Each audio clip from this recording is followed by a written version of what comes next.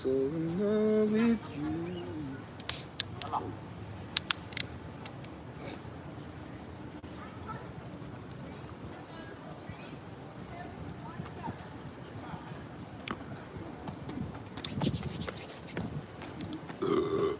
Excuse me.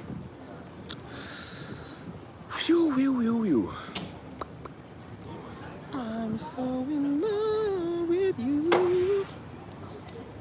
I wanna feel you. I'm so in love with you. I wanna be with you. What's up, Mike? As you can see, we back with it. 2 for 2 today. A nigga needed a nap, man. I was tired, so got me a little rest in me. Got me a little food in me. So yeah, I'm feeling alright, man. I'm actually not that, it wasn't actually that bad traveling back, man. It's always like traveling back from Louisville to Texas. It's the worst. But coming from Florida to Texas, it actually wasn't that bad, man. It was actually fast. It was faster than it was from Kentucky. So I was in Florida at 6:30 in the morning. Got to Texas around 12. So it actually wasn't that bad, you know what I'm saying? Had enough time to get some stuff done and clean up, relax, you know what I'm saying? Spend some time to myself. I feel like, man, that my little vacay, it was a little short, but whenever you traveling, man, time is slow. So it's like, you know, time is still, you know, it still kind of went a little slow but fast at the same time, you know what I'm saying? But I enjoyed myself, man, you know what I'm saying? I was talking about it earlier in the airport, but signal sucked in there. My stuff kept messing up, so I'm like, you know, now I got the time to just be like free, talk to y'all. So I got nothing but time. I've been here all night, for real. So I'm thinking. I feel like I've been slacking, man, on a lot of stuff. I feel like I've been gone away from music for so long, man. I had my peoples call me today from my church, and they was like, they said, "Hey, how you doing, man?" They was like, "Yeah, we just checking up on you." I said, "I know, man." I said, I feel like I ain't been there in 2 weeks because I was in Louisville last week, and then, you know, this week I was in Florida. So I told him, I said, "I know, man. I've been kind of just traveling, just around about, you know what I'm saying, just all over the place, you feel me?" And so I was like, you know, I appreciate it, bro. You Dominican? Oh, Mexican. Oh, Mexican. Okay, I feel you. But yeah, I was like, man, I was you know, just out, man. You know, so I ain't been back here in like 2 weeks. It feel like it, but it don't feel like it at the same time. You know what I'm saying? That's why I said, like, I've been just traveling, just being all over the place. You know, just going places and traveling. That's why I said I'm about to start making traveling normal. You know what I'm saying? I want to start going places again. You know what I mean? That was my first time being in Florida in like 3 years. You know what I mean? So I want to start making traveling the norm. Start making catching airplanes. You know, I hate airports. I do, but catching flights is fun, man. You know what I'm saying?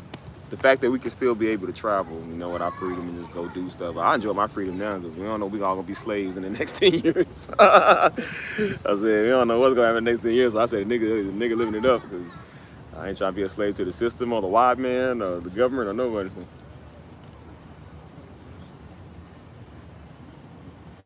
So yeah, man. I just been really just been out here enjoying my time, bro. But uh, yeah, I chopped it over with my friend today after I left. Cause they was gonna take me to the airport. They gonna take me to the airport this morning. It was like 5 in the morning. I said, "Nah, man, I don't want y'all to get up." And they said, "No, because we didn't come get you." So they was like, "We don't mind coming to take you." I said, "Nah, I ain't gonna wake y'all, man. Y'all got the baby and everything." I said, "Nah, I'm good, man." And so they was like, "Well, we'll still take you. Just let us know." And I was like, "Nah, it was 5 o'clock. I still didn't let them know." I said, "I ain't waking y'all up, man." So I just called my Uber. You know what I'm saying? I caught an Uber ride with it's a dude. That's why I said I always seem to run into the right people. This dude, he was also a pastor's son. He started talking to me. He's a white guy. He was like, he said, "Yeah, man." He said, "I was a minister for a while." You know what I'm saying? He said, "My father was a pastor." He said, "I come from a long line of pastors." He said, "I was a minister, and my father was one. His father was one." And I said, "Oh, really?" I said, "Well, buddy, let me tell you." I said, "Look here, brother." I said, "Brother, my father was a pastor too."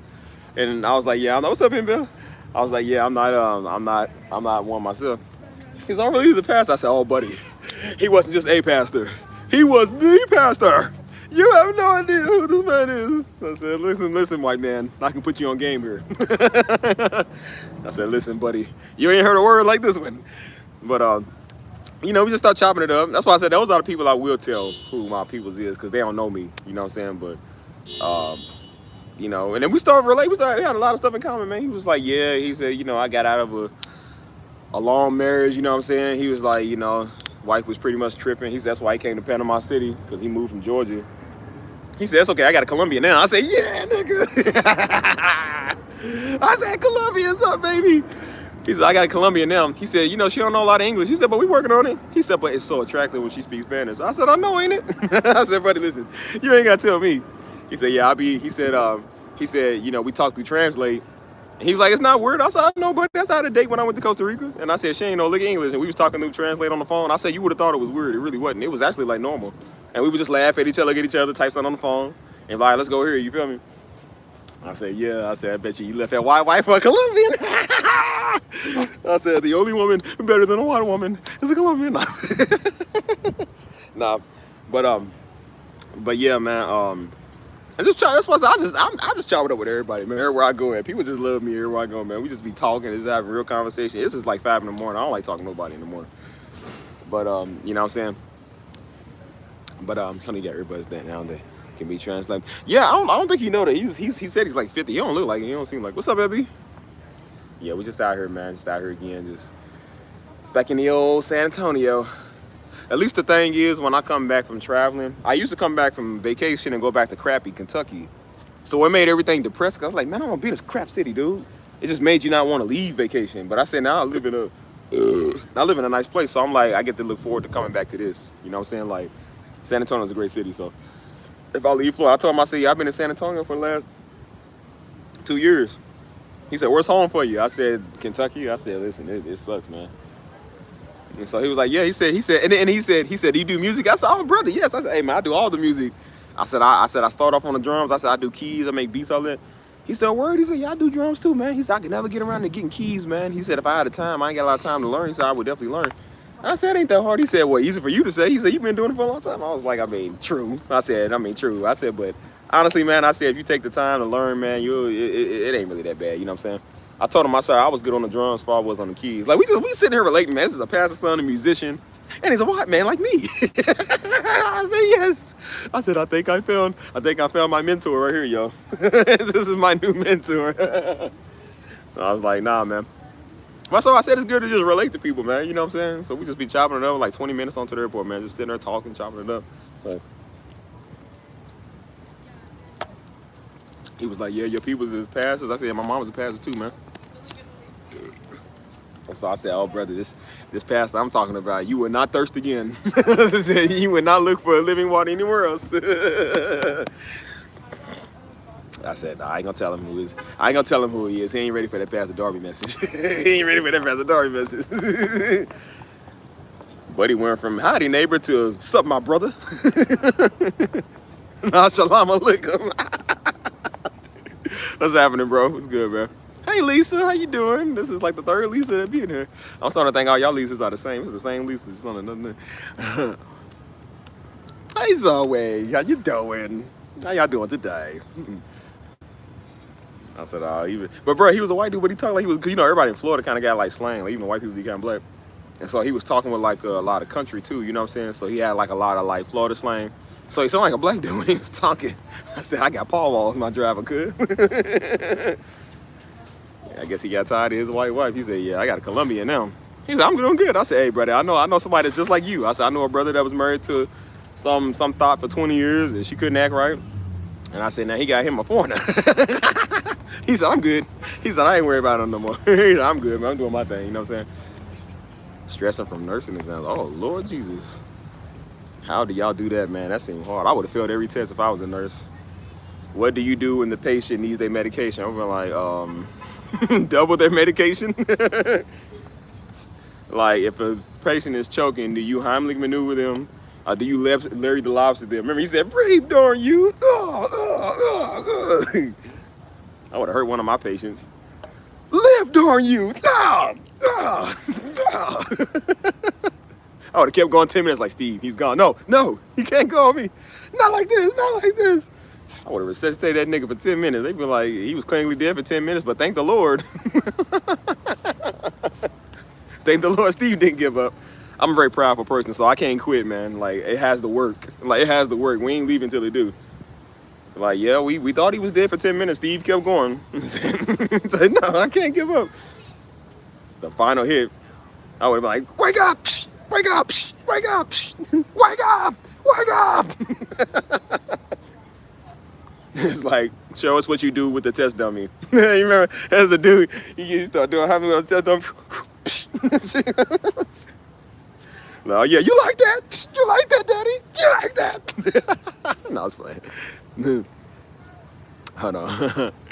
Hey, CC. Hold on. Nah, I wouldn't be a work husband. I'd be a work daddy. They love me. No Diddy. Nah, I ain't that handsome, man. Like I said, I ain't that tall either, so I would definitely be catching their attention. I'd probably be too distracted. I don't want to give nobody the wrong doses of medicine, man. I'll be watching them shows like Chicago Med and stuff, and they'd be like, yeah, give them 10 doses of CC and a polygraph or scam. I'm like, what? What? I would have forgot. I would have like, man, give a nigga a Sprite and a chicken noodle soup like we did when we was growing up. I said, yeah, he'll be all right. Listen, mama's ghetto cooking is going to help you get back to health, man. Vicks Vapor Rub, yep, chicken noodle soup, a Sprite, and a popsicle, yeah, you're gonna be good. Put that Frank's hot sauce in there, yeah, you're gonna be straight, cuz. That'll heal any disease, any sickness you got, boy. That was our answer growing up, man. Every time we felt some type of way. Wasn't no hospital. I told you, if you was going to the hospital, you better be dead, dying, or dead already. I said, Mom and Daddy did not play that, man. We ain't had no health insurance. I said, you know how we fixed the chicken noodle soup? With a soda on the side. Yep, sure did.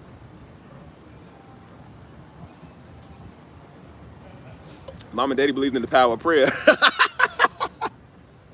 Hey, man. It wasn't nothing that couldn't be solved with prayer. Mom, she said, Father God, I baptize you. She said, I pray for him in the name of Jesus that his head works and his body works. He's like, all right, now go lay down. You thought that was going to get you out of school. You better be dead, dying. I did. You going to school. I said, oh, my stomach hurt. Mama said, well, too bad. You still going to school. She said, get your bags. That trick only worked. I only tried that trick when I knew it was report card day, and you didn't want to come on with a bad report card. So you think, I don't know why as a kid you think because you prolong it's going to prolong your beating. So I didn't want to come home with a bad report card. So I said, oh, my mom don't feel good. And so usually for breakfast, we got cereal. I hate cereal, you feel me? But that morning we had donuts. I like donuts. And so I was eating donuts. Mom said, oh, but your stomach hurt, don't it? I said, but it does. She said, but you still want donuts? I said, yeah. She said, well, then your stomach don't hurt. Go to school. Came out of school. I said, oh, I know why your stomach hurted this morning. I know exactly why. Get in here. Take your pants off. You're getting a whooping. I was like, oh, I got to pee now. I was like, oh, no, the diarrhea is coming, y'all. I don't know. Man, listen, I would have gave him 10 cc's of adrenaline, of hydrocortisone or something, nigga. I don't like dealing with people's medication. When I know somebody's life is in my hands, I ain't got time for that. I'm too scared. I don't want to be responsible for nobody's life. You don't want me on the operating table playing like that old what's that game they used to play where it was like Operation. That's what it was, Operation. All right, y'all, steady. Beep, beep. We're losing him, doctor. Wait, hold it steady. Nurse, and the nurse comes and wipes my sweat. Oh, yes, thank you. Like, boop, boop. All right, now, bro, I would have got sued for murder. Like, where exactly did you go to school to get your law degree? Phoenix University. He got his degree off of DeVry.com on DuPaul County. Let's see, yeah. We charge the defendant here with murder to the highest extent. I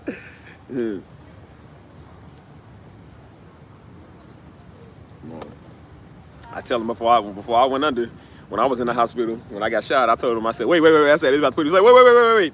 I said, it's the Dr. White that's operating on me. I need to know. I said, it's the only doctors I trust. I was like, I need to know who's operating on me. I said, that's why I thought I wasn't going to wake up, because I thought they're going to have an unexperienced doctor in there just pulling plugs and giving you over anesthesia and stuff.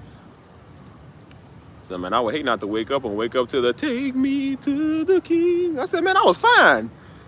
You know how your spirit comes back like they do off of Star Wars. When they's like, well, thanks for what? I was like, hey, man, I was going to live, bro. What did you do to me?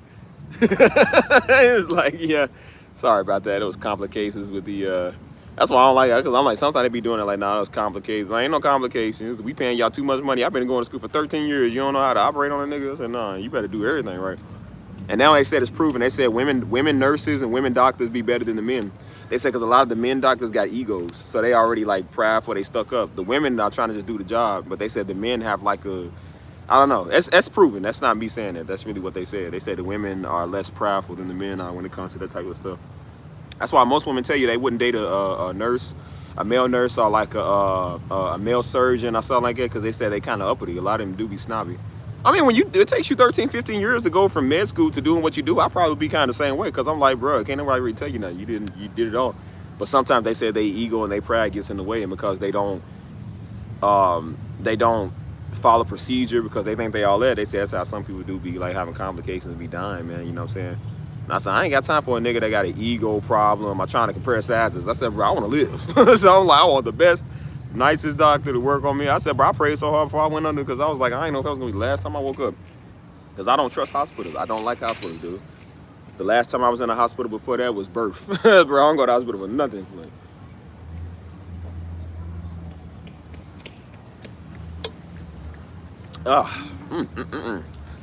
anyways,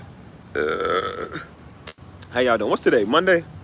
Yeah, how y'all doing on y'all Monday, man? What's going on with y'all? I feel like I haven't talked to y'all personally, man. I got to care about y'all too, man. Y'all people, your people, even if you're Negroes, your people. Take me to the king. Straight the drip.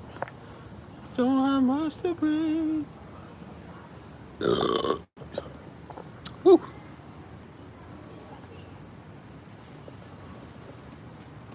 Who's in here, y'all? Let me know who's in there watching. I want to have a conversation with me gentes, man.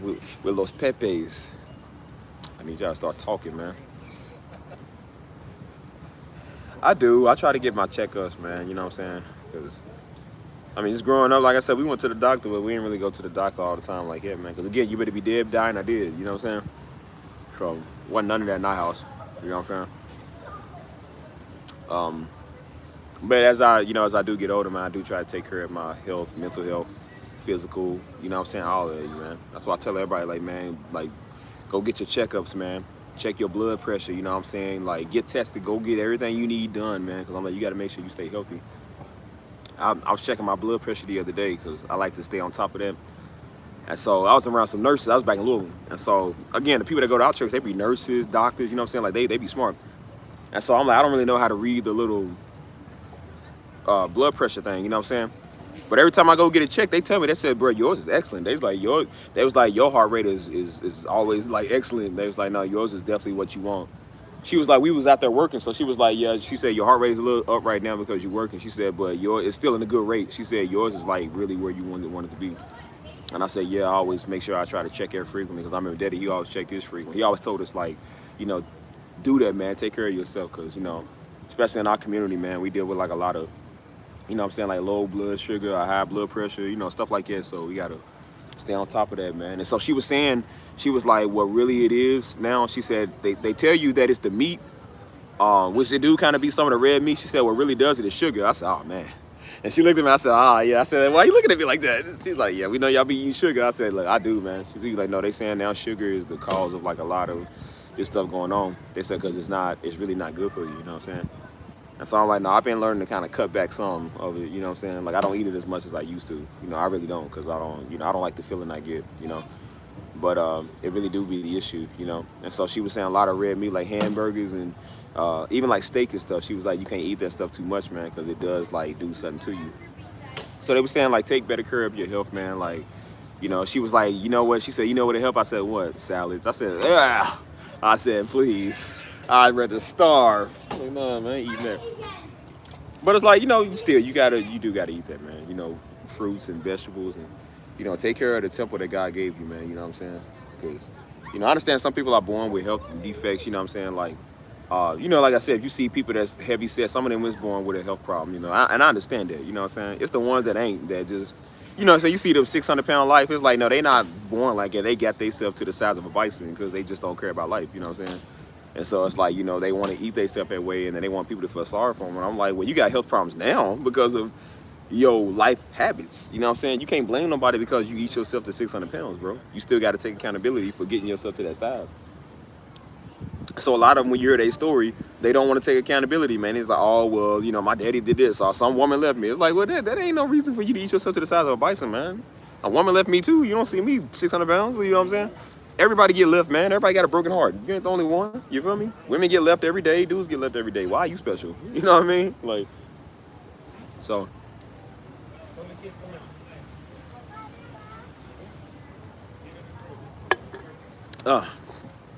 So yeah, man. But yeah, I wanted to talk to y'all. I was talking earlier in the airport, man, about what was going on with the trip. So I told y'all, my friend, me and her been friends for like going on 10 years now. We've been real close, man, real cool people, you know what I'm saying? Like, I actually met on, that was back when I was big on Snapchat, you know what I'm saying? Like, I had like 200, 300 people on there watching me, you know what I'm saying? I've always been popular, everybody been watching me.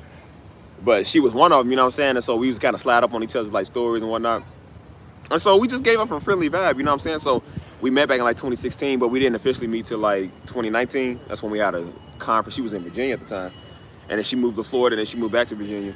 And so when we had our church conference up in Baltimore, that's when I met up with her, because Baltimore's only like 40 minutes, an hour away from DC. So we met up in like DC or whatever. She was cool, man. That's why I said I love my people, man. They be cool, you know what I'm saying? Having a good old time, you know, because we've been knowing each other for so long, we vibe, you know what I mean? And so, you know, her baby just turned 1. That's what we was down there for, the little baby's birthday party. And she just got engaged too, like a couple of months ago. So I said, you know, life is good going for it, you know what I'm saying? So what happened was we was having a party there. And so it was planning to be a bigger party than what it was. But just like everybody else, just like us, Negroes got to deal with family. They had to deal with their family issues too. And it's always the mama, or it's the sister, or some idiot can't act right. And instead of them making the day about the child, they make the day about themselves. So I told you earlier, I said her mama came from Virginia because her people live in Virginia. But his people live in the same city. So a lot of his people didn't even come to the baby birthday. I said, why? And it was all over some stupid stuff. Yeah, selfish, like niggas was mad because, so she said the sister, because she was like, no, I want you to meet his sister. Like, his sister's cool. Like, they was like, no, I want you to meet his people, get acquainted with his family. Because I know dude, but I don't really know him like that. You know what I'm saying? Because me and him are still kind of like we still new. You know what I'm saying? Like, I've been knowing her long, of course, and he has. But she was like, no, I want you to get to know his people. Like, his people's cool. So then she said, you good, Mike? It's all good. She said, she was like, the sister had a problem. And was like, it was something about some drinking. It was something, I think she was like, don't bring him around the baby. I was too early to get a drink or whatever. So the sister got mad, and because she was mad about that, she decided she ain't gonna show up to the party. She ain't gonna support the baby birthday, you feel me? I was thinking, I thought that his people lived back in Virginia. I thought that's what they were saying, it was hard for them to come out. She said, no, they live in the same city. She said, some of them live with us. I'm like, where are they at? All because somebody had an issue and a problem, man. They couldn't deal with their idiocy.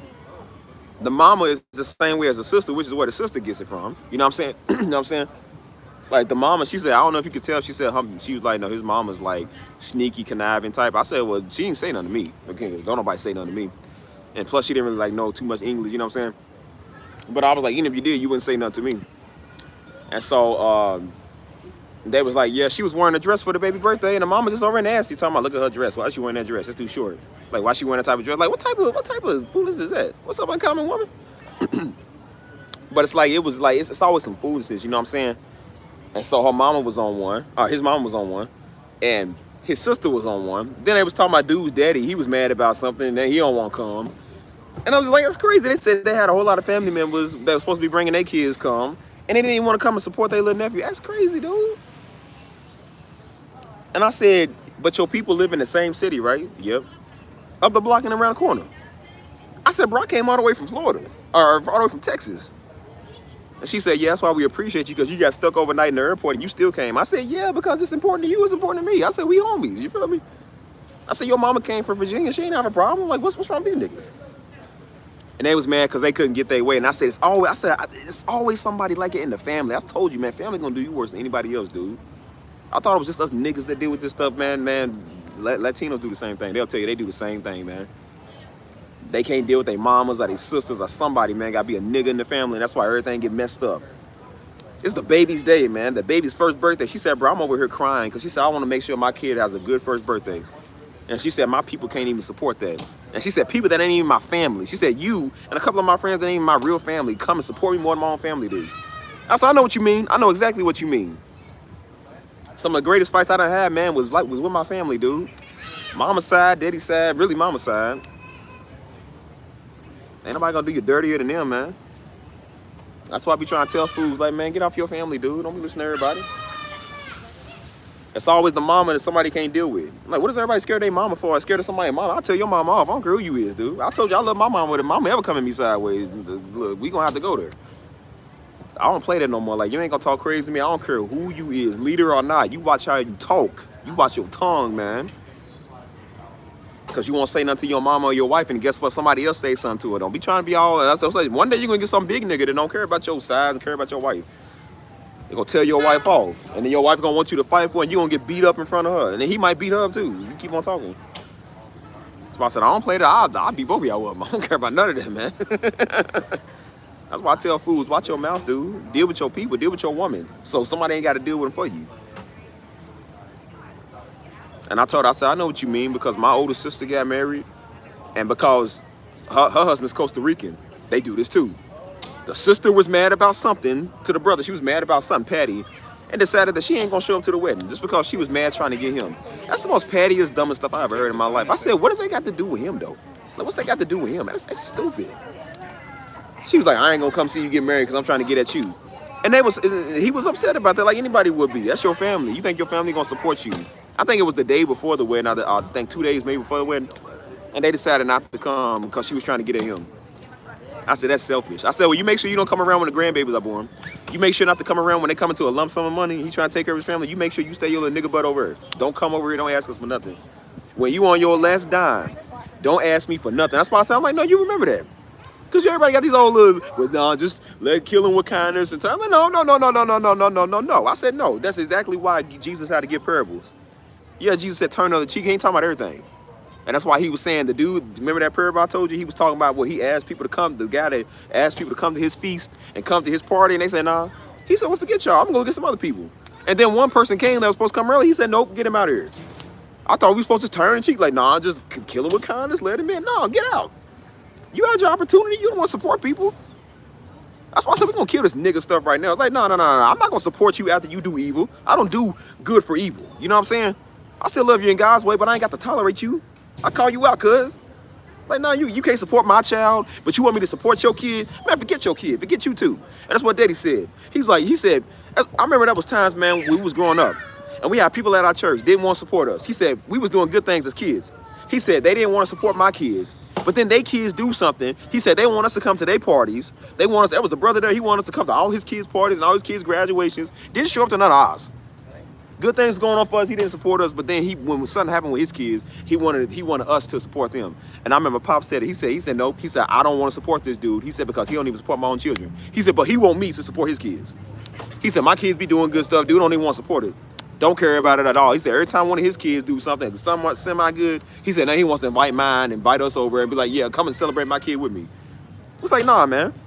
So that's why I said, you can't celebrate me. I'm not going to celebrate you. Hold on, y'all. So that's why I said, I'm like, you can't celebrate us. I said, I'm not going to celebrate you. And so, old girl told me, she said, yeah. She said, my mom said, you know, because they had a whole lot of food. Her mama brought back fried chicken from Virginia, bro. This is real good fried chicken. And she brought that on the plane. It was a whole, like, 2 boxes. I said, girl, you know what a nigga do to this? And she was like, yeah, she brought it because there was supposed to be a lot more people. I mean, it was still a good number of people, but there was supposed to be a lot more people there. And so she was like, my mom told me just to wrap up the people that didn't show up, wrap up the other side of the family, some place of food, and bring it over to them. And she said, well, sometimes you got to kill them with kindness. I said, no, you don't. I said, you do that for a minute. You do that for a time being. Like, you show people love because maybe people don't understand. I said, no, your side of the family over there is hell raisers. They know what they do. Ain't no more killing with kindness. I told her, I said, eventually, you're going to have to call us out. Because if you don't call this out, they're going to keep doing the same stuff. They don't turn the other cheek. Scripture, that is not what that means, dude. And that's why people get whipped with scriptures, because they think somebody got to just keep slapping you and keep stabbing you. It's like, no, there's only so much I can take. And eventually, I'm going to get tired and go off on you. And that's why I said I try to just call people out straight up, so I ain't got to deal with 20 years of hell with you, man. You don't let somebody walk all over you. Let somebody come all over you doing this stuff, man. Yeah, let me know if y'all can still hear me, man, because I'm going to make sure my internet ain't messed up. But I was like, man, you don't let people just treat you bad. You feel me? And I said, no, these ain't no random strangers on the street, dude. This is your family. Family know what they be doing. They knew they was trying to hurt you by not coming to your baby's birthday. I said, nah, that ain't no just, oh, it's cool. No, it ain't cool. And I said, now when they kids have stuff, don't go to their kids' stuff. That's why I said, I wish a nigga would do that. I said, don't ask me for $1. Don't ask me for a turnip, no nothing. Don't ask me for jack. I ain't giving you jack. I ain't giving you nothing. I won't give you a phone call. I won't give you a ride. I won't give you $1. If you about to get put out, well, tough beans for you, buddy. You couldn't support me. Why am I support you now? People put down your dreams all the time growing up. You trying to make money and get out the hood, niggas look down on you. I told you your own family would do that, look down on you. You ain't gonna be rich. You ain't gonna be a millionaire. You better go get a job. You better, which I do agree, you gotta go get a job. But they said, like, you better go work a 9 to 5 for your 30, 40 years. Like, nope. And then you got 16-year-olds and 20-year-olds becoming overnight millionaires. I said, I wouldn't give my peoples a dime. You ever said it to me, I wouldn't give you $1. You didn't believe in me at my worst. Why you gonna believe in me at my best now? Like, everybody believe you when you get a check. Everybody believe you when you sign a record deal. Everybody sure believe you when you got a nice account and you doing stuff with your life. I said, but before that, they didn't care about you. They didn't care about your dream and your vision, man. Everybody want to get in on the profits now. So I said, that stuff pissed me off with family, man. Every time something go on, we family. We got to stick together. No, we don't. That's why I said, I don't do that family stuff. I don't do that black stuff. None of that, dude. I love my family and I love my people. But I said, nigga, I'll go anywhere in the world I want to go. I would go be around white people. I'll go be around black folk, Africans, Haitians, Dominicans, anybody I want to be around. I don't need you niggas. I'm so tired of stuff. You get around foreigners, and that's why I said the foreigners treat you better. The foreigners, people that don't even know you, treat you better than the people that's supposed to know you. I got friends, man, I've been cool with for a couple of years versus people I've been knowing for almost a lifetime. I ain't had to fight them niggas one bit. I ain't had to fight them one bit. Got people that's invested in my gift and my craft, my talent. I told you, white folk, every time white people see me do music, they think I'm famous. They really think you're gonna be famous. They talking about they wanna follow you, they support you, they hope you get big time. It's the niggas that look at you like, you can't sell to people. Nah, you can't sell your beats, dude. Nah, you gotta stay in the church. Nah, you gotta like you ain't in church. But you can only do stuff for youth ministry. You can only do stuff on your personal time. You can't sell beats to people. You can't sell a service to people because it's ungodly. And I said, if that's the case, then what is Lyft? What's Uber?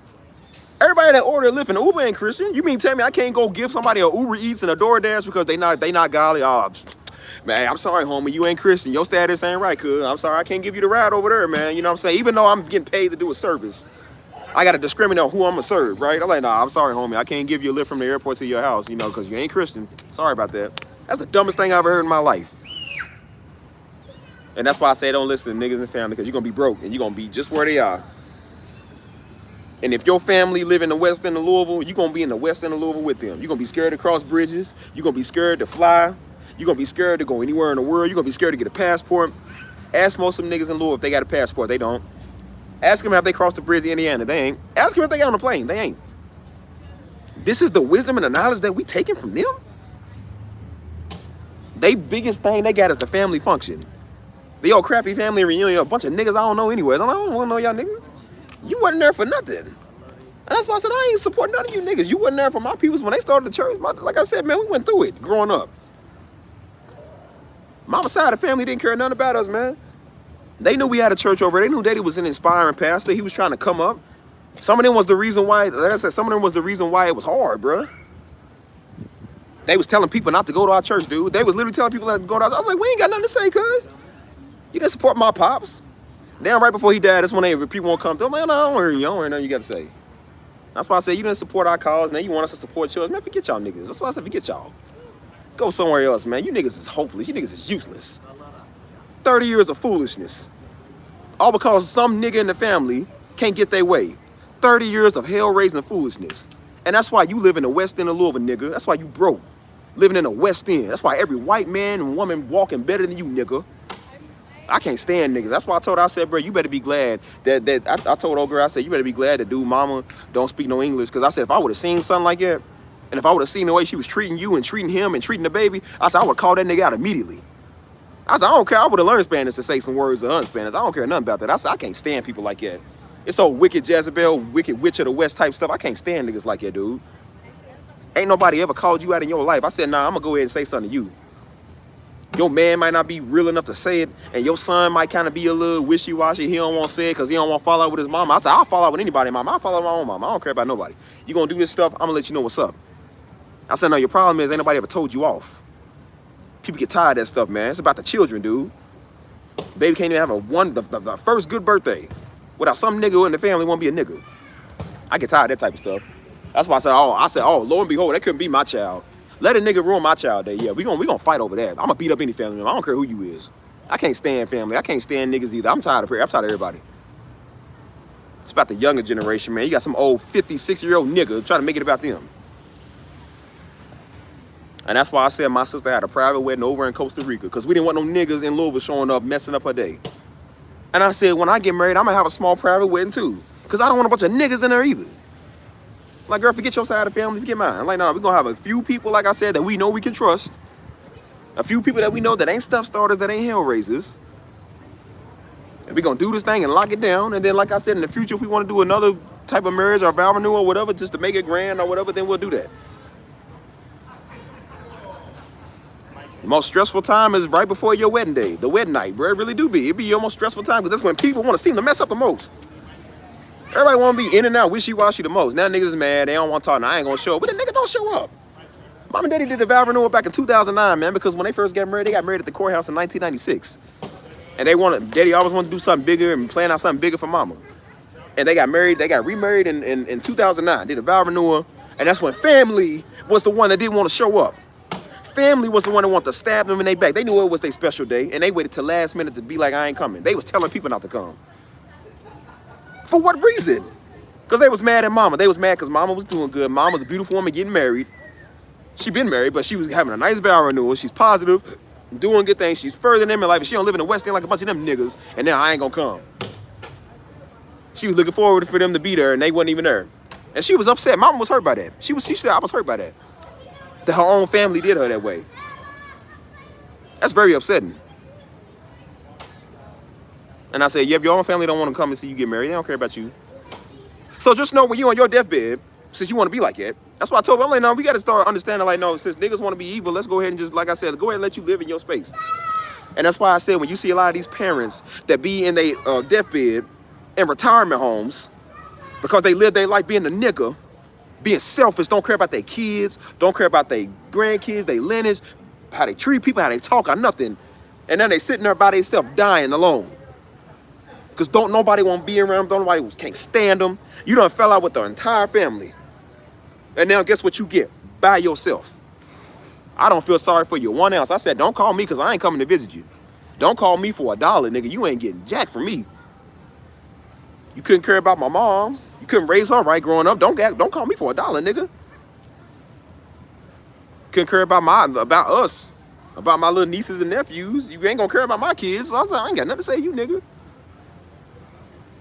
Then they want to throw it on you, so they want people to be a terrible mother. Then they want to come and guilt trip you. Well, the Bible says you gotta love thy mother. Nigga, no. Nah, you ain't gonna take scriptures out of context. And the Bible also says, when I became a man or a woman, I put away childish things, which means you never grew up.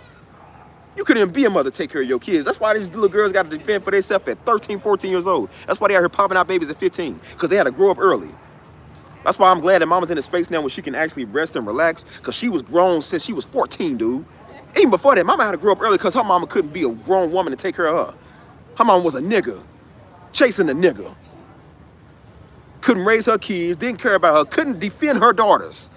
And that's why Mama and them had to grow up fighting, man, because they had to grow up early at an early age. Live over in the West End of Louisville. Mama took care of us our whole life. Like I said, growing up, she took care of us. She took care of Daddy. Mama's been a warrior. She always been working, and now she's finally at a place in life where she can rest. She's at peace. She ain't got to take care of nobody no more. And guess what? Now, her people's looking for a handout. Couldn't be a good father, couldn't be a good mother. Now they want a handout. Come take care of me. No. I wouldn't let when I get grandchildren or kids, I said, I wouldn't let my grandkids be around you. You couldn't be a kid to your own child or a parent to your own child. What you want with my kids? What you want with us? You couldn't even support my own mama's marriage. What are you going to support mine for? Why am I going to have you come to the wedding? This old nigga tried to come to Daddy's funeral. She told Mom and Daddy off right before Daddy died. I think a couple of months before Daddy died, she told him off because he's a nasty nigga. And she followed them around, cussed them good and out. And Daddy was like, he was cool. He's like, bro. He said, because Daddy don't care. He's like, all right, what? I don't care. Shortly after that, Daddy died. Now this old fake nigga on the phone. I want to come to the funeral. I said, boy, if you come here, if you come here, we locking you up. You better not come nowhere near this funeral because I ain't seen that nigga since. She done fell out with the whole family. Now her kids don't like her. The kids' don't like her. Nobody likes this nigga. Good luck being alone, you old miserable nigga. Yeah, I made it home. I'm back in Texas. That's why I say you'd be surprised, man, the stuff people do, man. It's crazy.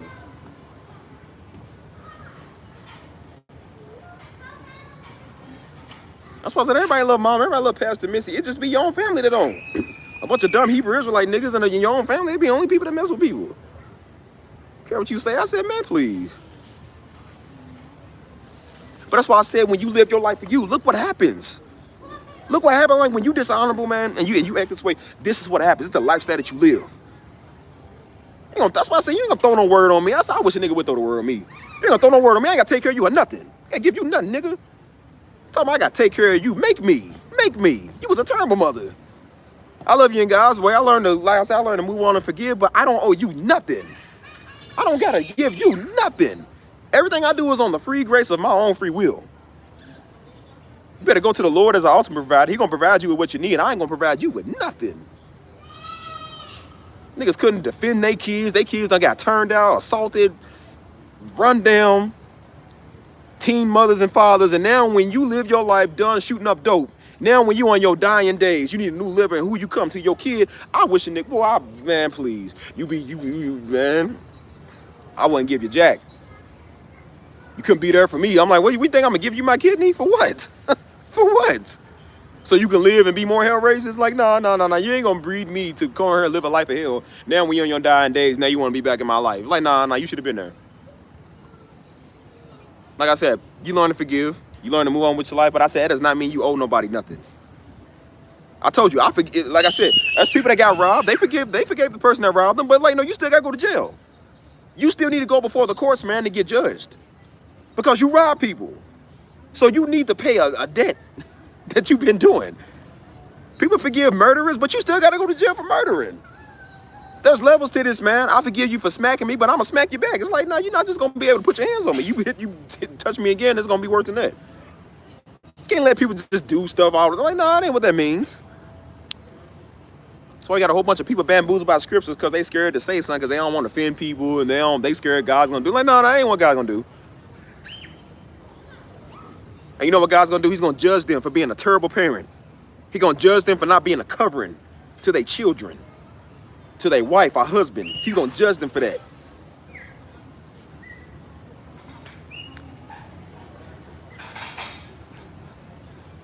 Don't come and use scripts. I know people like that now talking about my kids don't take care of me and they supposed to. I birthed them. It's like, that's all you did is birth them. You didn't take care of them. They had to work at 15 years old because you was out there strung out on dope.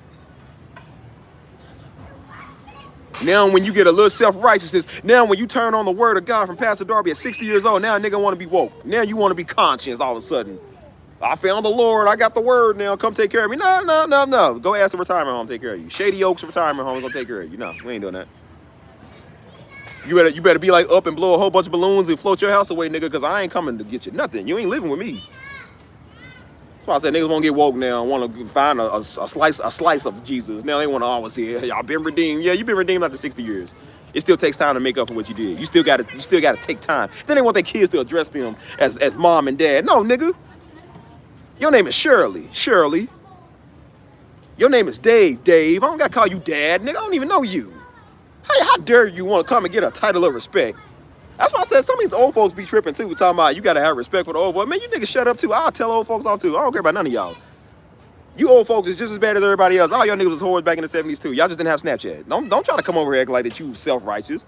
You niggas was strung out on heroin. They talking about the new niggas are strung out on weed. Yeah, your generation was on crack. That's way worse than weed. Sexy Red is terrible. And so was my neck, my back, lick this and lick that. I said, that's the same thing. How did you not see that? It's getting hot in here. Let's take off all your clothes. It's the same thing. How is that any different?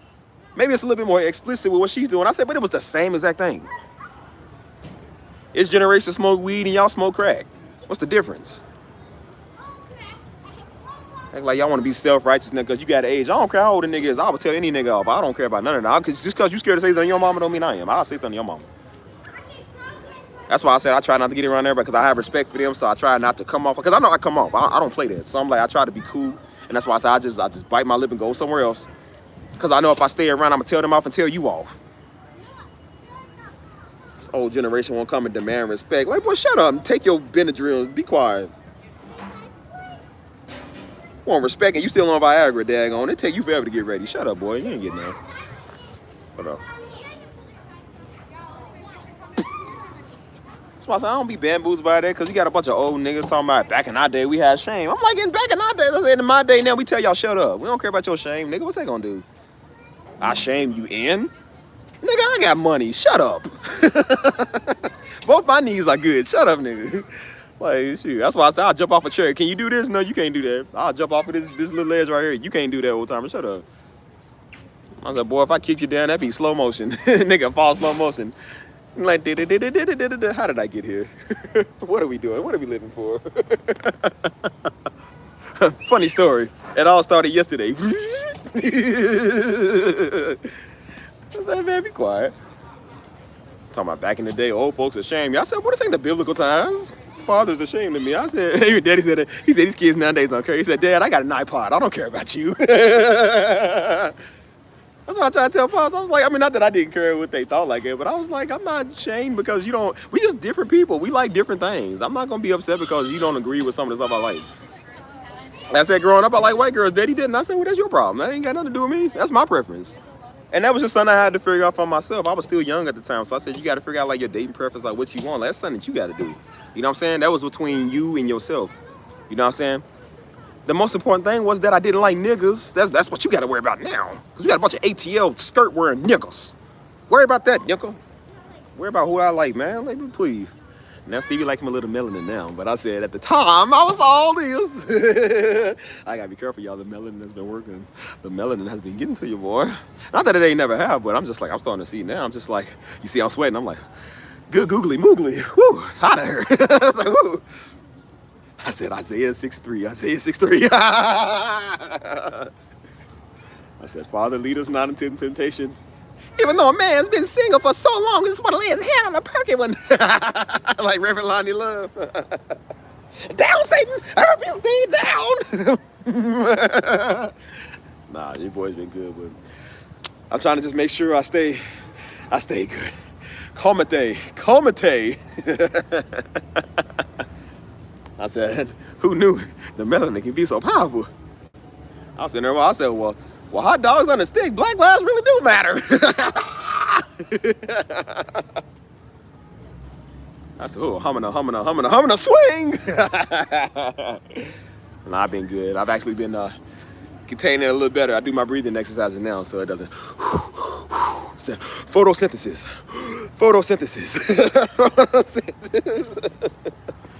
Oh, man. Hold on, bro. I'm set this up over here. I need to stand up. I need some water, too, bro. I'm so dumb. Yeah,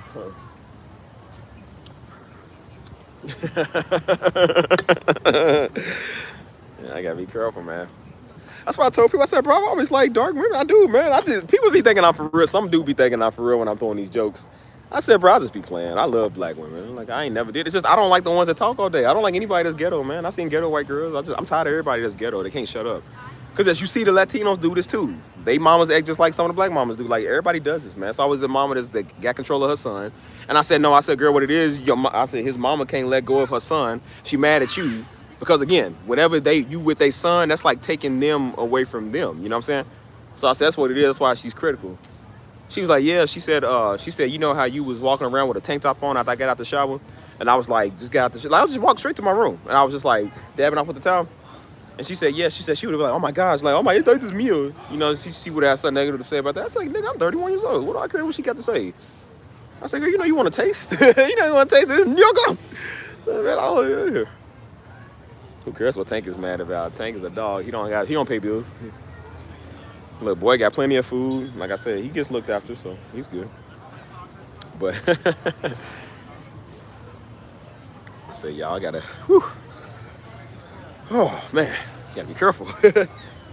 I said, Lord have mercy. I said, the snow bunny effect is no longer in effect, people. I said, bro, I got on my little cap like Dr. Umar. Salutations, brothers. Assalamu alaikum.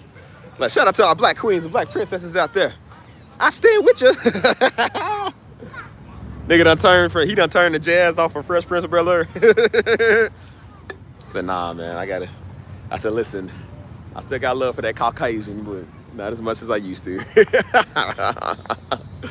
I say it's a special love. Y'all always have a special place here in my arteries. Like, that's about it. I was like, man, I didn't know it was like that out here, y'all. Maybe it's just the ones that went to Desert Ministries, man. Like I said, a lot of them women are as ugly as muggly, but you know what I'm saying? But you go somewhere else and you start to see a lot of black women. I was like, oh man, with dreads? Oh, phew. Like, oh man. So somebody was saying something to me one time. I said, oh, what? What'd you say? They said, well, I didn't say nothing. They said, Steve. I said, scared, huh? What? Oh, no, I didn't say nothing. No, I was just looking at that bird over there. One time, one walked past me one time, I said,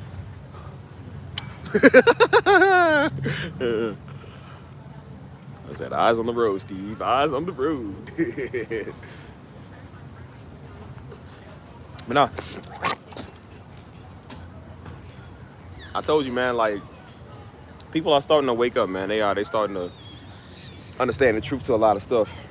And so I told her girl, I said, look, one day, homeboy's gonna get tired of his mama keep doing this, man.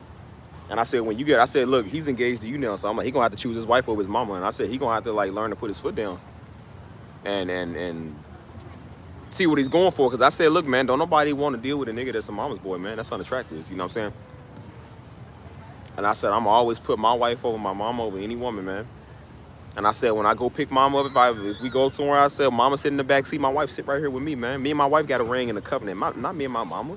Yeah, niggas over now making their mamas they woman. No, his wife got sit in the back seat. Why? What's the respect thing? Nigga, forget respect. That's your wife. That's respectful. Respect your woman, dude. Can't stand niggas like that, man. He said, nah, at the end of the day, mama gonna be there, but your wife can leave you. You know what I'm saying? So can your mama. Mamas can turn on the sons, too. They don't care about you sometimes. That's why I said yesterday, man, I was Mr. Mom, man. I was Mr. Mom for like 90 minutes, man. I had to carry the baby. Boy, I was so much out of breath. I ain't gonna lie to you, man. That was one of the hardest things I had to do. I was going off of no food, really. I didn't really eat a lot of food that day, you know what I'm saying? And I didn't really have a lot of water in me. So I didn't know he was gonna walk all the way down to the pier. So I'm carrying a little dude, man. Little dude gotta be like 20 pounds, man. That little dude heavy. And so I was carrying, you know, my friend, she's like 4'9", 4'10", and she's carrying this baby, you know what I'm saying? Like it ain't nothing. I'm over carrying him. I said, my arms getting tired. I switch arms, man. I'm holding the selfie stick and the baby in one arm. And then I'm switching arms on arms. I'm taking pictures with one arm. I said, bro, I got a lot of stuff I got going on. I'm talking about, boy, as soon as we got back to the beach, I was drained. I said, oh, man, I felt lightheaded. I felt woozy. I thought a nigga was about to pass out in the sand, man. Face first, dude. I said, man, it's hard being a mother. I said, I was Mr. Mom for 91 minutes, man. I couldn't even stand it. I said, man, I don't know how y'all women do it, bro. And so I said, that's the strong woman right there, you know what I'm saying, that, you know, we need mothers, man, because like I said, a lot of times fathers just can't do it. We don't know exactly what we're doing, you know what I'm saying? And I said, imagine holding that. It was hard holding him for 90 minutes. Imagine holding him for 9 months, man. Like, that's hard, bro. I don't know what that's like, man. I don't even want to experience that, you know what I'm saying? Much like you got to carry a kid for 9 months, man. Like, I can't imagine the pain that has on your back, you know what I'm saying? And so I'm like, you just in all types of pain, dude, you know what I'm saying? And then, like I said, your mood swings are thrown off. You got crazy cravings. You got a human being living on the inside of you. That would freak me out. Like, it's just like some alien type stuff, you know what I mean? And so I'm like, you got to learn to endure that for 9 months. And then it's like, and then when you offer that the 9 months, then your cycle starts to come back regularly. It's like, you got to deal with that. Like, women don't catch a break, bro. They always got to have something they doing, you know what I'm saying? So yeah, I don't know, man. That's crazy. But let me know who's still here, y'all. Let me know who's listening to my shenanigans. I ain't gonna talk too much on the melanin. Y'all gonna be too excited. You're like, Steve's has factory reset settings. I'm like, no. My wife is from Dutch. She's Dutch, Danish. Yeah.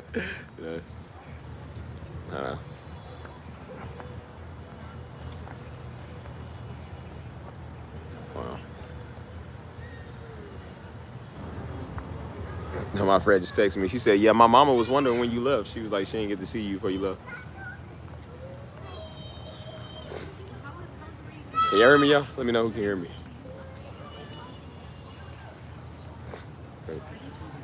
I gotta ask that again every now and then because if I don't, then sometimes the program would be messed up and I'll just be sitting here talking, throwing good jokes and rambling and ranting, and then nobody heard what I said. So then I gotta like repeat myself and saying the joke two times again is not funny. So my shirt, I think my shirt's on the inside out. Is it on the inside out? Man, my shirt's on the inside out. I just now noticed it. Oh, this nigga here, boy. I tell you, this nigga. What's up, Francis? I see I almost called you Francois. You see how I corrected that? See, I learned. The nigga learned after 35 times. Huh? Yeah, selfies too. Yeah, it was a lot, man. I was in water too, so that's even worse, man. I was like I'm trying to protect the kid because I'm like, I don't want the kid to fall. You know what I'm saying? When I'm holding. So I'm watching where I step. I told you my Negro senses kicked in. My nigga photosynthesis kicked in. I said, man, I don't like being in water. You know what I'm saying? I can't see nothing. I don't know if there's a shark in here. I don't know if there's a humanoid species in here. You know what I'm saying? I'm like, I'm for real. Look, that's only 5% of the ocean ever been exploded, man. You know what I'm saying? But what's going on now in the world? I said, man, I ain't trying to be the first nigga got attacked by a mermaid. We don't know if them things are real. You know what I'm saying? Like I said, God flooded the world and killed all dinosaurs and everybody else. He didn't kill the stuff in the sea. So I said, that might be the one day at Abdonon or the Lake Nose Monsters over there, and they see Steve. I told you, the Marine Kingdom mad at my father. He preached on him. I don't want them mad at me. They said, Steve, don't. Like, we're mad at Pastor Darby, but we'll settle for you instead. I said, wait, I'm not Steve. I said, my name is Hector. I'm Hector today. That's all, well, Hector, if you see Steve, tell him we got a bone to pick with him. Like, Steve, senor. I would let them know. Let them know you've been looking for him. Turn around. That's a close one. Like, wait a minute. Move your hand. Wait, move your hand. I don't know Hector in these waters. Steve! Ah!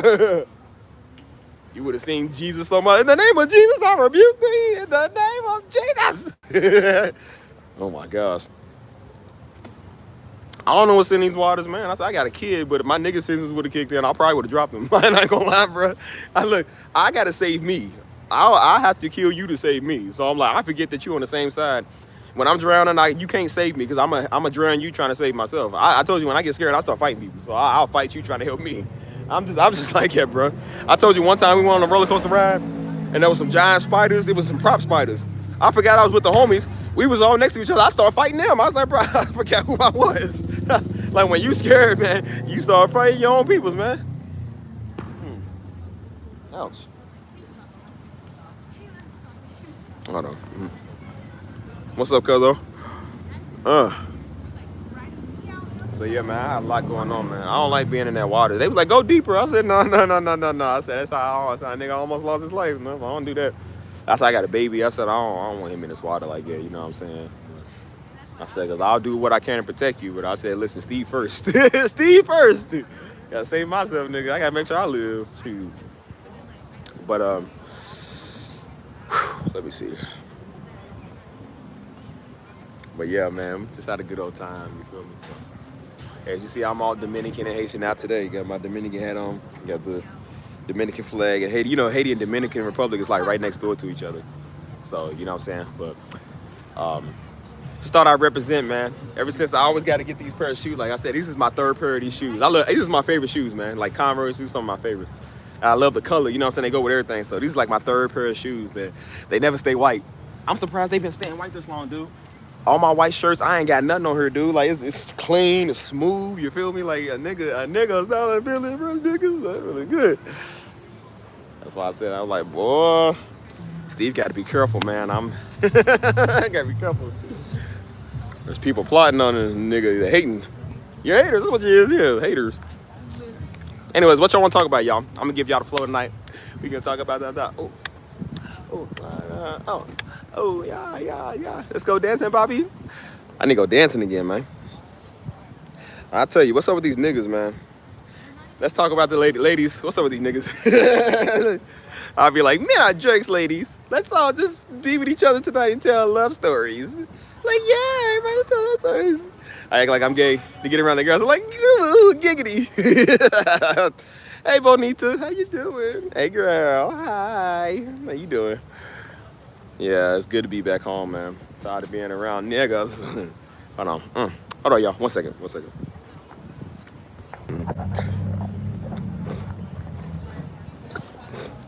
Could y'all imagine that? Like, Steve. I told my friends one time, because, you know, I told some people one time, you know, everybody don't care about what goes on here. And so I was like, well, they was like, no, people can be gay. They can be whoever. I said, well, what if I decided to be? They was like, no, you don't get to decide. I said, well, what if I wanted to be? Not that I'm just joking. But I said, no, I said, what if I said I was? They said, hey, if you was ever gay, they said, Steve, we would fight you. They said, you're too handsome to be gay. I said, believe me, ain't enough money in the world to make me gay. I love women. Listen, it says he knew his wife was Steve, you know a woman. I love me some women. I can't even be around a bunch of puff daddies. No. I don't want to play cornhole. I want to play with women. I don't want to play with niggas. Niggas be trying to play a hopscotch and potato sack. No, absolutely not. No sack nothing, nigga. I'm good. That's why I don't like football. Why niggas wearing tights, man? Men is toppling men. Absolutely not, man. Be in the worst homosexual positions. They be playing a slow-mo and nigga be like bumping into a nigga, be all on top of a nigga. He fall on top of him, dude was just like, I was like, why you gotta look like that, bro? Like, nah, man. Release the Kraken. Absolutely not, cool. I don't be on a bunch of men. What be trying to tell these old fruitcake, man? These old fruitcake niggas, man, keep hitting my phone. Hey, bro, what you doing, bro? Let's talk, bro. Hey, man, what you doing? Hey, Steve. They don't want to talk to nobody today. It's like, what's wrong with these fruitcake niggas, dude?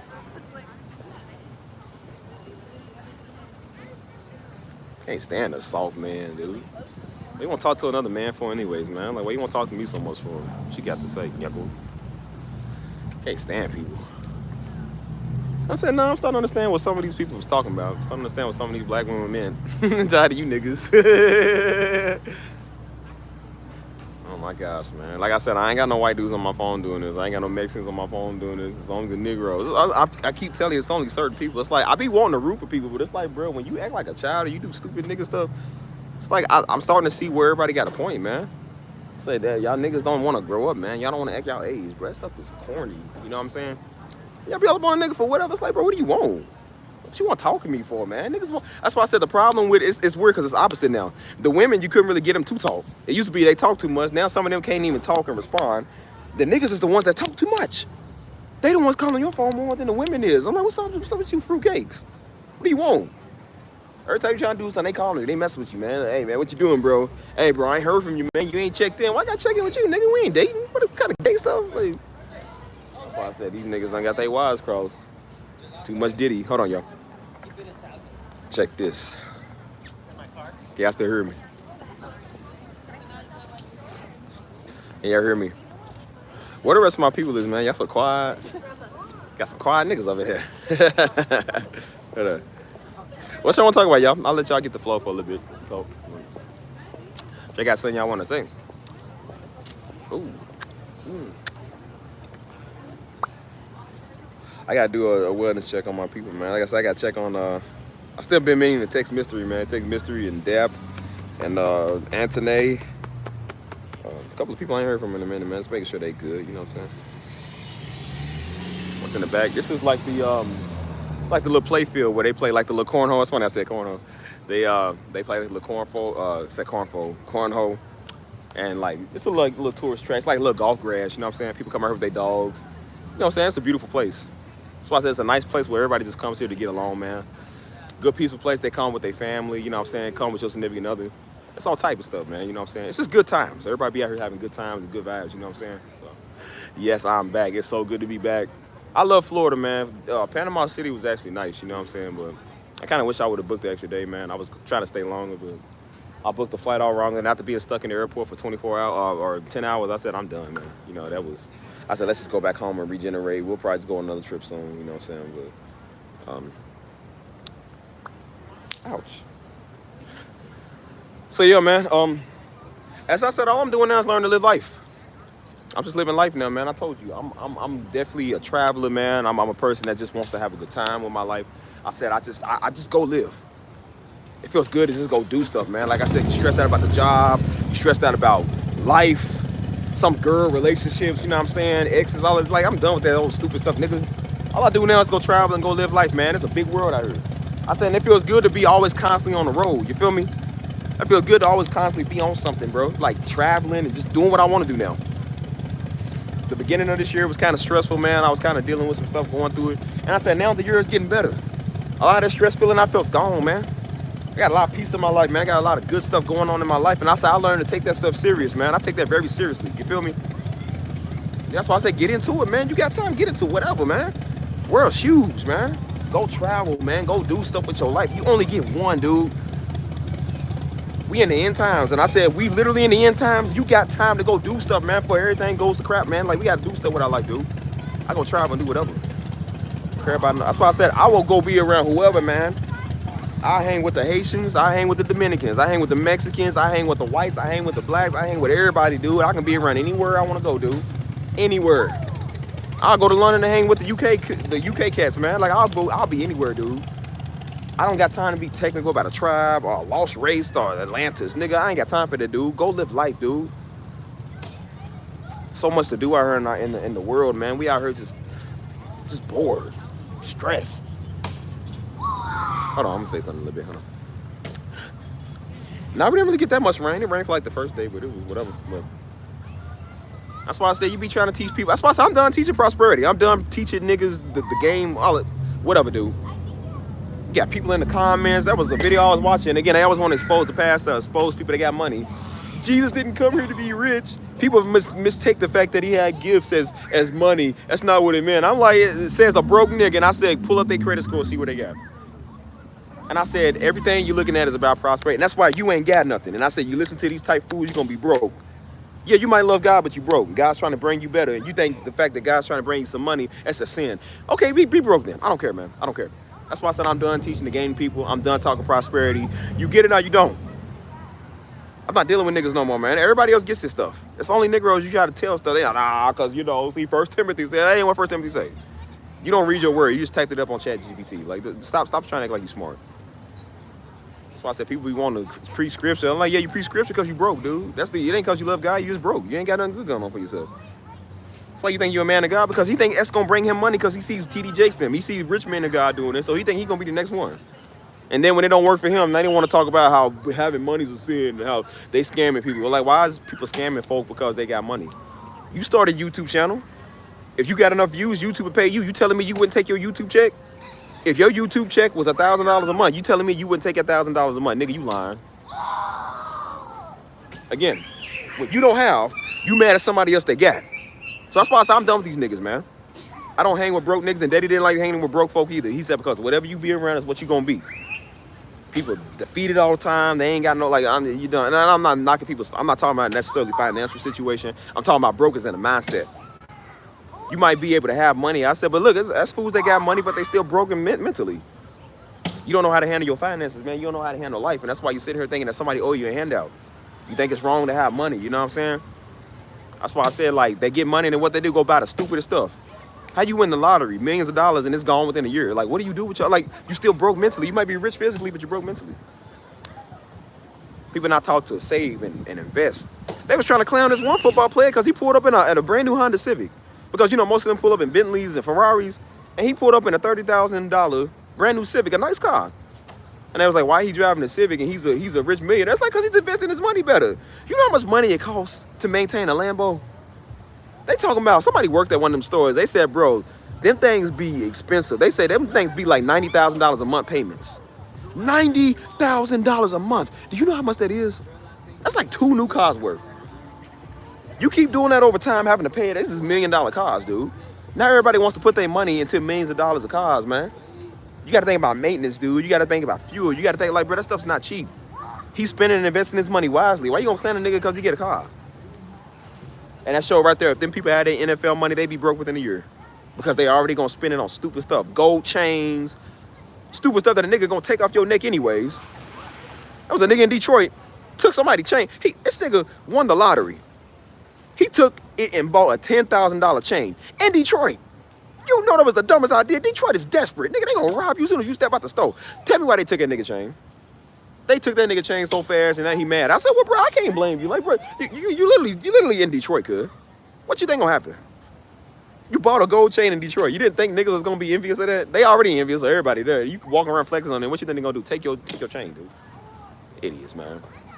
And I said, the minute I show you, the minute a nigga get 10 grand, what they do with it? Not invest it, not use that 10 grand and get out of the hood in Detroit. They go spend it on a chain.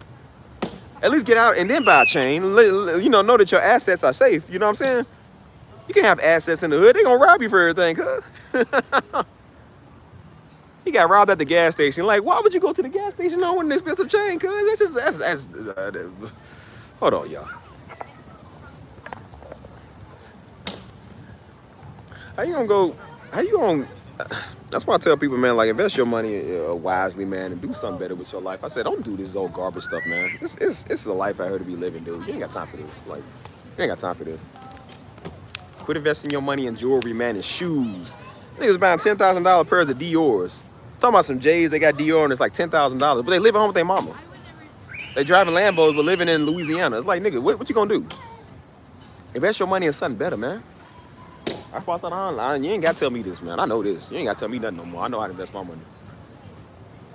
I said every now and then I'll go buy me something nice. I go splurge on something, you know what I'm saying? I learn to kind of spend my money on traveling now. That's what I care about. I don't care about all the other stuff. I care about traveling, you know what I'm saying? Living life. I told you, we don't know how much longer Americans are gonna be welcome in the world because of this idiot doing what he's doing and they doing what they doing. I was like, so I'm trying to travel places now. Because if you do get stuck here, I'm like, well, at least I done been here, I done been there, you know what I'm saying? I was talking to somebody that said, well, nah, I don't want to go over there because, what if I can't get back home? I'm like, nigga, you live in Louisville. That'd be a favor if they ban you from the United States. Like, you go to Spain and they talking about you can't get back to Louisville. I would be a happy man. There was times I was in Costa Rica hoping I didn't get to go back to Louisville. I was like, bro, I did not want to go back. You ain't hurting me. You doing me a favor. You mean tell me I ain't got to never see niggas again? Boy, I'll never go back here. Never. They said it like they live in Beverly Hills. Like, boy, you live in the worst spot of St. Louis. How in the world are you going to sit here talking about you don't want to go back home? What is back home there? What do you got?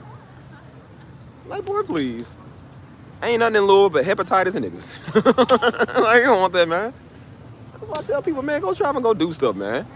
Quit being scared. That's why I say it's bad here because a lot of people in Texas also don't have their passports. They also don't have they ain't never really been out the country neither because, again, they Americanized. A lot of people is married. They think you ain't got to go nowhere. And so I can kind of see you being from Texas kind of being like it. But I said I couldn't imagine not going nowhere, going to other states, man, going across the country. You feel me? And then the ones that do, some of them will go to Mexico every now and then, you know what I'm saying? But they don't really go nowhere, you know what I'm saying? I said, I can't imagine not traveling, man. Traveling is my life. That's why I'm getting myself used to traveling every 2-3 weeks, you know what I'm saying? Getting on the road, getting used to getting to airports, man. Getting used to having delayed flights, you know what I'm saying? Because I'm like, you always going to be on the road. With my music, it's going to take me all over the world. My sound is going to be worldwide. There's going to be people that might want me to come to their country. I got friends all over the world. I said, they might want you to come somewhere with them. You feel me? I'm like, I got to start being abroad, man. I would have never did that living in freaking Louisville. Living in the West End of the block from mom and them and everybody, you know what I'm saying? And not mama don't live in the West End. I'm just saying, like, it's such a small city. Like I said, everybody live up the street from each other. I ain't no living. The most places niggas in Louisville go is Atlanta or Detroit. The two worst spots. Don't go nowhere nice. Don't go to Florida. You know what I'm saying? Ain't going to New York City. The most up there go is Baltimore. You know what I'm saying? Maybe Chicago. I'm like, nigga, I don't know. Must have talked to people, man, they have understanding, man. You don't, you're like, come on, man. Shoot, ain't nothing wrong with traveling solo, man. Look, I'm about to go a lot of places solo. Shoot, that's why I said, I'm like, I don't need a whole crowd to travel. I don't even like people anyways. I never like group traveling. I don't like that. If it's more than 2 people with me, I don't like it. People get on my nerves, man. I told you they stink. People can't make up their mind. We supposed to be gone by this time, and niggas want to take, like, somebody got an attitude. And that's the thing, too. People got attitudes, man. That's why I said I don't travel with everybody. Somebody got to make it about them. They hell raisers. I had some friends wanted me to go to Vegas with them one time. I said, absolutely not, because I know what type of people you is. I said, everything they do, they hell raisers. I told you. They said, oh, no, come on. I said, bro, I was going to be like the only guy there. And I was like, no. I said, because I know exactly what y'all do. I said, bro, y'all can't get along, man. I said, I don't want to hear a bunch of women crying and hollering all day. Like, that's annoying. That's so annoying, man. The high-pitched frequency all day. Tell me why they did exactly what I said they was going to do. One girl got mad and left early. She left the trip early because she couldn't make it about her. They all in the hotel fighting each other.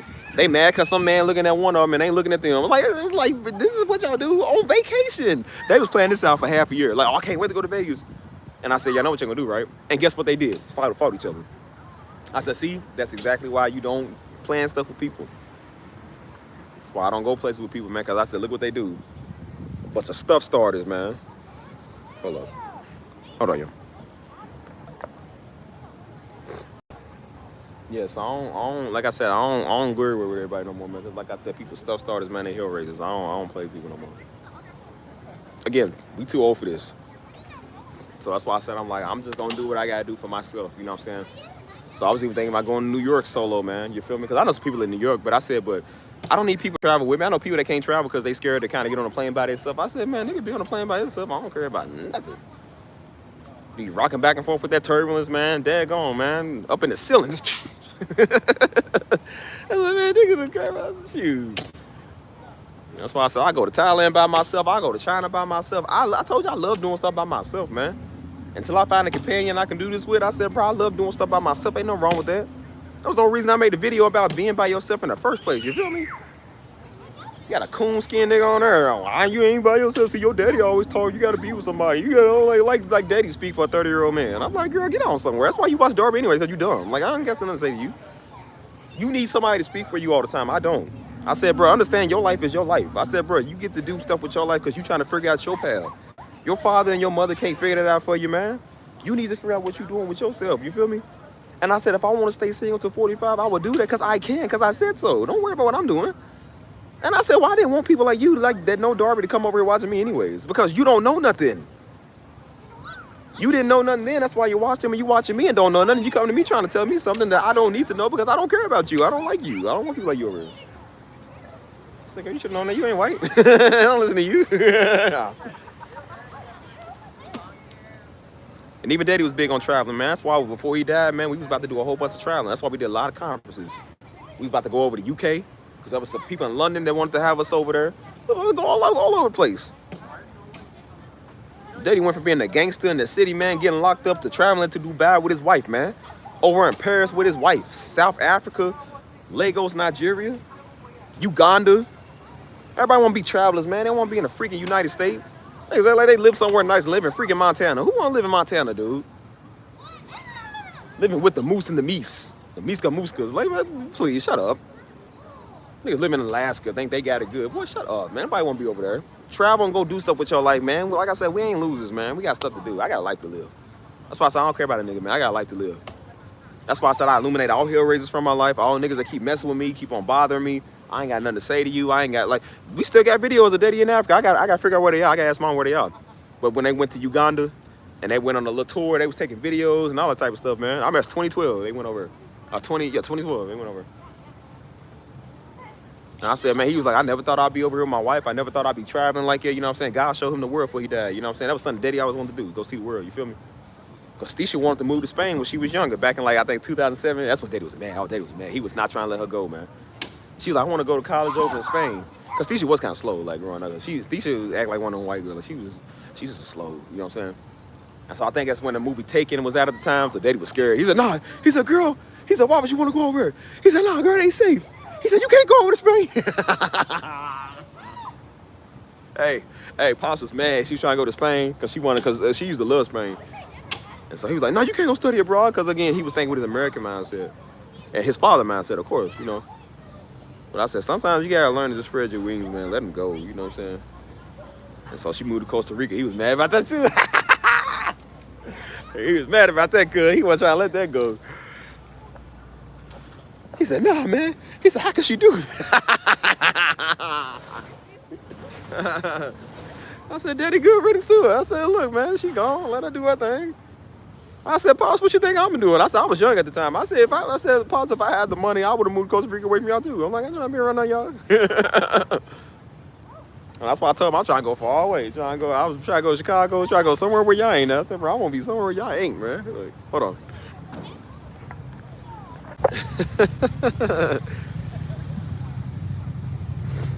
I'm gonna go and walk. Let's get ready to walk. Let's walk, y'all. Hold up. That's why I told you, man, go travel, man. Go do something with your life, cuz. That's why I tell fools, man, get off of Hoover Street, dude. Get off of Figueroa. There's more in the world out here than that, man. You ain't around niggas that don't own the block, don't own the house, don't own the neighborhood, don't own the city, don't own nothing, man. You pay taxes. You can put your foot wherever you want to. And that's why I said if I had the money, I'd evict all them niggas out the hood. Evict all them out them projects. I'm gonna claim a block, man. It's my block now. It's called Stevie Gang. You come over here, I'm calling the police. The ultimate gang to deal with you. Said, shoot. I just learned to go live now. That's why I said I'm not wasting my time living in fear, man. I'm done with fear. That's all we've done, man, for 20, 30 years, living in fear. Niggas older than me scared to get on the plane. I'm like, Louisville Airport sucks anyway. That's probably why it sucks, because a lot of you niggas don't go there. They don't go nowhere. You got like 3 gates in that place. Every time I go to that airport, it's not busy. You go to Houston and Atlanta, it's huge, busy. You go to Louisville, man, there ain't a nigga in there. Because ain't nobody trying to go there. That's why I got to catch multiple flights to go somewhere I'm trying to go to when I go out that city. Because ain't nobody there. Nobody trying to live in that little putrid crap city. I said, this is what people live for. I come back all the time. I was like, man, I used to live here, dude. This is sad. Ain't nobody doing that with their life. And then when you do something with your life, people look at you crazy like, hey, you moved away. Yes, I moved away because I don't want to be around y'all. Why would I want to be around y'all, dude? You ain't trying to do nothing with your life. And then you look at exactly where they at. They the same spot they always was at. That's my song, y'all. Hold on. Dun, dun, dun, dun, dun, dun. Hey, man, that's my song, bro. Hey, I'm gonna play this to my woman right here, y'all. When I get a woman, I'm gonna play this song too. Feel alive, excited. Hey, bro, that's my jam, man. He said, my old uncle come out, uncle status come out the barbecue. It's fine, outstanding.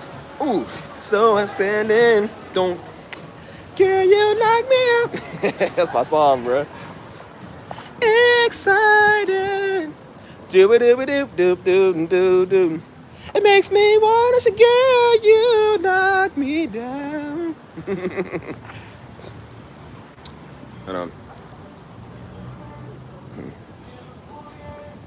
Shoot, Spain nice, man. Shoot.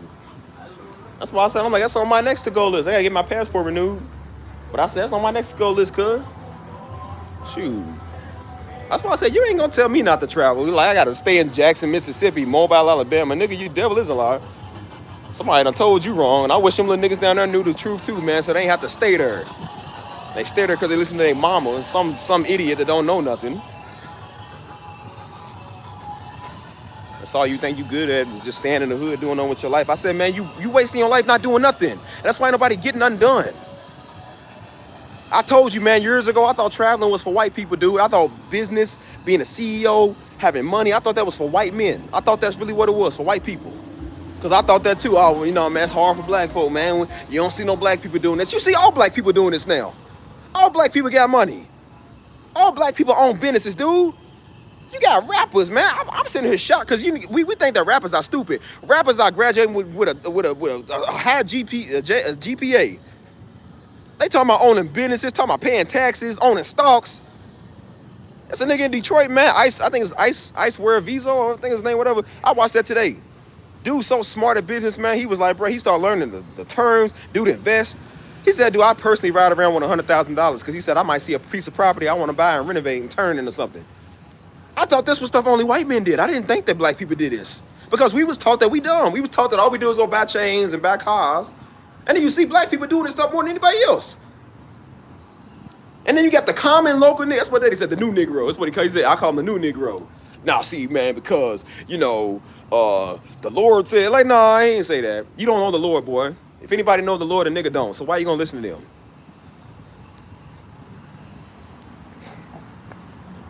Daggone, man. That's why I said stop listening to people who don't know stuff, man. I'm so done listening to idiots. And yes, I said idiots, man. That's why the Bible call people fools. There's a reason they call them fools, because they be fools, dude. That's why I said be smart, man. Think for yourself. Because if you don't, you're going to be living in the West End.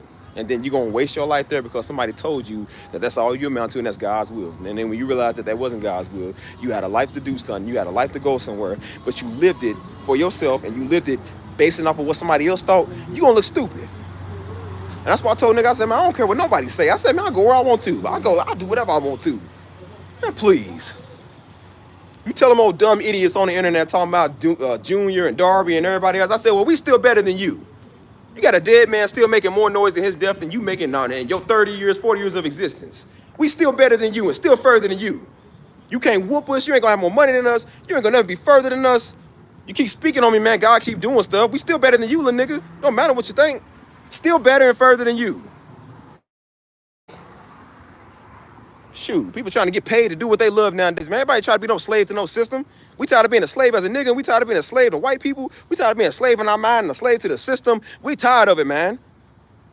Everybody don't want to live in the freaking projects, dude.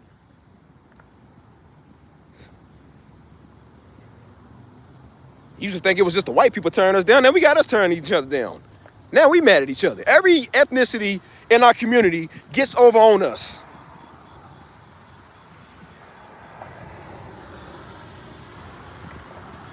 First it was the white people that did it. Then it was it's the Koreans that came in, and now we got the Arabs in here. And then pretty soon, Daddy said it's gonna be the Mexicans that get in over us too. The Latinos gonna come and get over on us as well. Because we don't care, man. We don't own nothing. We don't try. And then you got a handful of black folk that is trying to do something, that is trying to change stuff, and niggas looking at them like they crazy.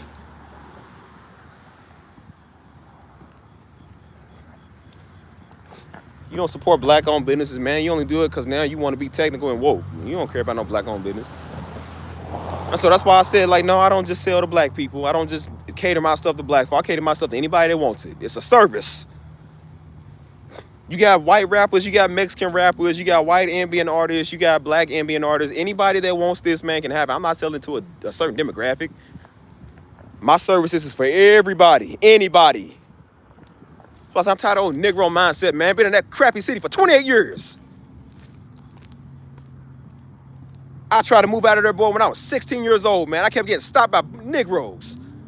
Kept thinking the world was a scary place. That's what they told me.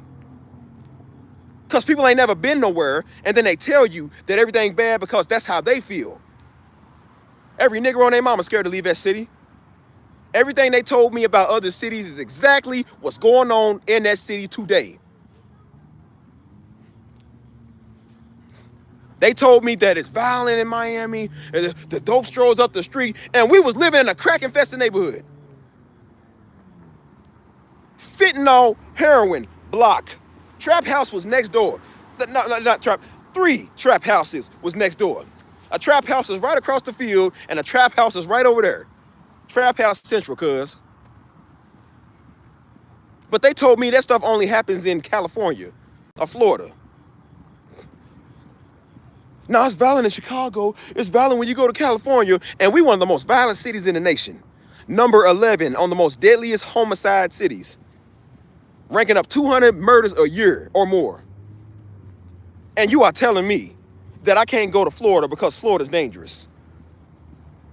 It's too fast out there, and so is Louisville. It's funny, I done been to all these places. Only place I ever took a bullet was my hometown. Only place.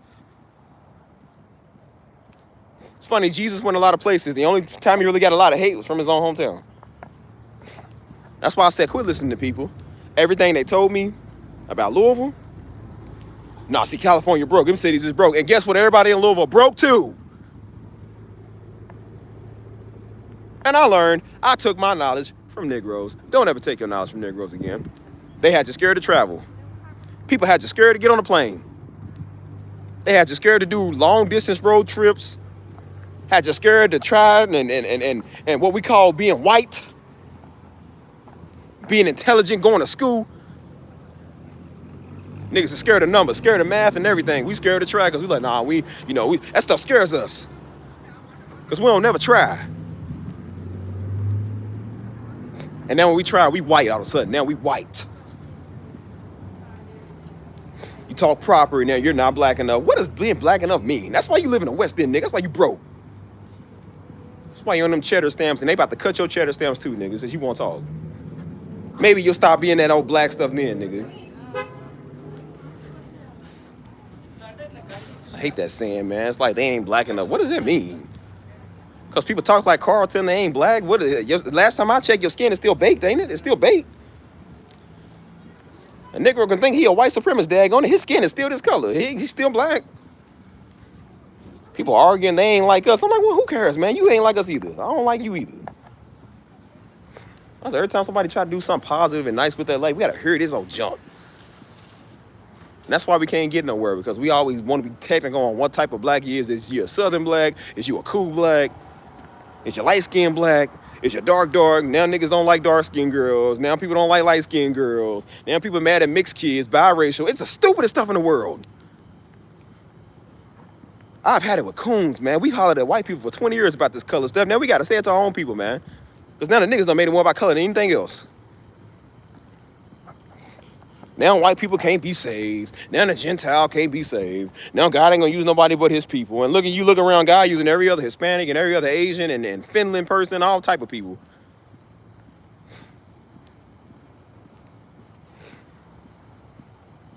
Tired of that, man. That's why I said get around people that know this knowledge, man. Quit hanging around coons.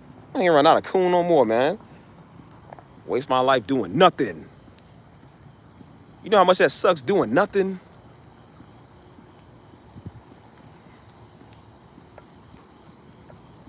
It's a whole big world out here, man. I said if I knew the stuff I knew today at 20 years old. No, if I knew the stuff today that I knew at 16 years old. I didn't know a lot of this because I wasn't taught this. And then you see young 20-year-olds, man, got the keys to the game. And I'm like, dang, man, I wish I knew this stuff. Like, I'm a fast learner. You do catch on fast. But I say it don't matter, man. I could have been doing this for years. I could have been influencing people for years. All niggas want is the shuck and jive and hucklebuck. They want a word to make them feel good, but they ain't living in prosperity, man. Even Pop's talked about that, man. He's like, man, people going home broke, going home struggling, thinking that's God's will. It ain't God's will. You don't know what's better, man. You don't even know what better is. And then people trying to do something with their life, and you look down on people, and then we just talk to, oh, well, see, it's just because they don't understand. I'm like, well, when we gonna understand, man? I'm like, no, some people do. Some people just hate us, man. They mad. Why don't we put that down? We don't put down people for flexing guns and popping it on the handstand, but yet when somebody trying to get some money and move out, now we got a problem with that? Well, see, you just don't understand. See, sometimes they're just not used to positivity. I'm like, well, whose fault is that? Whose fault is that? Not mine. We got to hide our success because we don't want family members to feel bad. I hope you feel extremely bad. Make you do something, get out the West End. I don't care how you feel, nigga. That's why you don't talk to me. That's why I don't associate with y'all. Put my happiness away from my family. Boy, you got to be kidding me. Devil is a lie. Shoot, you tripping. I don't know how some of y'all fall for that, boy. I could never. I would do it just because you got a problem with it. I'm like, man, I don't care what you think or how you feel. I wasn't even going to move to California, but the fact that a nigga would be mad at me for California, I said, I'll just move her just because you said not to. Huh. Made you decide to get outside the box and start traveling. Being in Louisville. Being in freaking Louisville, that's what made me. When you get around people who don't want to do nothing with their life, when you're around the black folk and the white folk and the Mexicans and everybody in Louisville that cares about college sports, that cares about Louisville Cardinals and Kentucky Wildcats, and every once in a while Drake will come here and Bryson Tiller, and that's it. That's all they think about. Muhammad Ali Boulevard is up here, Louisville Slugger Field, Kentucky Bourbon. That's it. One little bitty strip where everybody goes partying, everybody goes and has fun and goes and does stuff. That's the only time people care about something. And that's the thing that pisses me off. It's like, bro, there's a whole world out here. And then when you have dreams and expectations to want to travel and go do stuff, and people look at you like you're speaking Chinese. Because when you literally want to speak Chinese, they look at you crazy. I was trying to learn Chinese in the 5th grade. And you always get put down by niggas. Nah, that's hard. Nah, you ain't going, what you learn Chinese for? You ain't going to China. Nah, that's Chinese people that don't even know Chinese. How you know I ain't going to be the first nigga to know Chinese, dude? I was in 5th grade. That was 20 years ago. 20 years by now, I would have learned a whole mouthful. I would at least knew at least 5 sentences. So always a nigga won't put you down. I remember going to the library and getting Chinese books, man, trying to learn Chinese because I love Chinese culture. And I stopped doing it because people are so daggone discouraging. Every time I had dreams and a vision of doing something, I always had a discouraging nigga in my ear, man. How's you gonna do that? Nah, see, that's just, nah, because that's impossible. Nah, see, because you gotta understand. That's why I tried out for the fire department and the police department, because I had Negroes in my ear. I didn't want to do those things. But I heard people in my ear talking about, it's good money, though. No, see, you should give it a shot. It'll set you up for life. I'm like, it don't matter, separate. It was something that I just didn't enjoy doing. That's why I wasn't good at it. I was good, but I said I wasn't the best. I didn't have a heart to be a firefighter, man. I didn't have a heart to be a police officer. That's not my thing. And I even knew if I did that, it was going to take me away from my music. It was going to take me away from the thing that God was trying to get me to do. But people talking about it's a good pension. It's a good career. I said it's a career that's going to take me away from church. It's going to take you away from your family because you got to work on the holidays. How am I going to be able to do the music at church on a Sunday if I got to work on a freaking Sunday? Make that make sense. It's not really one of them jobs you really get to choose when you don't and when you don't want to work. Like, bro, sometimes they make you work. They need availability, dude. You don't just always get to make your schedule. So when they, especially when they know that people is church-fearing people, they're gonna do something to make you work on a Sunday or Wednesday night. It's always a Sunday or Wednesday. So why would I do that? I didn't have a heart or a passion to even do it. I was just doing it because, again, we do stuff because it's good money. It's not necessarily stuff that we want to do. Why can't we do something we love doing and get good money from that too? What's wrong with that? Hold on. That's what I'm saying is discouraging people. I can't stand that, man. Don't think what I'm doing is new now. Doing the music, making money off my music. I said it for years. I was trying to make money, trying to make bank off doing my music, and I had discouraging niggas in my face. But nah, see, because, you know, how's you gonna do that? Nah, because that ain't realistic. Like, you know what realistic is when you live in the West End. You don't know realism for 50 years, my nigga. You don't know nothing. Do you know why you tuned Distant Ministries in? Because you don't know life. Don't try to watch my father and quote my father, and then you want to be woke and talk about what realism is. Nigga, you don't even know what being real is. Shut up. I've been trying to make money off my music for years, man, but I didn't do it because I was discouraged. I was scared thinking I was a little local Louisville nigga. Ain't nobody gonna make it out of here, man. My sound ain't that good. That's why I kind of beat myself up sometimes, because I really don't think it's all that. But I say I used to beat myself up a lot because people do that. Your sound is only good enough for them. Nah, don't get your sound to nobody else. Nah, don't sell your stuff because, see, nah, your stuff is powerful and anointed. Why can't some anointed, powerful people buy it? As if they don't got pockets. People keep you broke on purpose. You see this old little dumb idiot coming on my page, you can't sell to people. I say, you know, back then, I probably would have listened to people like that. I probably would have. Because, again, I was a little nigga that didn't know. And I said, you can't tell me nothing now. I don't listen to nobody, not a soul. Oh, dumb buddy came here with a fake profile 2 days ago talking about, oh, yeah, nigga said he was from the same city. He thought I wouldn't figure out that was him. Still trying to buy something from me. All that was missing is he didn't send another $2, man. Like, dang, man. Get tired of people like that. That's why I said, quit listening to people, dude. I don't listen to not a nigga no more, nothing, dude. Trying to sell music for years, man. It made me feel bad because I was actually trying to do something with my life, man. You feel me? What's up, brother? How you doing, man? That's why I tell people, I just be telling people common sense. The same stuff I'm saying is the same stuff Darby said, man. We ain't broke. Making money off of what you love doing, man. God told you to do it anyways, and every time you do it, he seems to bless you. Listen to your common church Negro who think they deep. Oh, deacon such and such, and oh, deep prophetess wannabe Negro.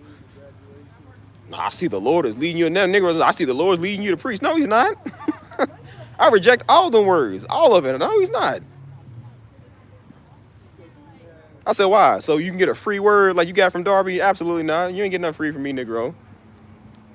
The only thing you get for free is photosynthesis, daggone. They're free. Please, and pretty soon they gonna tax us on that now. Then we gonna have a breathing tax, cuz. I really think we gonna have a breathing tax in a little bit. Trying to make money any type of way possible, man. We ain't out here selling drugs. We ain't doping up on the street selling fentanyl. Trying to make our money the legal way. And people got a problem with you selling your stuff. A Negro can't stand to see you get over. They can't stand to see you win. That's why I said one of the most powerful rap names I heard was NBA Youngboy. Talking about Never Broke Again. That's a really powerful name. It's like, yeah, never broke again. I ain't going back to being broke. I don't want to live in the West End no more. Like, I don't want to live in Louisville no more. You'd be surprised people look at me crazy because I didn't want to live there. It's like, well, nah, your family here. That's the problem. My family's here. Why do I want to live in a place where my family at all the time? Sometimes I'm tired of you niggas, man. I love you, but I can't stand you. I don't want to be around you all the time. Sometimes family holds you back.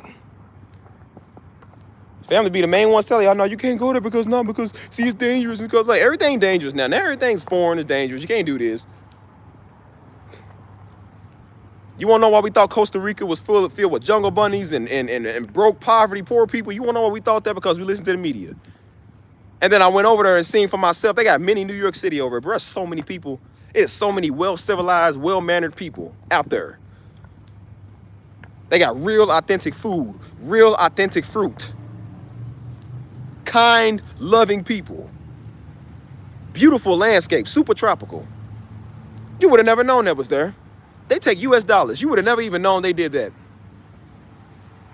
Your money here is worth half their money there. Like, bro, literally, your money's double than theirs. You go down there with a lump sum, boy, you be a king. Go down there with $100, you got $200 down there.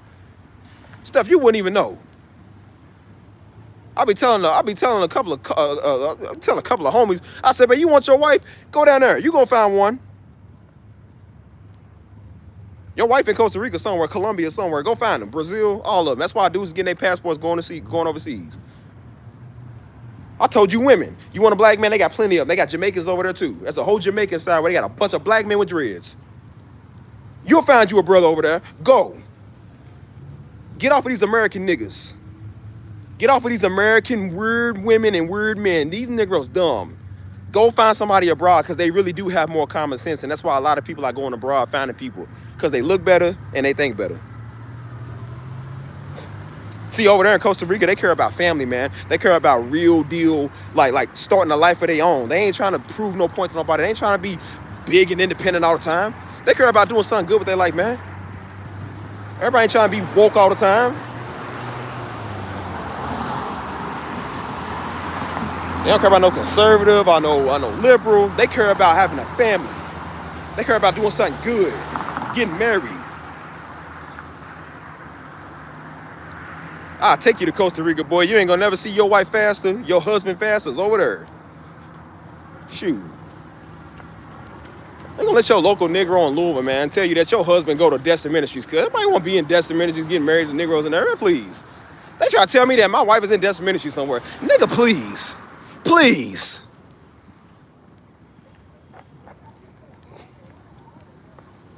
And if I was an idiot, I would have believed that. I would have believed it.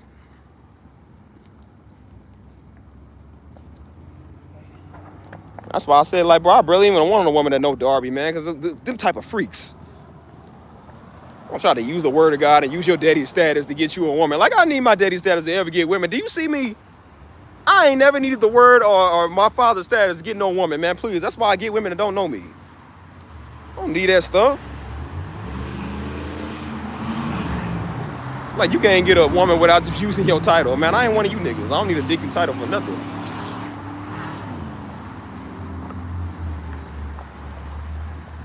That stuff stopped me from traveling, man. Shoot. That's why I said I'm black. I love my black roots, man. I love my black people. I love my black folk. Everything black.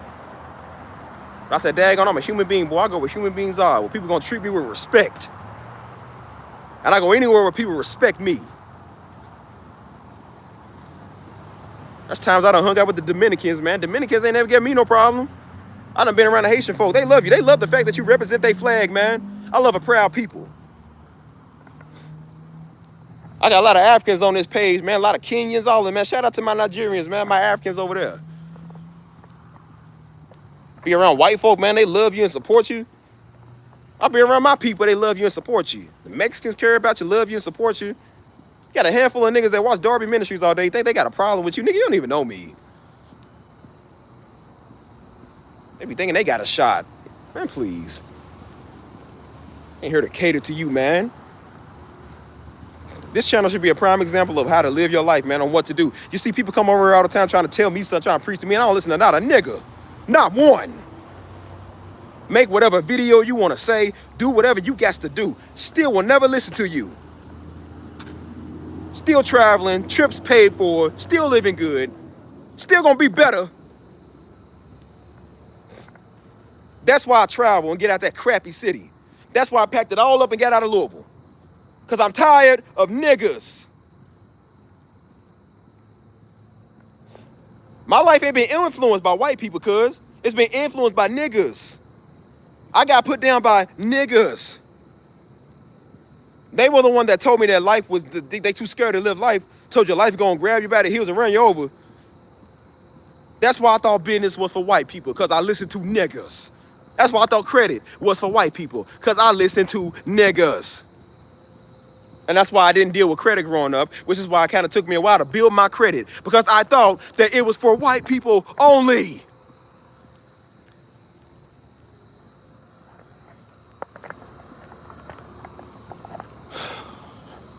Hold on.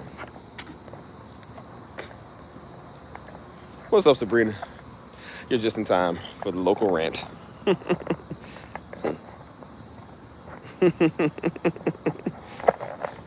He said, not one, not even about me. That's why I said, watch where you get your information from, dude. People be deceiving, man. That's why I said everybody think you gotta be broke. Use these old stories about Christ. Try to use that to keep people poor. Why is that the first thing you gonna do? Why can't Christ have some money? What's wrong with him having money, dude? Dang, dude. What's wrong with people having some money? Like, what? Last time I checked, David was a king, bro. The king is rich. Solomon was a king. The kings are rich. Oh my gosh, man. God told the children of Israel, take all the Egyptian stuff, man. Spoil them. Take it. Why did he tell them to take their money then if they didn't need it, you idiot? Why was Jesus a carpenter if he didn't need money? He had to work for money. Oh my gosh, man. Who was it? Was it Peter? Why was Peter a fisherman?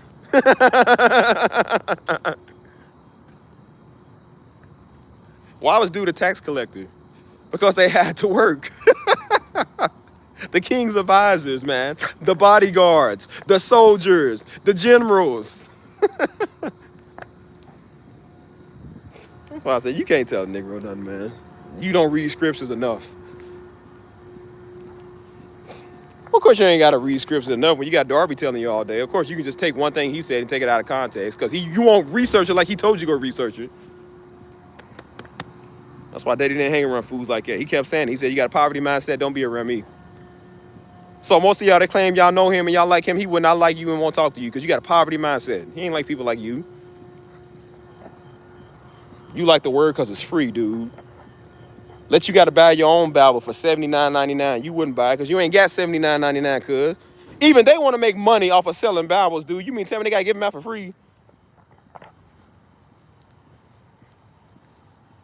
They don't want to do research.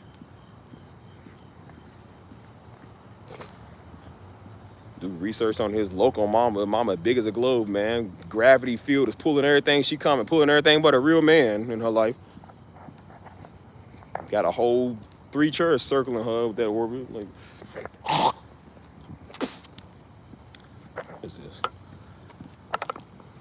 Can't stand stuff like that, man. So yeah, that's why I travel. That's why I go do stuff. Because I don't listen to a local nigga and his mama. This ain't no white man that live in Beverly Hills talking, man. This ain't no rich dude that live in New York City in a condo apartment. It's always niggas that live in Georgia or somewhere. Like, why am I gonna listen to a nigga live in Atlanta? You live in Atlanta, dude. Shut up. You don't know nothing.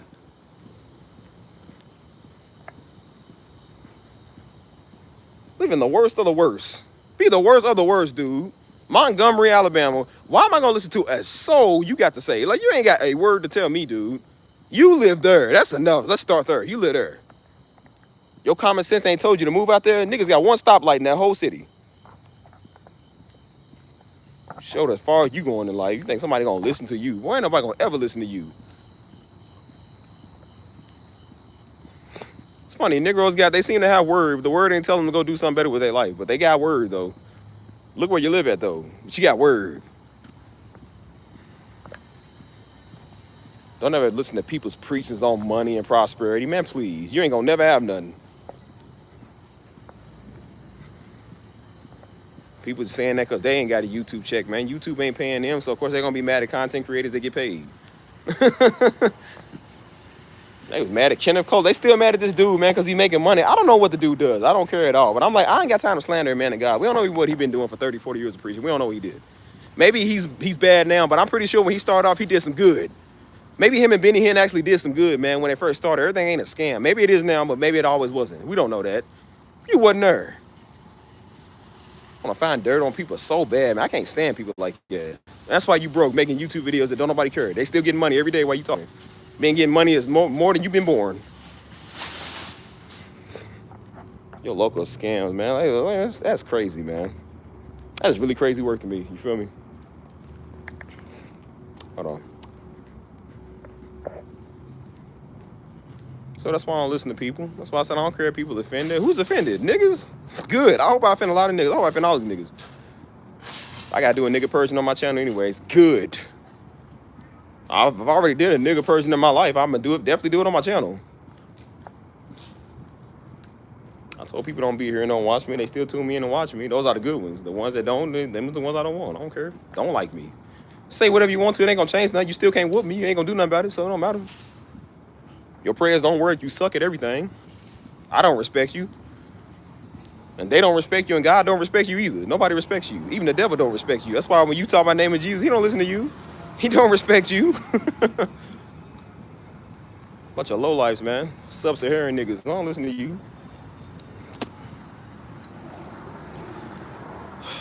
Watch keep going off. So I said, let's go do something with our life, man. Let's stop being losers. So that's why I say travel. You got money. Everybody want to buy a daggone Gucci bag and Louis Vuitton bag. Like, why don't you use that to go travel and do something? Negroes' problem is when they get money, they want to flex all the time. You ain't got to flex on nobody, dude. Flex by getting out the country. Most niggas ain't even did that. They can't even do that. I don't care about a bag. Who cares about having a Louis Vuitton bag if you live in the West End? You just gonna get robbed. You are a walking target. Dude's right up with a brand new Scat Pack. They gonna rob your Scat Pack, dude, because you live in Atlanta. What good is it having stuff if you live somewhere where it's gonna get taken? That's why we knew not to flex nothing nice in the old neighborhood we was in, because we knew niggas will rob you. Your family find out, they'll set you up and rob you too. That's why I said they be the main ones that rob people.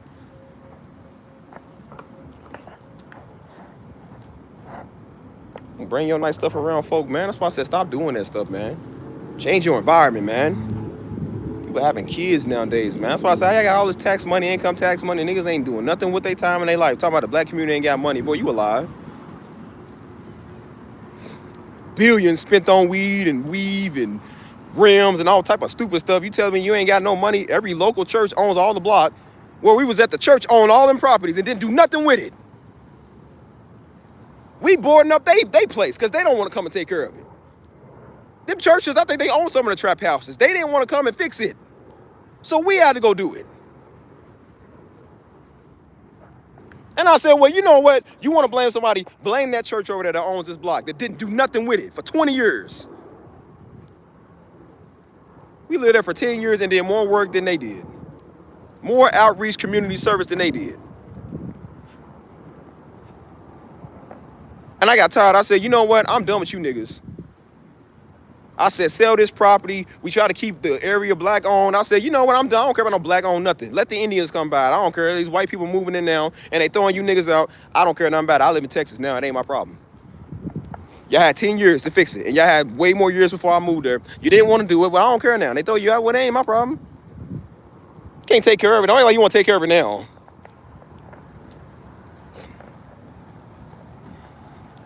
Time something going on, we got a whole generation of niggas crying. I'm like, well, you don't do nothing when you live there. You niggas ain't do nothing about Cabrini Green when you live there. Don't be trying to act like now you care when they want to shut it down. I was like, well, you should have got your sons, cuz. I know they had a part in their end to play too. I said, but you also had a part in raising your kids too, dude. Place was a hellhole. Now niggas talking about, nah, see, it ain't that bad. I'm like, yeah, okay. Well, look, it ain't my problem. Till you learn to start buying and owning, I said, bro, ain't nothing I can tell you. Can't be mad about something you don't own, bro. If they throw you out, you don't own it, so what do you want me to tell you? You never owned it. Like, everybody get in and get over on us. Because everybody else know how to spend their money. You don't. You don't care. That's why I say you don't care where you live at. That's why you buy brand new clothes and brand new shoes and nigga live in a dirty cockroach-infested projects. I said, yeah, girl, you might look nice, but when you take a nigga home from the club tonight, you sleeping on a piece of toast. You sleeping on the floor, man.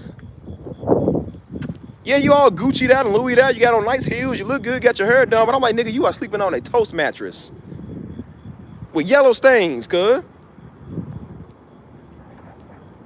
Who wants that?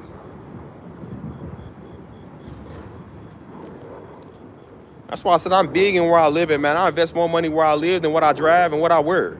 Because where I live at the end of the day is where I live. How you gonna buy a brand new Scat Pack or a Lambo and you live at home with your mama? That don't make no sense. Women don't care about the fact you got a nice car. If they know you still live at home with your mama, they don't want you. You might not have the best car, but you got your own spot. They like it. They respect it. You pay your own bills, good. Anyways, what's up, y'all? What y'all want to talk about? Who's in here? Give me some feedback, because y'all been quiet. Y'all just be letting me rant. But I'll rant for a whole 2 hours if y'all let me. Just keep on going.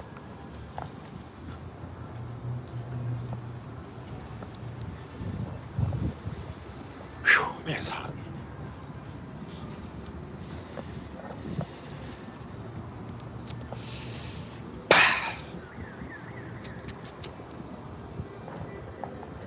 Hold on, can you hear me? Hold on.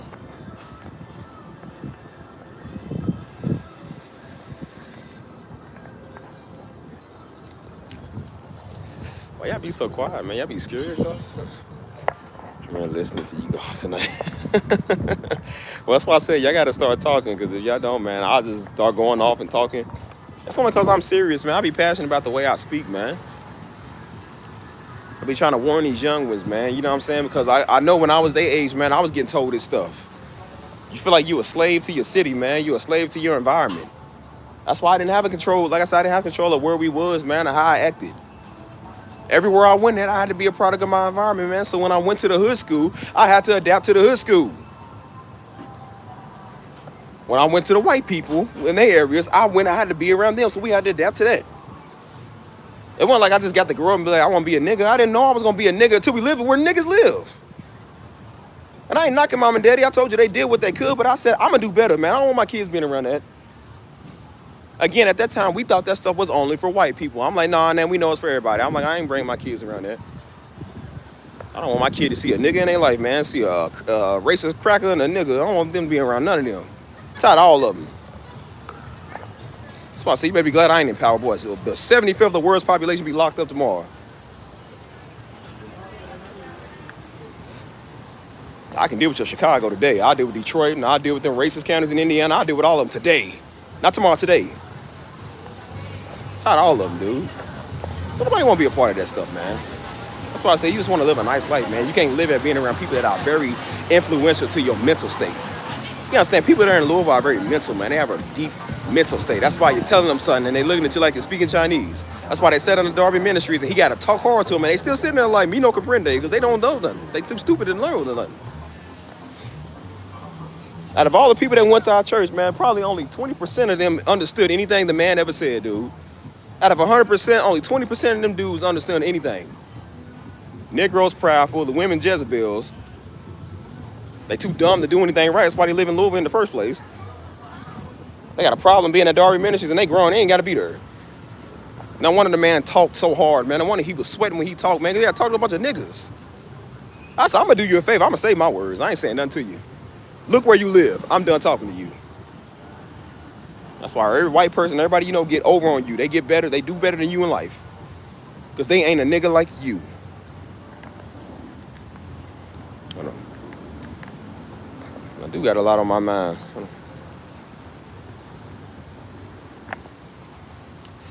Again, it's not that I'm angry. It's just the fact that I'm just like, bro, I'm just tired of people just doing this stuff, man. We trying to have better. We trying to do better in our life. And we always got a negative nigga. We always blame everything. We blame society. I'm like, and then you look at who's doing it to us more, man. It's the Negroes, man. White people ain't doing that. Every white person I seen supporting my music, man. They support what I do. They really hope you do make it big, man. I told you, some of them was trying to get my autograph now. Like, that was years and years ago. They was like, can I have your autograph? Because I feel like you're going to be famous one day. And I was like, nah. I said, nah, my music, I thought my music was never going to get nowhere other than Louisville. I really thought that. That's the sad part about it. I thought I was never going to amount to nothing other than Louisville. I said, nah, because, you know, I can't, you know, that's it. I never thought I was going to be able to sell a beat, dude. I never thought I was ever going to be able to influence people with my music. You understand what I'm saying? You hear the sound and stuff that I be doing now, because it's worldwide. Because like I said, it's around the country now. Because now technology has updated, you know what I'm saying? Then we got this live stream. A lot of y'all is pinged in different cities. That's how it feels. And you grow up thinking that you ain't gonna be nothing good for just playing music on a Sunday and a Wednesday. Your sound that you love doing ain't gonna never get nowhere. I thought it was only gonna be in Louisville only. I thought I was gonna only be was a Louisville nigga. You understand why I say the stuff that I say now? I want nobody growing up thinking that, man, that's a waste of a life. That's a waste of your time. I would have never got on live stream doing what I'm doing. I would have never put my sound on my stuff out there. And nobody all over the world, in the Netherlands, over in China, over in Africa, over in Sweden, nobody would have heard me. Nobody in the UK, nobody in Spain or Italy or Portugal, not in Texas, not in California, not in Florida, not in New York. I got all these places people listen to me at. Would have been good for just being a Louva Negro, man. You understand how degrading that is? You understand how bad that makes you feel? Wasn't no white people that did this to me. Now I want you to hear what I'm saying. We're gonna stop this white stuff. Wasn't no white people that did this to me. It was my own people. My own people. Family too.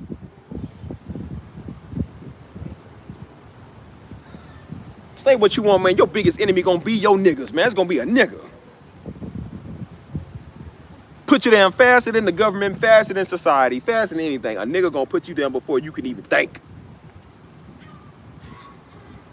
I couldn't stand seeing that, man. We had young dudes went to our youth ministry, man. These is thug kids, man. Dudes trying to change their life. Little dude was in there talking about, hey, I want to be a barber, man. He was serious about his craft. His brother, the first thing is, you ain't gonna be no barber, dude. He ain't gonna be no barber, man. He just talked too much. I'm like, he just put him down already. Dude really wanted to be an aspiring barber. That was over 10 years ago. That was a long time ago. I said, I really hope dude did something different with it. I really hope he did become a barber, man. Because that'd be sad. Hey, that'd be the type of dude that go out here because people put him down, go run the streets and get killed. Tired of seeing that, man. He said, hey, are you Haitian? And was your dad Haitian? No, I'm actually not. I mean, not that I know of. I got to check my DNA. I got Haitian inside my DNA now. I might, hey, listen, fingers crossed. Hope I got a little Haitian and Dominican in me, no diddy. I was like, definitely, you know. But I rock with my Haitians, man. I know some Haitian folk, man. I rock with them, man. Shout out to the Zoes out there, man. Shout out to the Dominicanos, you feel me? What's up, what's up, what's up, what's up? That's why I said, like, you speak on topics like this, man. I'm tired of those nigga mindset, dude. Can't never get nowhere, man, because we always just so negative. You hear me? I said more people have faith for me catching a bullet, man, than they have for me doing something successful, something good.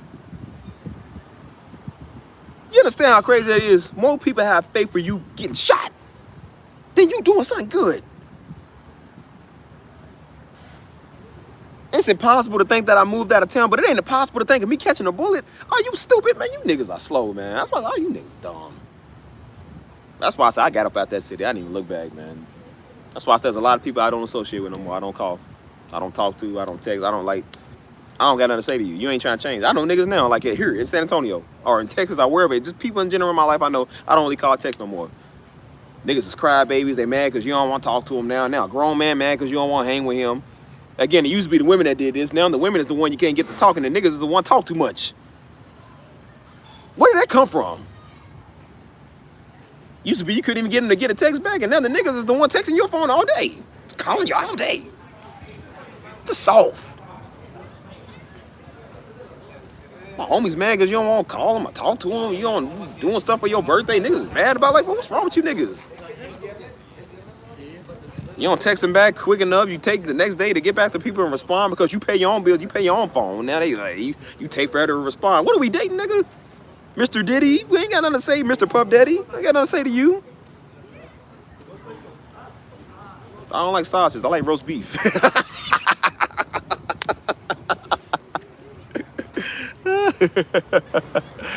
Oh, man. Mr. Diddy Meister, man. I ain't got nothing to say to you, nigga. I already explained what happened to Diddy. It's in one of my videos. I don't even want to touch on that topic. I told you I didn't explain enough on live stream. I done did all that, man. You want to figure it out, go watch the video I did of him. I don't want to say nothing else about it. People keep coming over here doing that. I don't got nothing else to say about it.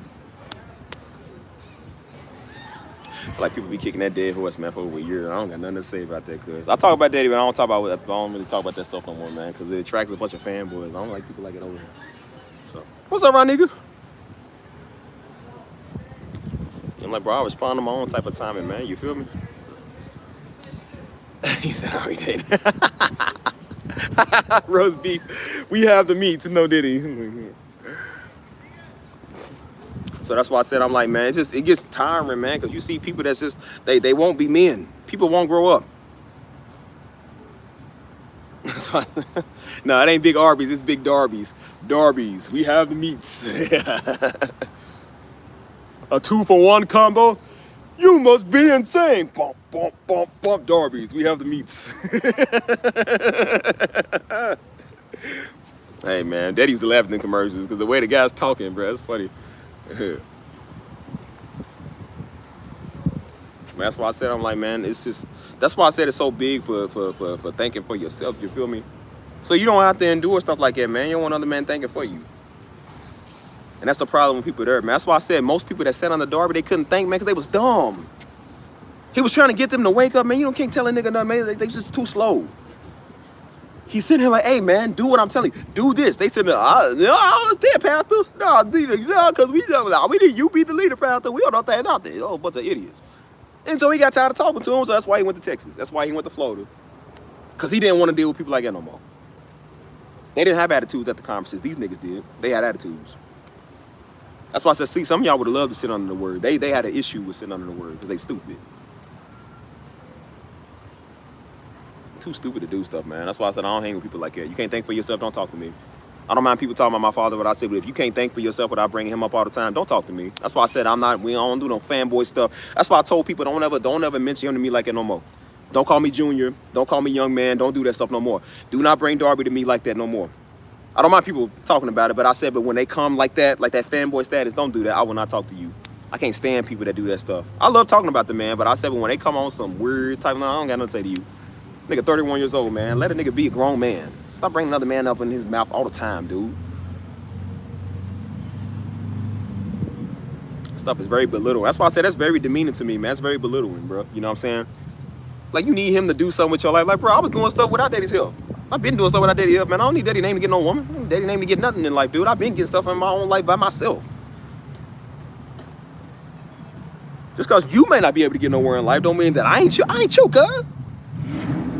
Well, the way the game work, man, I know how life work. I don't need to go off of what somebody say all the time, bro. I do what I got to do for myself. That's why I live in San Antonio, because I want to live in San Antonio, because I said so. Tired of this stuff, man. I tell people, man, quit coming to me with my father all the time. I don't care, man. I already talked about stuff like that, man. Like, no offense. I'm like, but I told people, I already talked about it already. Got a whole video with 151,000 views. Got a bunch of coons over here messing with me over that video. Some of them is over here ain't supposed to be over here now. I'm like, I didn't even want people over here like that. You know what I'm saying? I was just talking about life experiences. That ain't good enough. It's like, bro, look, everybody know what happened to Darby. You don't look, then go watch the video. Like, I'm not explaining nothing else in depth. I don't want to talk about that no more. Stuff gets annoying, man. Yeah, people on my Facebook all day, man, tagging me on stuff, blowing up my phone. Like, that's why I had to make my profile private, man. Got all these Yeshua, Yashim, Yasharif, Yishus. I'm like, who are these niggas? Trying to send me requests and follow me and stuff. And they be like, mutual friend, Stephen Darby Ministries. Like, you don't know me. I really don't accept everybody on my Facebook. Facebook is really for like friends and family. And I'm like, I really don't accept everybody on there anyway. So I was just like, I don't know you. You ain't friends or family. I don't know you. I said, well, buddy, you ain't gonna like my page because we don't do that over here. I don't do that stuff. Again, if you do it, ain't nothing wrong with it. But I said, I just personally don't do it. Like, we don't do that. Trying to post on your timeline, niggas talking about, yeah, hey, man, I seen the conspiracies. The conspiracies of the mothership and the third eye triangle. Like, what's that got to do with you, nigga? You still live in Detroit. What's that got to do with you living in Detroit? Third eye your way out of Detroit, cuz. Holy Spirit, your packing U-Haul out of Detroit. Do that first and then talk about conspiracies. I think it's a conspiracy how you Negroes are born with a dumb gene. I think that's a conspiracy now. I think Negroes really born with a stupid gene. Like, boy, you really got the nerve to talk about conspiracy. Yeah, but you a government experiment of how dumb you gotta be. Look at the local government cheese rack. Get to the end of the thing for his welfare check. That's for you, nigga. Shut up. I don't talk about somebody.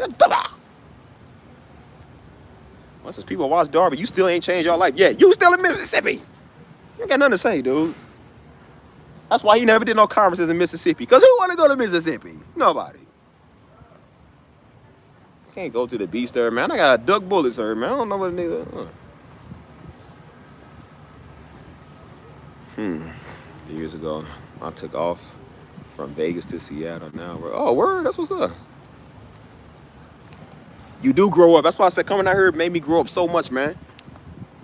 I came around people that didn't know my father, man. I came around people that didn't know my people, so I didn't have nothing to prove to nobody. Everything I got out here is on my own. And that's just the way I've been in life. I've been good at getting stuff on my own, man. I don't want to use nobody's name to get nowhere, man. What type of nigga do I got to be? How am I going to come to y'all talk about hard work, talking about trusting the process, and you got to stop relying on your mama couch and stuff, and you doing the same thing? Now, we worked hard for that Darby name for years. I said, but I don't need it to get nowhere. I got my own name. 30 years old, 31 years old, man. Using the name of a dead man to get some money. I don't want none of his money. If he had a trust fund right now with $250,000 in there, and was like, I leave this for my family, y'all can take it if you want it, it's up to y'all, I wouldn't touch a dollar. If it was his ministry money, I wouldn't touch a dime. Because I don't need no ministry money to get nowhere. I like to build my stuff off the back of hard work. His thing was the preaching, my thing is the music. You can make a name for yourself doing this. You don't need to take his name to advertise your music and advertise your craft. You do this. That's why I say I love the fact that I do music on this channel and not 10,000 people that's over here support it. That's good. Because now I get to go find the people all over the world that do support it. Now I get to go find people in the Netherlands that watch me over there. I can find a whole group of them. Got a couple of million people in the world. You mean tell me I can't get a couple of million of them to tune me in? I need Darby's name to do nothing. Them niggas ain't gonna tune you in no ways. They don't care about music. They care about the word. A word that they ain't gonna use to change their life anyways. So like, let me find people that the music is gonna change them. And when I do the ambient music, I got a lot of them overseas that's doing this. People in China talking about, hey man, I like his good. Got Arab people tuning me in. Let me go get an audience of them. They love this stuff. And now I get to go find my own audience. Something I've always wanted to do. I said, that's good. That's good. I'm glad everybody don't support my music so I can find people that do. And you'll be big time doing that. Instead of using somebody's name to get somewhere. Instead of, I don't make this audience for, that's why I said, oh, y'all come over. I don't make y'all for no money. I don't ask y'all for no Cash App, PayPal, donations, super chats, or nothing. I know I joke around with it, but I said, I don't want y'all to do nothing. You don't do something, YouTube gonna pay me, and if you want to, I said, I appreciate everybody's support. That's why y'all do it, because I don't beg you for nothing. I don't want Darby's money, man. I ain't never wanted his money. I even told him, man, I said, man, I want to do stuff myself, man. You can't do everything for us and want us to grow up. We ain't gonna never grow up. That's how you got a whole bunch of entitled white kids think that their parents owe them something when they get older. Their parents got to pay their phone bill, pay their car note. Because they've been spoiled their whole life. They don't know how the real world works. And then when they get cut off, they lose their mind and go crazy. I don't want to be like that. Be your own man and do stuff. That's what Daddy was trying to get me to understand. He said, son, be your own man, man. He said, stop being a follower. Stop going off what everybody say, man. Do what's good for you. He said, think for yourself, son. He said, that's how people smoke dope all the time, because they always following people. Then you go from smoking dope to shooting heroin, because you always got to follow somebody. You go doing that to do cocaine. Everybody got to do something because they don't know how to think for themselves, man. That's why I say I ain't never smoked a joint in my life, dude. I ain't never drunk a sip of alcohol in my life, dude. Because I don't follow everybody. I don't watch these dumb shows everybody watch. I don't dress how everybody dress. I had to style every nigga. Man, I don't care about nobody like that, man. I don't care what nobody do no more. I care what I do.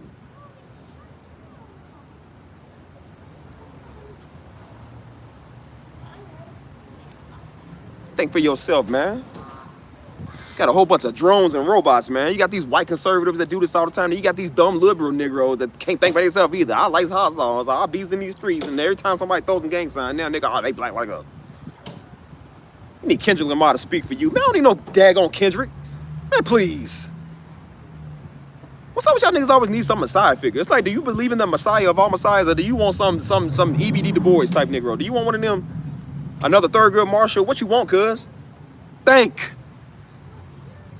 I'm pretty sure MLK's whole vision was to make you think for yourself, right? He don't need you to always quote his lyrics all the time. We don't need another Martin Luther King Jr. We need you to be the Martin Luther King Jr. Yourself. We ain't gonna rise up and do another Million Man March for you not to change. You ain't gonna change nothing. He couldn't change it. Malcolm X couldn't change it, and Darby couldn't change it either. So what makes you think I'm gonna change it? I'm not gonna be your leader. You be your own. Pick up your own cross and do your own thing, cuz. What you want me to do for you? I ain't gonna do nothing for you.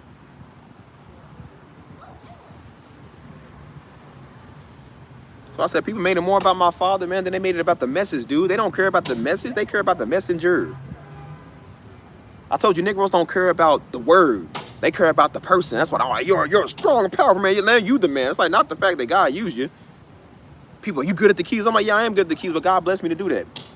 I was told you, man, whenever a Negro get too woke or too conscious, they do this whole dumb stuff. Now niggas is calling me God, cause I'm good at the bass. I'm good at the bass and the beats. So conscious Negro, what up, God? I'm like, but don't ever call me God in your life. I said, see, this is why we get judged, man, cause people like you. You always got to take it a step too far, man. Why can't you just call me Steve, man? I got a name called A Steve. Why can't you just say A Steve? You ain't got to go that far. Oh, Kanye West type niggas, man. I can't stand people like that. That's why I said it's Steve or nothing. Don't Darby Jr. me, young man me no more. It's Steve or nothing. And definitely do not God me. It's not God, it's Steve. Only a Negro does this stuff. I said does this. Only a Negro does this stuff. Like, stuff is crazy, man. So this is exactly why the Gentile gets over on us, man. Because this right here, you forgetting why we went into captivity in the first place. Because this stuff right here. Yo, do say niggas, man. Just talk too much.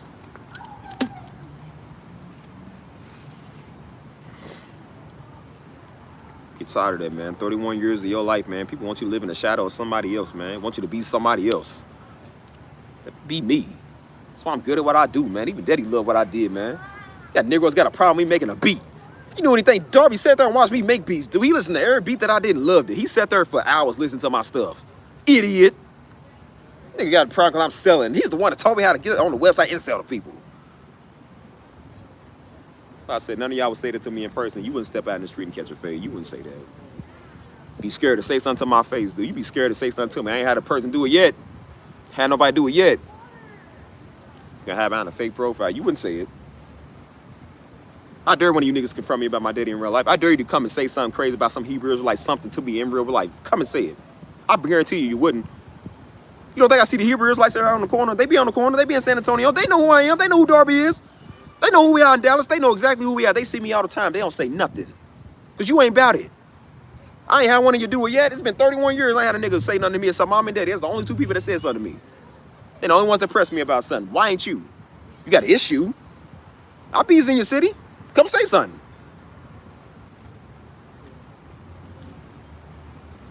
They confront Joe. They're like, oh, y'all watch your... I said, Joe, they didn't confront me. I was over there. They ain't say nothing to me. Why didn't you say nothing to me for? What, you scared? You ain't about that, man. Shut up.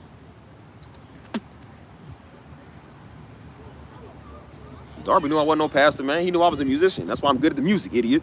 We all can be pastors, dude. We got different gifts and fields that God gave us. Why can't we just be in the field that he gave us?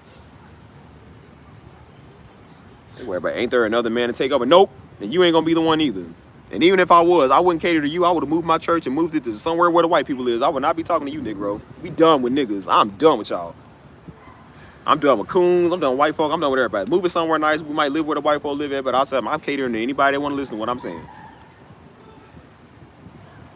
We reach the hood cats that want to listen. That's it, man. I ain't trying to reach stubborn grandmas. Stubborn Mrs. Butterworth. Man, I ain't got time for this, dude. We got a life, man. You ain't got out of Mississippi yet? Okay, well, good for you. That's what that blah. Good for you. Nobody cares. I don't feel sorry for you, so whatever. Oh, hold on.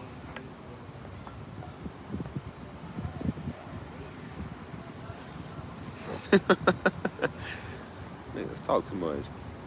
Y'all better stamp everything I'm saying, man. I'm legit. That's why I don't care about no money. I don't do this for no money, dude. That's why I get blessed with money, because I don't care about it. I told you, I noticed, boy, when I was releasing the music on this channel, trying to show people I did the music, niggas ain't care. It'd be the least amount of likes. It'd be the least amount of support you get. I do one video about Darby. Everybody go, oh my God, yeah, Darby. He said Darby, Pastor Darby. Yeah, that's all they talk about Darby. That's all they care about. They didn't care about nothing else I was saying in the video. They didn't care about the other ones I was talking about. They didn't care about the fact I was talking about succeeding and doing better, dealing with mental health, dealing with your life, fixing yourself. Quit waiting for some man to tell you something. They didn't care about nothing else I said. All they cared about was a freaking conspiracy that ain't even a real conspiracy. Slow apes come over here just all the time messing with people, man. I love the fact that people do watch Darby, but the fact that people keep coming over here with that stuff, it's like, bro, I don't mind. But when people keep taking that too far, man, they keep doing that stuff, like, bro, leave me alone, man. Like, bro, they did it all day, man. They found out Darby died. All they did was hit us up on the ministry. They hit us up on my page. Hey, man, what happened to your father? Like, I'm going to tell you. Like that's something deeper conspiracy. Like, I'm going to really, like, if something really did happen, I'm going to tell you out of the 100,000 people that want to know. I'm going to tell you out of the 151,000 people that watched the video, people special. I had somebody do that a while back. They was like, hey, man, what really happened to him? Like, what do you mean what really happened to him? What I said happened to him. Even if they seen, they wouldn't believe. They hearing me, still won't believe. Can't impress a coon, though. You can't never impress a coon. It's always a conspiracy. Somebody need to take y'all phones, man. Y'all niggas are stupid. Y'all phones done made y'all dumb, and y'all watch too many videos of ChatGPT. One of them probably ChatGPT, Darby Ministries, and ChatGPT gave them a weird answer, and that's why they believe it, because ChatGPT said it.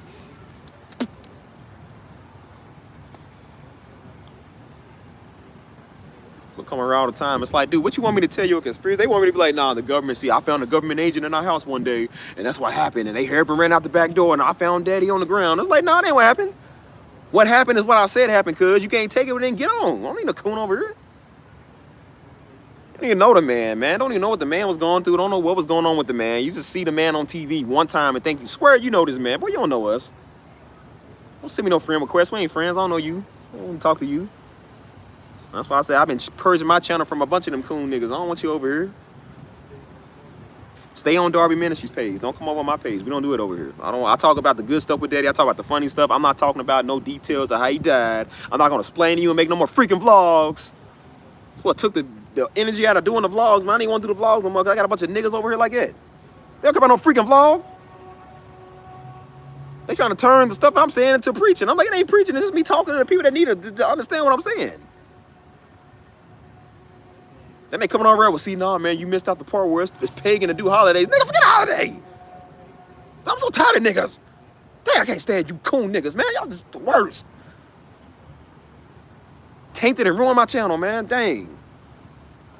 Now y'all see why I make the white jokes all the time. Because I'm like, dang, dude, they don't do this stuff. Give me a page full of Sydney Sweeneys. I'll shut up. Tom Hollins and Sydney Sweeneys. I'll take them. Come over here. They're good white people. Niggas, man. Everything a conspiracy. Everything's Darby Ministries related. I'm not talking about Darby like it no more, man.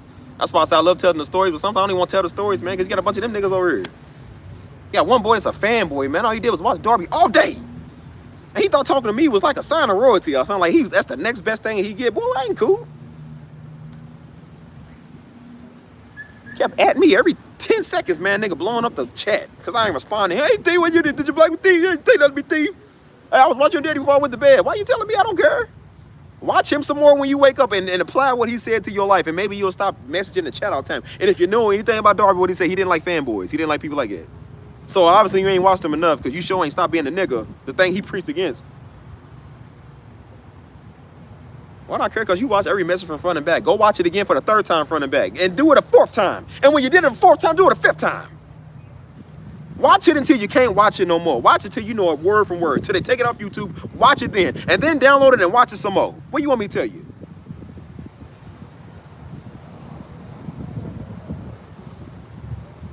Yeah, people want me to do a reaction video to his video. Why?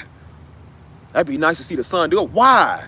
I don't want to do a reaction video to his stuff. It ain't that type of channel. No, I don't want to. I was there for it. You should have been there. You ain't there. Okay, it ain't my problem. Go watch the video. What do you want me to tell you about the video that ain't gonna already be on the video? I'm gonna pause it every 10 seconds. Oh man, that was powerful. You see what he said there, y'all? Like, you know what he said. He just said it. Ain't a word I'm gonna give you from it. And I show you people like theatrics. They just wanted to do a father-son thing to see a son react to the father video. No, we ain't doing that. I ain't doing that. I'm not getting copyright on my channel first off. And then second of all, it ain't that type of channel. We ain't doing that. My whole goal was to cater to people that didn't even know me or know Darby, man. They weren't supposed to get a whole bunch of people over like it anyway. So that's why I said I don't care. That's why I said I don't care how I talk and what I say. Most Negroes ain't my audience anyways. You don't hurt me none because you take your subscription and go, you weren't supposed to be here anyways. They ain't my audience. I'm gonna care about somebody that ain't my audience. I don't care. Again, when I get a bunch of Sydney Sweeneys over here, then we can talk about it. Until then, no. Got a bunch of Preciouses over here. Precious! Oh. Oh, man. Who's listening to this coonskin? Who's listening to me?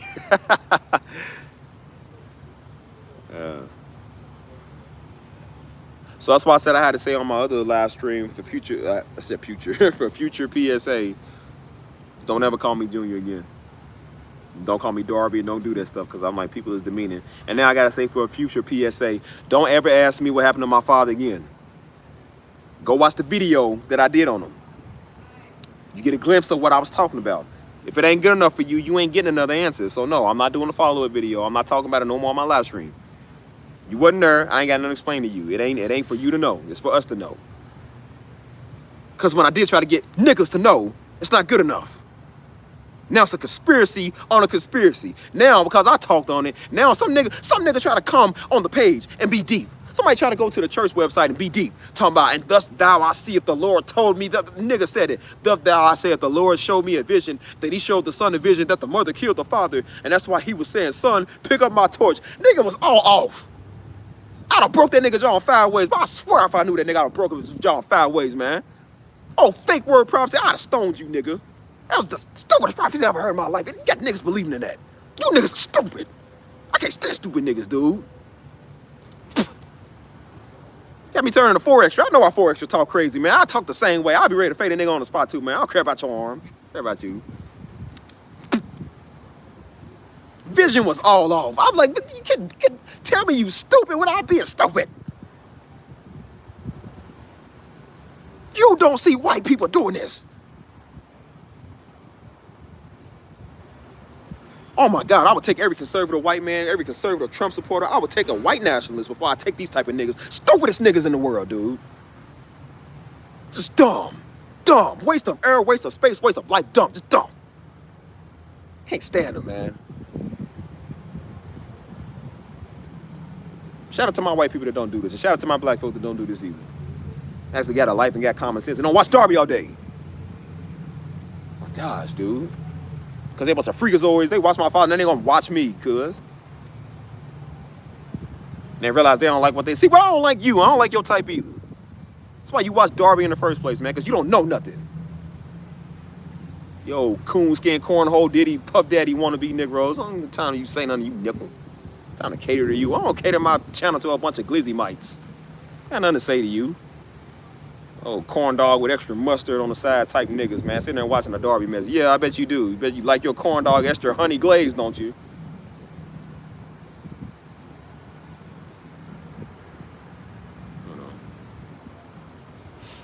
Bunch of stinky meat meisters, man. Mess with everybody. Get off me. Hold on. Playing too much.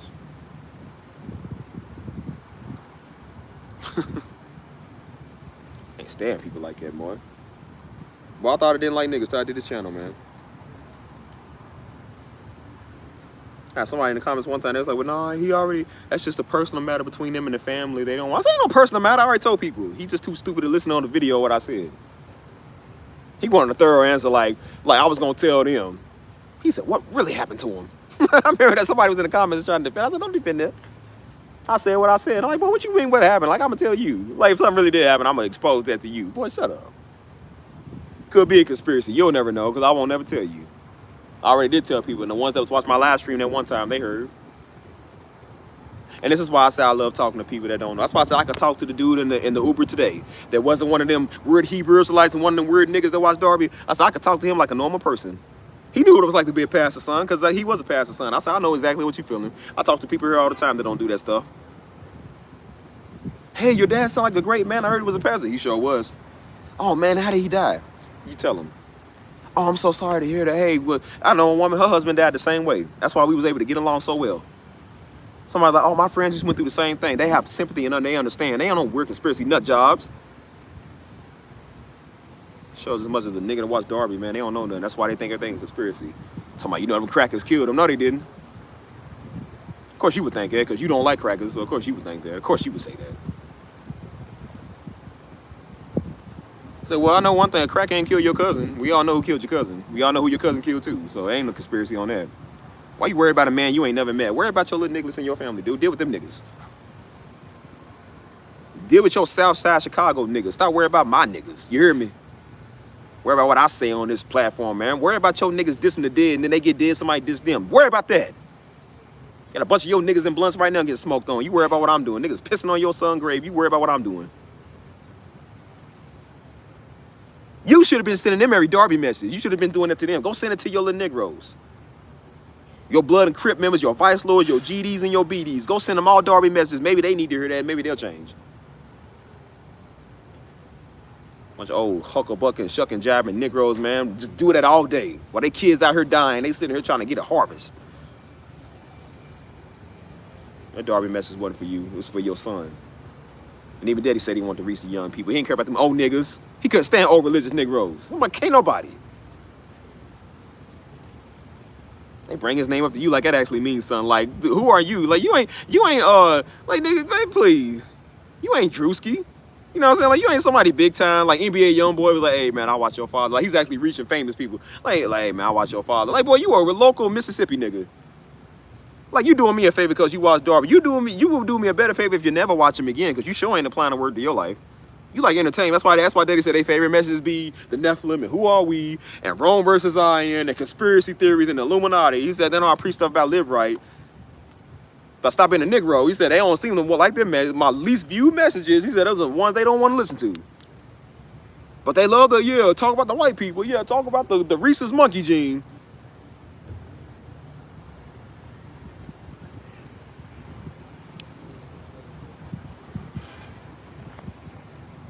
You ain't got a whole nation full of dumb Hebrew Israelites out there trying to quote his message. Like, boy, you don't plagiarizing his word.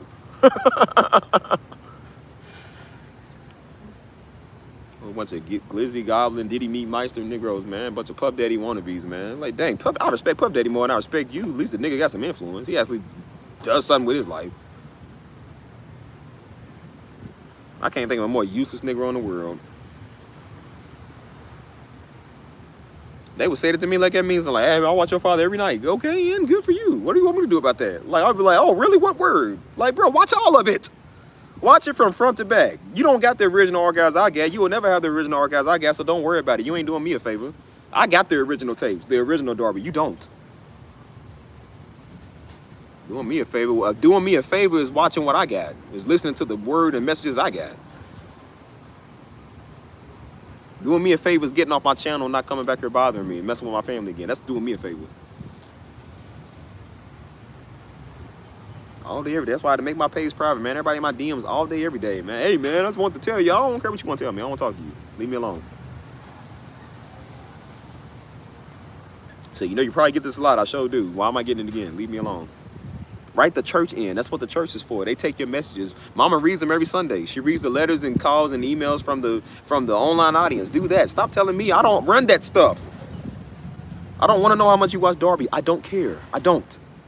Watch him and watch him again and watch him some more. And then when you watch him as much as you can, watch him again till you can't watch it again. Like, what do you want me to tell you, cuz?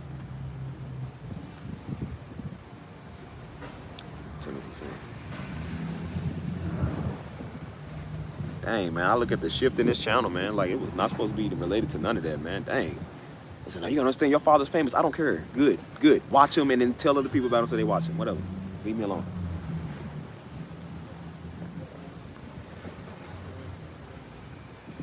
Yeah, Negroes, man. They was talking about, oh, I just think he's angry at God. Like, okay, well, God knows I ain't angry at him. Like, when did you become the end time prophet? Like, you know what I'm angry at. Like, no, I'm just mad at niggas like you that can't shut up. Why is it when I'm mad at you, now I'm mad at God? Like, you ain't God. You don't speak with God, nigga. God will use a white Israeli man before he use you, Negro. Ain't nobody using you. Even the devil don't even want to use you. You're just too stupid to do that.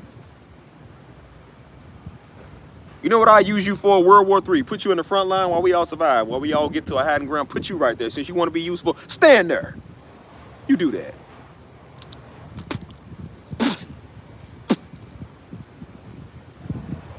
I guarantee you $100 million. If we can resuscitate Darby right now, and all we needed was a fresh heart and a fresh pair of lungs, we would take yours. Bring him back. Everybody in the comment section, vote aye. Everybody will aye. Yep, take him. Give his organs to somebody that's gonna do something with him. You ain't gonna do nothing. You ain't did nothing with him for the 30, 40 years you've been on this earth.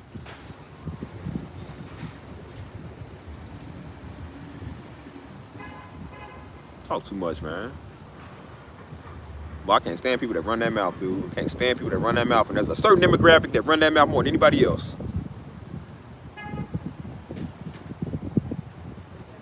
That's all I do is teach people not to be like that. So we don't do the Darby thing over here. So don't come ask about Darby no more. Getting tired of that.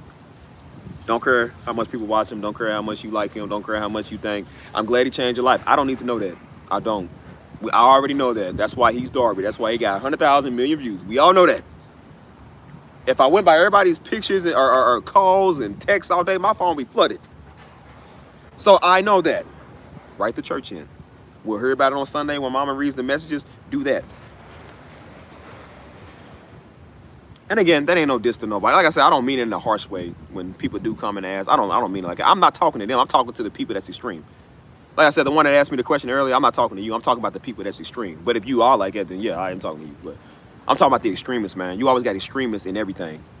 That stuff does get annoying, man. I had to deal with a lot of extremists on this page. I respect everybody. I love the fact that people do say they watch. I'm like, hey, that's great. And sometimes I do ask people, what's your favorite message? You got a playlist? I tell people, send me your playlist all the time because I want to know. He got a lot of messages, man, that I was there for, but I don't remember. So that's why I be telling people, like, send me your best playlist. You know what I'm saying? Tag me in your best playlist. I said, but the ones that's extreme, don't tag me. You know what I'm saying? There are some people that come over that say, oh, well, you know, respectfully, they was like, you know, are you going to take the ministry over? No. But they would ask. They'd be like, oh, I just didn't know if that's what y'all do. I was like, no, I don't do that. You know? Then there's some people, see, the God thou said that the Lord said you got to know. He didn't. No, he didn't.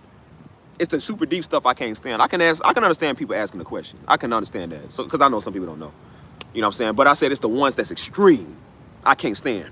The ones that's going to tell you what you're supposed to be doing. After my father already told me what I was doing. He told me what I was doing was right. I already seen the vision and the gift in me. But now a nigga that been watching for 2 months, now they going to come and talk, the Lord told you. No, he didn't. No, he didn't. That shows you don't know the Lord. That's why you're dumb, man. That's why you watch Darby in the first place, because you don't know nothing. So shut up. And not all y'all. It's not all. Again, I have to clarify that because I don't want y'all to think I'm talking about the good ones. I'm talking about the ones that's extreme. You know what I'm saying? So I don't mind questions. You know what I'm saying? But it's just like sometimes they do kind of come off to me that way. And that's why I tell, because I had to deal with a lot of nut jobs on this channel, man. There's a lot of nuts on this channel I had to deal with. You know what I'm saying? That's all they did all day. I had to explain that. I mean, not that I had to, but I was trying to give people a better understanding. And I said, why am I giving people an understanding? This ain't they fault. I don't got to owe you nothing. I don't got to tell you jack. I said, man, I could have not did a video at all. I'm thinking about so many times taking that video down. I'm so tired of that video still getting views. Video annoys the crap out of me, man, because people keep coming over. If I didn't turn off some comments, they would still be on there.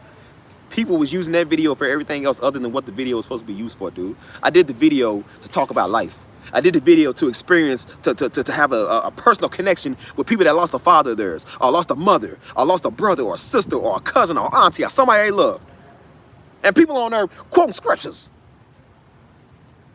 One of the last comments I got on that freaking video was a nigga, don't allow your mother to sin, cuz 1 Timothy says a woman shouldn't preach. I only say this because I love you. I said, but they don't love you. I don't even know you. We ain't doing that over here on this channel, nigga. My mama's more of a man than you little coon skin. Quit worrying about what somebody else's mama doing, boy. She better than your fat mama. That big old ground gravitational pulling moon of yours, you call her mama. That earth, wind, and fire, all type of hell smelling when she get her from a chair type mama of yours. You sit there worrying what my mama doing? Nigga, shut up. Worrying with somebody else. Like, we don't matter. She's still better than you. We all better than you. Shut up. He said, I watch her following the daily, man, and see the Lord said a woman can't preach. I'm like, well, she is. Don't worry about it. You ain't. He said, you or your brother need to take over. We won't. I won't. I said, now I was never going in the first place, but I said, I definitely ain't now. Now, because you said something, nigga. I won't. And watch, I still ain't.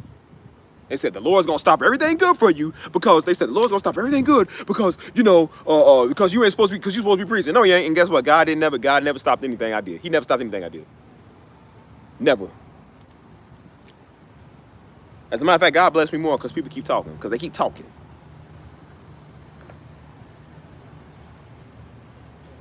No, it's all good. No. Again, like I said, I'm not talking about the people that's hold on, let me see what this says. No, that's why I said you can, again, people can ask questions. I don't mind you asking questions. It's just the way, like I said, I just had to deal with a lot of crazies on the channel. You know what I'm saying? That's a topic I don't really like to talk about, because when I first did the live streams, I didn't mind talking about it, but I had to keep doing them. And I said, look, I'm getting real tired of talking about that. I said, I put it in the videos. I tell everybody what I did in that video. The biggest video I got on my channel. You know, it's there. You know, some people want to follow up, and some people still couldn't believe. Like, people really couldn't believe what I was telling them. You got to understand, like, why I say this. People really was not taking my word on what I was saying. They said 7 years and y'all ain't never said nothing. Like, we got to tell you something. This is our father. We couldn't even enjoy our own father, and we owe niggas an explanation. And I said, dude, I chose to do the video because it wasn't for them. It was for people that needed to hear that could relate. That's why people that could relate was like in the comments, hey, I understand. My father died the same way. They say, hey, I lost somebody the same way. You know what I'm saying? You got a bunch of church nut Negroes that's like, nah, see, I don't understand. Nah, it don't make sense to me. Who cares what it makes sense to you? I said what happened, right? I said, so the fact that people are sitting there not believing what you said, it's like, well, bro, why did you ask me a question if you didn't want to hear the answer I was going to give you? They wanted me to say, nah, it was the government agents, man. Nah, see, the CIA did it. No, they didn't. No, they didn't. I don't even think Darby was that big that the CIA was even on his radar. So the fact that people say that stuff, like, he wasn't a celebrity.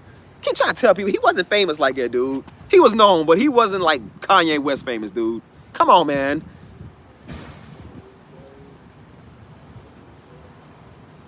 So yeah, that's why I said, like, that's the topic, man. I didn't mind talking about it at first, but I said I had to deal with a lot of these nuts, man. That's why I said that question kept popping up, because people, it was like people trying to size me up. I'm not saying you doing that, whoever you are. I'm not saying you doing that, but I'm saying like the people that kept coming over here, they kept trying to do that, like size you up, like, nah, man, I don't believe what you said. That was somebody on the comments. It's an old little fake Compton Crip nigga. He said he was a Crip from Compton. It's old fake nigga. He's like, nah, I was a Compton Crip back then, cuz. He's all cousin me. Nigga, don't cuz me. He said, nah, man, cuz, your father changed my life. He said, nah, I don't care what nobody said. He put a quotation, nah, they did kill him. After I said they didn't kill him, I said, bro, I can't stand niggas. You a fake Crip, nigga. You want no Crip. A real Crip would understand code, man. A real Crip would understand what a real nigga telling him. You didn't understand what I was. He gonna tell me what happened. He gonna tell me they killed him. You old fake Compton Crip, nigga. You ain't no Eazy-E, no NWA type nigga. Shut up. That's why you watch Dark, because you a fake Crip, nigga. Couldn't even tell me what set he was from or nothing. I said, boy, shut up. That's why he said ex-Crip, because he wasn't no real Crip to begin with. Shut up, boy. He gonna put in quotations, nah, they did kill him. After I said they didn't. You stupid Crip. You old fake Crip, nigga. It ain't no diss to Crips. Like I said, I respect y'all Crips, man. I respect Bloods, I respect Hoovers, I respect all y'all. I don't respect niggas like him. Y'all need to DP this nigga. DP this fake Crip, dude. This nigga say he a Compton Crip. What set he claimed, cuz? What set you claim? You don't. That's why you watching Darby, because you ain't a part of no set. Shut up. I asked Blueface and all of them. They ain't never seen Cud. They ain't never seen Cud before. And like, Crip Mac ain't never seen you over there on Compton. They ain't never seen you nowhere on Schoolyard, nowhere, boy. You ain't no Crip. Shut up. He gonna tell me what happened. He gonna tell me what happened. I'm gonna tell you what happened. You ain't no real Crip. That's your problem. You ain't no real Crip. Shut up. See, I know real Crips. You ain't one of them. Real Crips ain't in my comments. Comment, dude. Real Crips don't do that.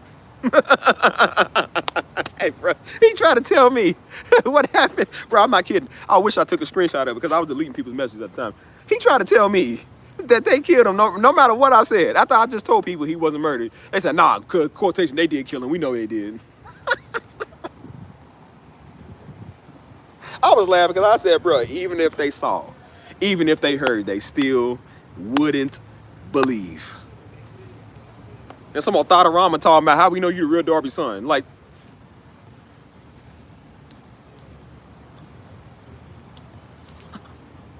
how do you not know?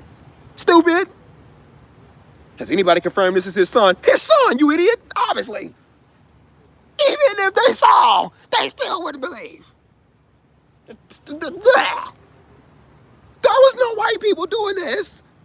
There was no white people doing this, dude. No Mexicans, dude. No Arabs, no emos. Only a certain demographic of people that think they know everything. They so smart and can't get out of Mississippi, but they know everything though, right? You know everything.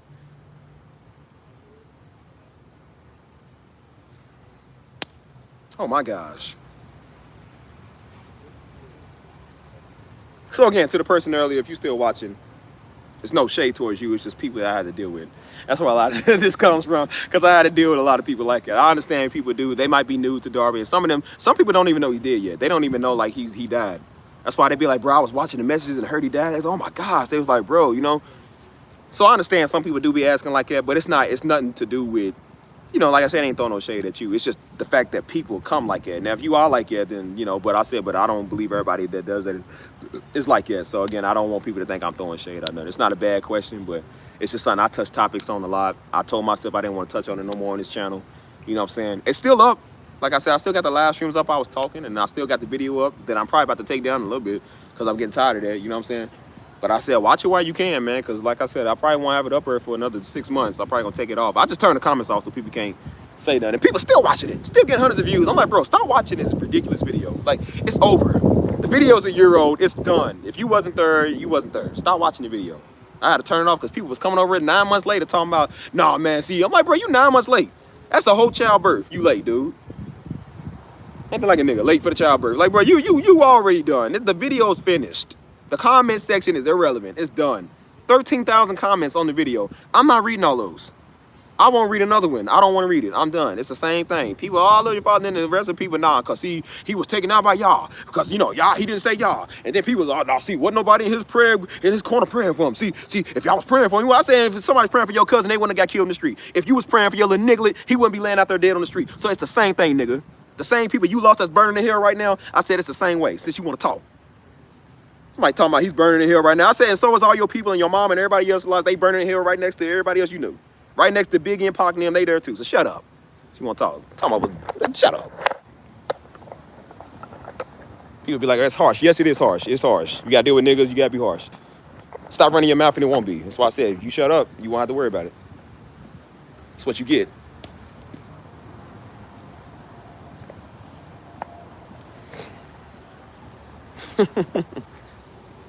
I told you they asked the dumbest question of all, talking about how we know this is Darby's son. I said, you know what? I kind of liked it because I didn't want people to know I was Darby's son. I wanted you to think I was a random nigga on there, and I really did. So I didn't have to deal with people who watch Darby. Boy, every time that name is brought up, man, just brings out the worst. People just bother you all day. That's why I like being here, man, because don't nobody in San Antonio do this. I can go to the store like a normal human being. I can go to church here like a normal human being. I can go up the street like a normal human being. 5 minutes of freaking Hebrew Israelite or some weird nigga that watch my daddy all the time. And not, again, it's not everybody. It's just the ones that's weird. Keep in mind when I'm saying weird and weirdos, that's what I mean. The majority of the audience is good. But you got every audience, you got a couple idiots. You know what I'm saying? And again, I ain't directing hate towards nobody. Again, I don't go off on a question because I know some people just ask a question. But I said it's the ones that's weird. I can't stand them. I just tell people we ain't doing that over here anyways. But some people don't know because they might be new to the channel. That's okay. Just don't come weird. If people want to know, I don't mind. Like I said, I'll tell y'all my stories. Like I'll be bringing up new memories with Pops, man. You know what I'm saying? That's funny. Again, we talk about the good times because Daddy was about living. He was all about having a good time, man. And he was all about living your life and having fun and being funny and throwing jokes. That's what it was. I don't want to talk about every single message he got, man. I don't want to talk about his conspiracy, his death. I don't want to talk about none of that, man. Let's talk about the good. I done cried for 7 years. I'm done. Let's have some fun. Let's laugh one time. You hear me? I done cried so much more tears. I don't got no tears to cry no more, man. I'm tired of doing that. I want to live in the good times, man. The good life. I want to be reminded about trauma every day, dude. People are unsympathetic. They mad at you now. He was a false prophet. Yep, and so was your dead auntie. And that's why they burn the hell now since you want to talk. Since you want to talk about where he is. Well, I know where all your peoples is. We know where they at. Hold up. Go on the elevator. Might mess up in here, y'all. Signal's kind of bad. So let me know if y'all can still hear me. I'm gonna get my battery because my battery running low. Now let's talk. We gonna talk tonight. Let me know if y'all can hear me. I ain't done. Daggone it.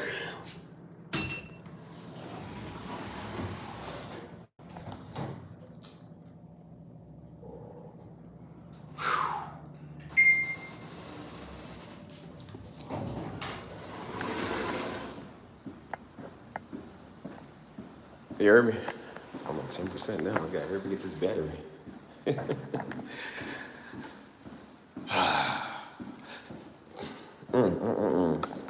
The fact that y'all watch me.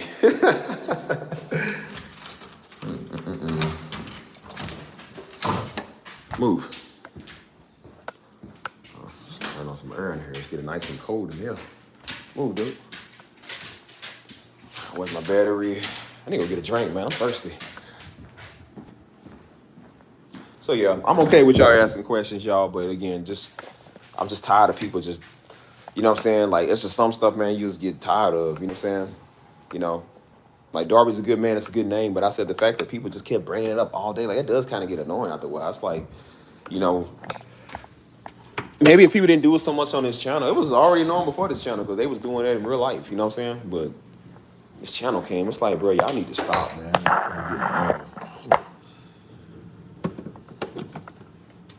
So yeah, I don't want people to think I'm talking to them personally. Like I said, you know, like if you ask a question, that's okay. But just from now on, that's why I said from now on, I don't talk about that on the channel no more because it's people. So, hold on. Put my stuff away. Woo. I think it did. It's 81 here. It was actually kind of cool today. So, hold on. Hold on, y'all. Put some background music on. I'm gonna play my beat real quick. Oh man.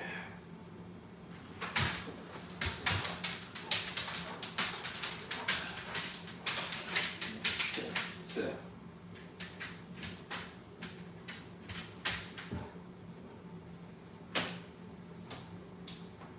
Hold on, y'all. 1 second.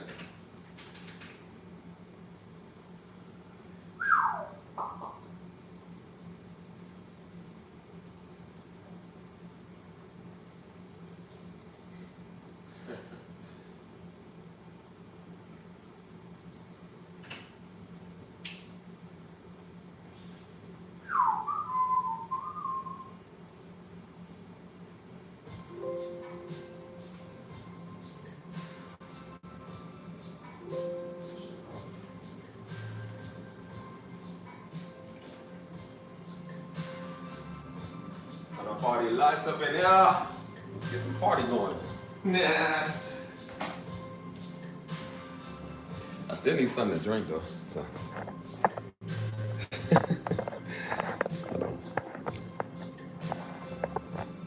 All right, what we on? What we on? Oh wait. Play my fave beat that you made. I wish I knew the name of it. Was that the one I played last time? You gotta be more specific. I got a lot of beats, y'all. Y'all all say my stuff is your favorite. Y'all not being legit.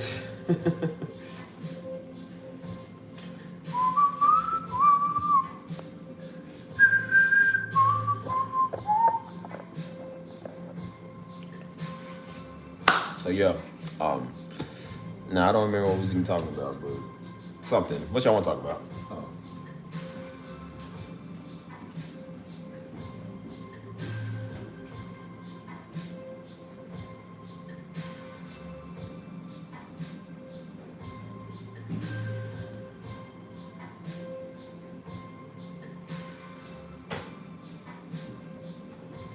Oh. Good night, LB. You have a great one. It's good seeing y'all. Sabrina, you gotta be more specific. I was about to say Pacific. Like Pacific Ocean. Let me be more Pacific. So look at Steve. He's talking about the common Negro. He speak like, well, y'all got any strawberry milk yet? No. Look, I promise you, tomorrow I will get to work on the Sunbird, okay? Dang, God, just give me a break. Lighten up. Gosh, you guys are the worst. White people wouldn't bother me. So the research paper, you said at a couple people, they was going to buy it but didn't. You got me more specific. That was a couple of beats I said. Was it like an R&B beat or was it a slow beat, kind of like this one? Or? You got to understand. I got over 300 beats, man. I got to be specific. So, oh no. You got to be specific. Sunbird's coming to y'all, man. It's coming. I ain't gonna lie, I'm ready to get it done too, man. So, Trap So stream. Shoot. Let me think.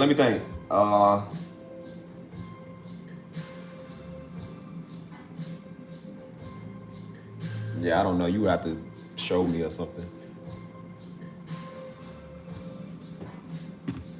You gotta understand, I got a lot of music, man. A lot of people was supposed to buy it, use it, and they never did. So I just kind of use it for my own little thing. You know what I'm saying? What in the world? So yeah, yeah, I don't know. I'm trying to think what I was gonna sell to people they never got. I can't think. Water Tesla. What's that one? Tila? Is that what it's called? I said, y'all gotta be specific with y'all names, man. I don't know none of you. Y'all do know I make these every day, man. It's not like I remember what I do. So that's why I said, like, y'all be like, oh, remember the one you did on that stream last week? I'm like, no, because I do like 3 of these. I don't know any of these. They said, weird, you made it. I said, I make a lot of stuff. I don't remember what I make, dude. It's a lot of stuff. Like, I don't even remember what I made yesterday or the when I was here before I left out of town. Like, I forgot I even had this beat. And this is one of the last ones I made. So, hold on.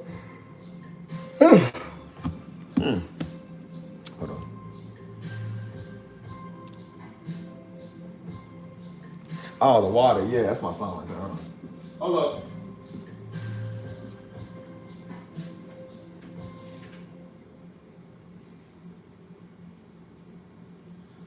Let me see if that's what I call it.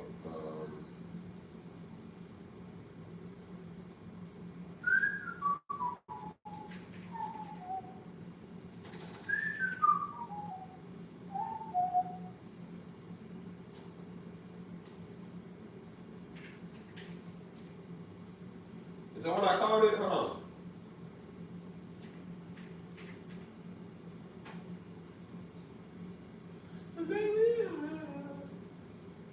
I don't think that's what I called it. Hold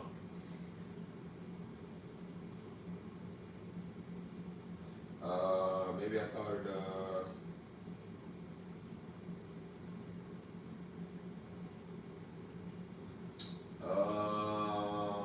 Dang, man, I don't know what I called it, yo.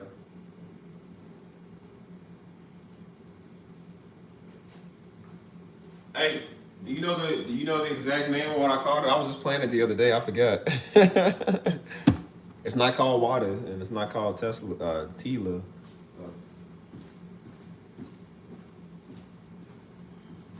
Sorry about that. Stream just magically messed up. So. Is this the one y'all talking about? The Water song? Yeah, I heard that pretty good.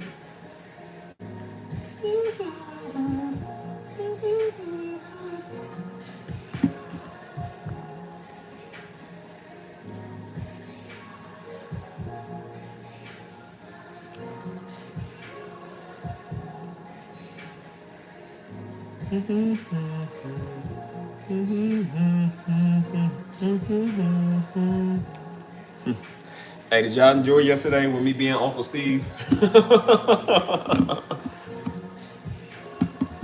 had to carry my friend's kid, man, on the beach. And so, of course, when he first met me the day before, like, you know, babies are not used to people they don't know. So, of course, he was fussing and crying and stuff. He was crying with everybody. And so, yesterday morning, he had some little, he did for me, man. That baby was heavy. But we was having some breakfast and stuff. And so she put on this little song that he likes. She said he likes this little pop song. I said, what's this? And so it's like somebody saying like, oh, they do. And so every time my song come on, he just be like dancing, he be grooving and stuff, and just getting up dancing. And so she puts on like these little Coco Melon shows and stuff. And so yeah, balloons. We was blowing up the balloons for his birthday. And so I was giving him a balloon to play with. And then, you know, he touched his face like he's over laughing. So I would do I said, boop. You know, like the peekaboo. He's over laughing. Dude got the biggest little laugh. You know what I'm saying? Just bonding. You know what I'm saying? And so she's like, wow, you seem to be good with kids. I said, I hope not. I said, I don't want to be good with kids. I'm tired of children, man. Children get on my nerves. And so, you know what I'm saying? Went to the beach, had a good old time. You know what I'm saying?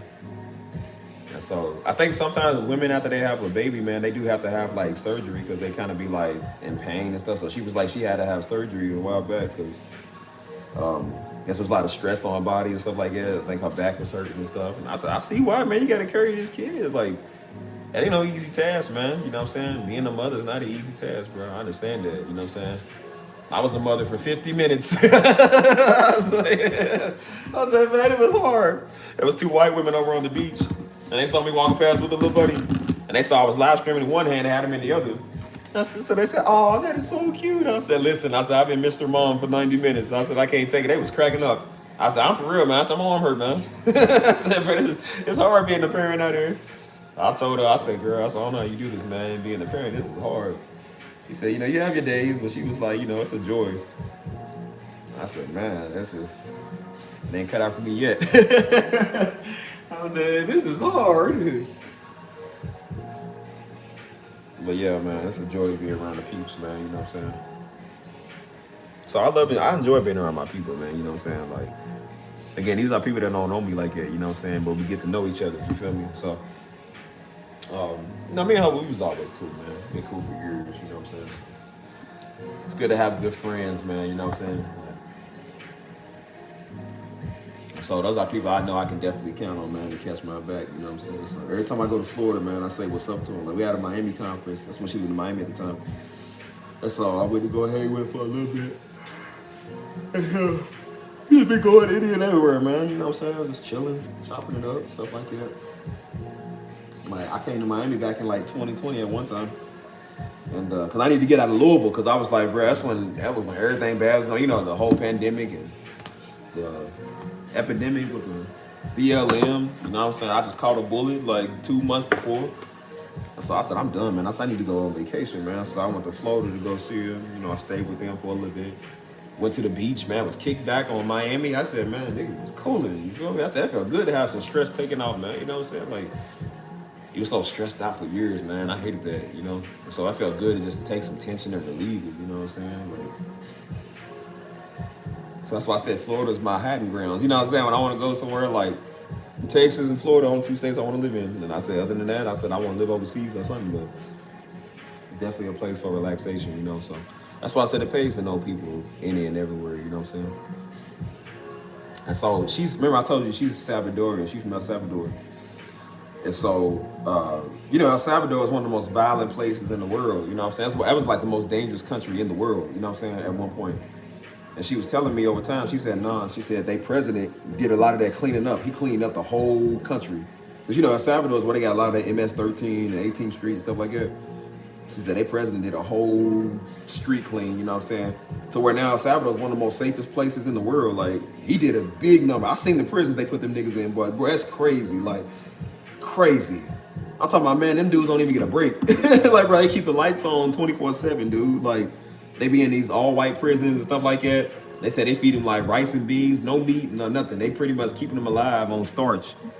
I'm talking about they done cracked down on them dudes so much, you know what I'm saying? Like, it's crazy, dude. I said, dang, they cracked down really hard on crime because it was one of the worst places in the world. So I'm like, he did a whole street clean. So I was like, dang, bro. But she was like, yeah, she said one of these days, she said, I wouldn't mind going back to my home country. She was like, yeah, try to come with me one time. I was like, yeah, I wouldn't mind. You know what I'm saying? I wouldn't mind.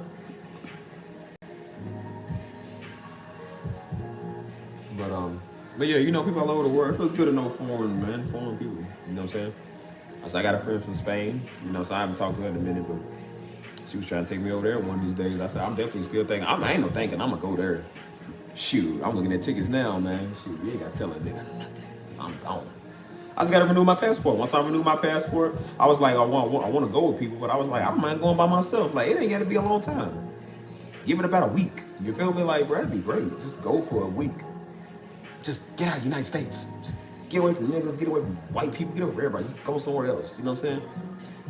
Because even my friend told me, she said, listen, she said, when we drink over in Spain, she said, we elegant when we do it. She said, when we drink our wine, we do it because we fancy. She said, y'all Americans be drinking to get drunk. She said, y'all do it for the wrong reasons. That's what it means when the Bible talking about don't drunken yourself with wine. I'm not necessarily saying you should and you shouldn't. The Bible did say don't drunken yourself with it, but again, we probably shouldn't tempt ourselves with that type of stuff because we all some alcoholics. So like alcoholism around our family. So I'm like, no, we shouldn't. But that's what they doing. They abusing beer and alcohol. You know what I'm saying? She was like, over there, we don't do that. She said, we drink our wine and eat our cheese and we just chilling. You know what I'm saying? She like, we just be chilling. You know what I'm saying? She said, we drink to have a good time. She said, y'all drink because y'all want to get drunk and messed up. You know what I'm saying? Shoot, I'm trying to go to India too. I really be trying to go to India. I ain't gonna lie to you, man. I love Indian people. Cause she's half Indian too. And so her daddy's from India. So she's like, I've been to India. She showed me pictures and stuff. She riding the elephant and all that. I said, that is so cool, man. She's like, it's so fun over there, man. She was like, the world is big. Like, India's a big place, man. I don't know if I eat none of their food, but you know what I'm saying? Like, I definitely would go to I'll just bring my own American food over there because I don't trust their food. I've been seeing how they make some of their stuff, man. That look kind of nasty. I ain't gonna lie to you, man. Food's a little extreme. Hold on. Said families from France. Mom and Daddy went to France. I've never been over there. Are they feuding? Are they feuding in France? They can do that. Alright, but monsieur, this is our side of the block. Look here, madam. I don't appreciate your tone with me. You have some respect for the proud heir of Monaco. But monsieur, we are not in Monaco. We are in France with the baguettes and the Jacques. I would love to see one of them getting an argument. I heard that's the one place that they said even American white people, they like them French people are snobby. They say they like treat them bad too. Like they said they think they better than you. That's all what's wrong. Y'all white people getting a taste of y'all medicine. Y'all don't like it? Yeah, there you go. I found y'all match. Snobby French people.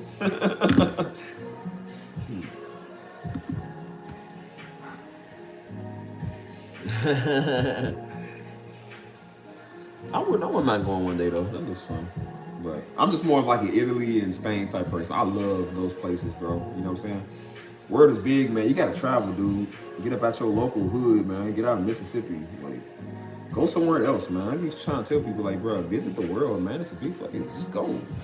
Travel. There's nothing wrong with that, man. Get on the plane and just go. Don't look back and just go. You know what I'm saying? I know a dude, man, he went to Indonesia. You know, he go to Indonesia all the time. I said, bro, how long do it take to get over it? He said 24 hours. I said, oh my goodness. The plane ride is 24 hours, good. I don't know if I can do that. I said, 24 hours, dude? He said, yep. I said, how do y'all do that? He was like, you know, you just get you some snacks and get you a little, you know, download some movies or whatever.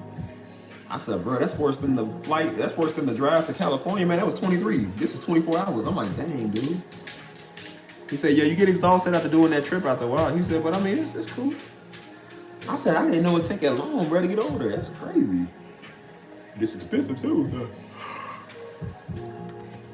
Ow.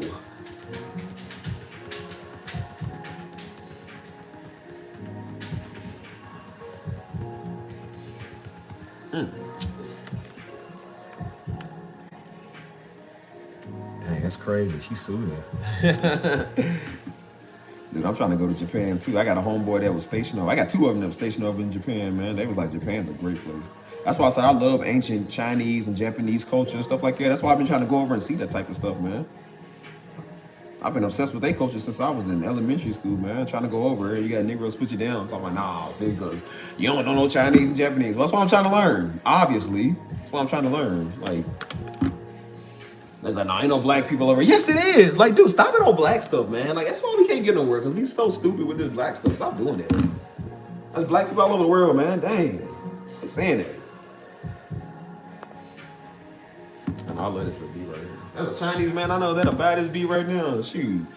Chinese people be like us. They be breakdancing. There's black people all over the place, man. Shoot. That's why we didn't know that, man, because we kept thinking that. Again, I was a kid. I didn't know what China was, so I thought China was black people. I kept thinking that was black people over here. Just to realize that a lot of black people did originate in China. I didn't even know I was right the whole time. That's why I be right about stuff. Like I was right about dreadlocks. You be right about stuff, man. But you be listening to niggas and white people, and that's why you don't know nothing. The world is bigger than freaking Indiana, man, and daggone Maine and Montana and South Dakota, dude. Like, come on, man. Who wants to go to South Dakota to see Mount Rushmore? That's it. I want to go to Montana. What's up for a moose? Like, I don't want to see that. Maybe a nice mountain scenery, but I said, bro, there's more out here in the world than just that, man. Go travel, cuz. Go do stuff. Quit being a lame Negro, man. Just go get out there and do stuff. People just so scared to try. Go scared to do anything, man. I can't stand people like this. Like, bro, just go places, man. Travel. There's black people all over the world. If you don't, go to Africa. You want to know black people? There's black people in Africa. Go there. Go to Jamaica. Go to Haiti. You see that? Dominican Republic is full of black people. Go there. Y'all be so stuck on American black folk. Man, forget American black folk. Get American, period. I'm tired of all of them. That's why I said, like, bro, my wife might not even be in the United States, dude. My wife's probably abroad somewhere. Like, and that's the way I would like it anyways. I like foreign anyway. There's melanated foreign people. Shoot. There's more than just melanated people that watch Darby. Like, there's melanated foreign people that watch Darby, too. And the melanated foreign people that love our same Christ. Like, come on, man. Black people all over the place. You wouldn't think of black people when you hear Costa Rica. There's black people in Costa Rica. They got a whole Jamaican side over there called Puerto Vieja. Look it up. Limon, Puerto Vieja. That's where all the Jamaicans be at. Some of the coolest Bob Marley lookalike type people you would ever see. Them niggas is cool, man. They be out there smoking their joints and eating their shrimp. They good, man. They don't mess with nobody. Talking about this Black Central over here, bro. Black on black on black on black out there. There's your husband over here. There's your wife over here. They over here. Limon, Puerto Vieja. Let's go over here. Costa Rica ain't no bigger than the state of Kentucky. And that's plenty of everything. And they got millions of people to live here. You gonna find your spouse somewhere, man. Believe me when I tell you. They somewhere. They do. I said, man, forget a Nia Long and forget a Sydney Sweeney, dude. Go somewhere where you see the original people of the land, dude. There's black Mexicans, there's black Colombians, because I knew a black Colombian that I talked to before. She was a black Colombian. They black, I was like, but it look like they look, you would think they would live in like Illinois. Like they look the same. It's just they speak Spanish. They all over the world. I'm telling you because I know. I've been there. I've talked to people like that. They all over the world. There's black Scottish people that look like somebody that live in Chicago. They look the same. It's just they thought. So I don't know what everybody's talking about. You know how they say something like that? So I'm seeing what all the fuss is about on TikTok. You know what I'm saying? Yeah, blacks in Russia. Blacks everywhere, man. Cambodians are black people. Have you seen a Cambodian? They look like your cousin them, dude. They basically black people. Go talk to people, man. Stop being scared. Go travel. There's black Australians, man. There's black... I was about to say black Ethiopians, duh. Ethiopians are black. I said, technically they're Middle Eastern. Well, they black, man. Go talk to all of them. No matter if they Middle Eastern or not, they black enough. Go talk to them. People are so technical about everything, man. It's like, bro, go find somebody of a dark skin tone. It's always them wanna be deep type niggas, man. The same ones that was mad at Moses because he married an Ethiopian because she wasn't of the tribe. Nigga, forget a tribe. Go talk to somebody, dude. That's why God made him turn white. Since they want to talk about black, now he turned them white. If everything they didn't want to be. Y'all keep talking on Steve, y'all might turn white. Keep on talking on me. Y'all better shut up about my white women. If you see me in my Sydney Sweeney in public, you better shut up. You might just turn her color and complexion. Except you won't be attractive. Well, you talking crazy. You gonna turn just like that color right there. Poof. Like, is that a shaman? I ain't a shaman. That's an ugly nigga that turned white. Dude. I'm speaking on my status, nigga.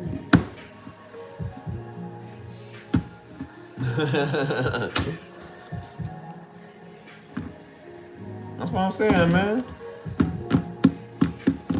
I see black Arabs. I said, bro, I done seen African, Egyptian. That's why I said, bro, ain't nobody on this earth better than a melanated woman. I mean, everybody has their preference. I'm not saying like they better than people. I'm just saying, personally saying, I've always liked people that are melanin better. You know what I'm saying? Like, I don't mind white women. I'm like, they typically are just not my cup of tea like that. I said, I just like people that's melanated skin, whether they be tan or maybe a little lighter brown or something, or darker brown or dark or whatever.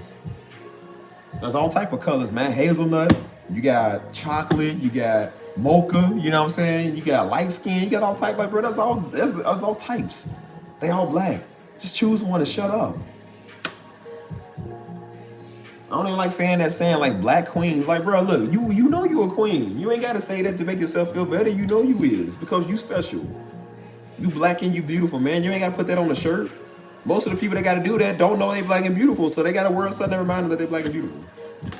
It's like, dude, you already know you is. Black women are getting stopped more than anybody else in public, man. Even the white man, dude. I've seen a lot of white dudes hopping on that game, dude, and I don't blame them. Look, even yours truly. My nigga, I used to be on this type all day, bro. This type. And even I'm just like, good. Black woman with some white nail polish. Oh, Lord Jesus. Black woman with some anklets. Dreadlocks. Huh. So, whew, did it get hot in here? Or did it get... That's why I said a black woman with braces, you ain't beating this shoe. Nigga be tripping. What you talking about? So that's why I said everybody's hopping on that. I'm not saying they just hopping on it. People been liking it. You know what I'm saying? It's just, I guess they make it feel like it's not common. It is common. I know a lot of white dudes that love black women. They got a black wife.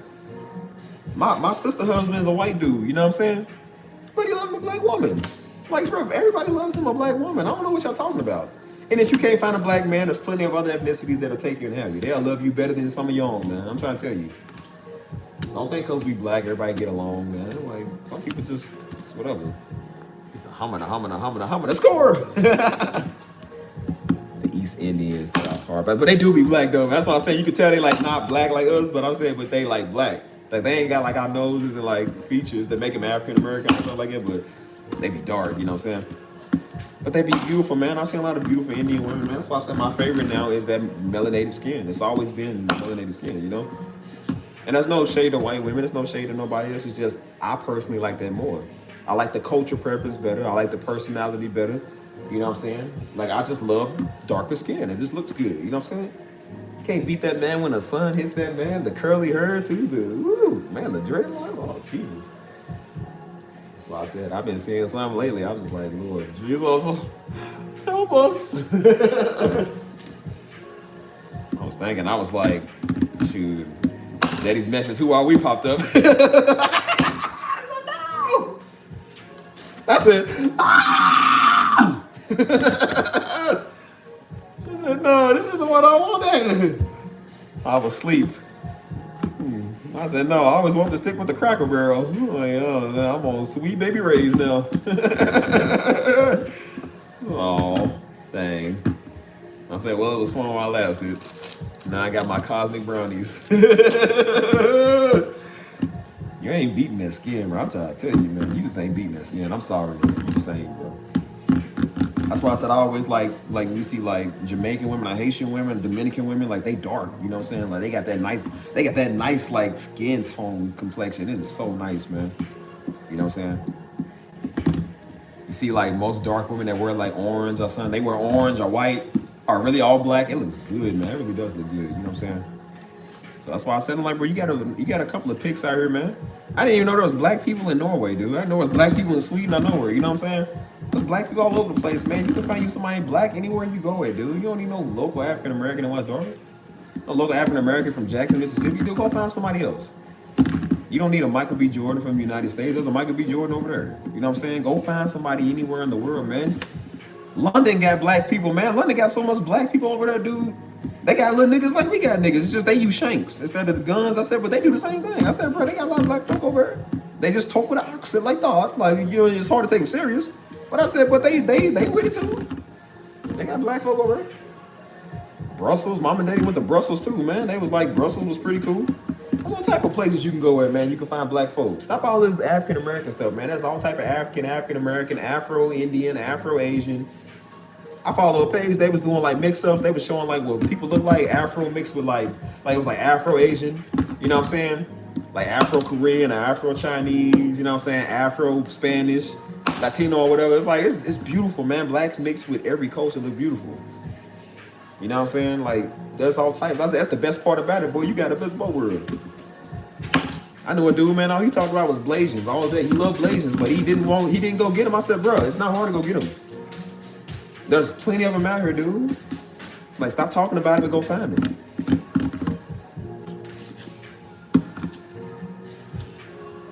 Like, man, you gotta start thinking, man. You know what I'm saying? Like, that's why I said, you ain't gotta tell me. When I want to know somebody, man, I go know a nigga. I don't care. When I want to know somebody, man, I go find where I can find that person at. If I wanted to get an Afro-Asian, where are Afro-Asians at? I'm sure there's a community on Reddit or somewhere where I can go where they got Afro-Asians. There's a community for everybody, man. They got a community for everybody. Go find it. That's why I said, you ain't gonna tell me this stuff don't exist, man. People, I want a woman that love the word. I'm like, and that's beautiful and that love the word. Everybody that love the word ain't ugly, they ain't Rasputin. Like, bro, there's some women that actually do look good out here. There are good-looking Christians. It's because you love God and when you gotta be ugly and lame. Like, bro, there's people that take care of themselves. There's people that still do their makeup. They still wear nice clothes. They still take care of themselves. They still go get manicures and pedicures. They work out. They take care of themselves and their body. Like, come on, man. There's a lot of people out here that love God, man. You ain't gotta be no Satan worshiper to love yourself, take care of yourself, dude. Come on, man. God even told you to take care of your body, man. He told you to take care of yourself. Of all colors, man. That's the best thing. Of all colors, man. If you choose to, like I said, if a dude choose to go get a white woman, that's on him. I said, if you choose to get a black one, that's on you. Just get somebody. If they out here. If I wanted to find a Haitian today, I know where I can go find them at.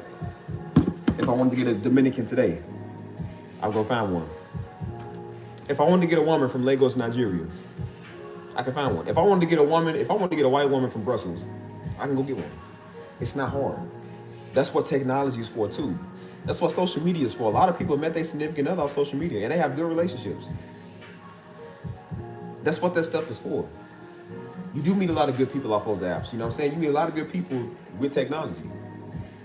You're in a whole nother country, but I can chat with you. And then, like I said, we can make stuff work in real life. And then who knows? There you go. I told you about the dude that met his Colombian wife. He got out of a divorce with his white wife, I'm guessing. You know what I'm saying? And he got a Colombian woman. He's in love with her.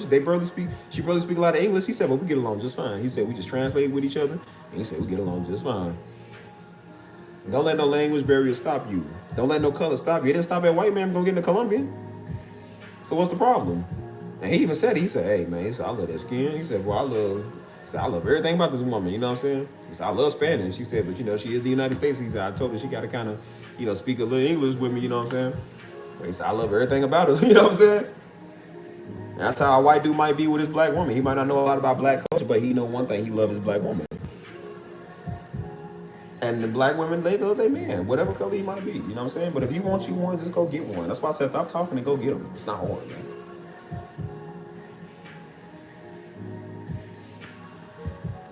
Hold on. Oh, thank you. Yeah, mom is a beautiful woman, man.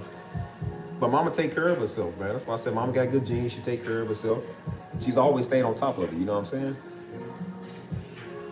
And that show you right there. Like, just because you get older don't mean you can't still love yourself and live life and look good and be good. You feel me? Like, you can do anything.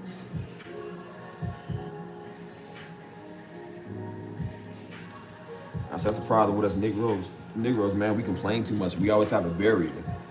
It's always a language barrier. Always dangerous. Oh, we don't know the language. Well, bro, learn. That's what Duolingo's for. Download Duolingo, the easiest way to learn a language.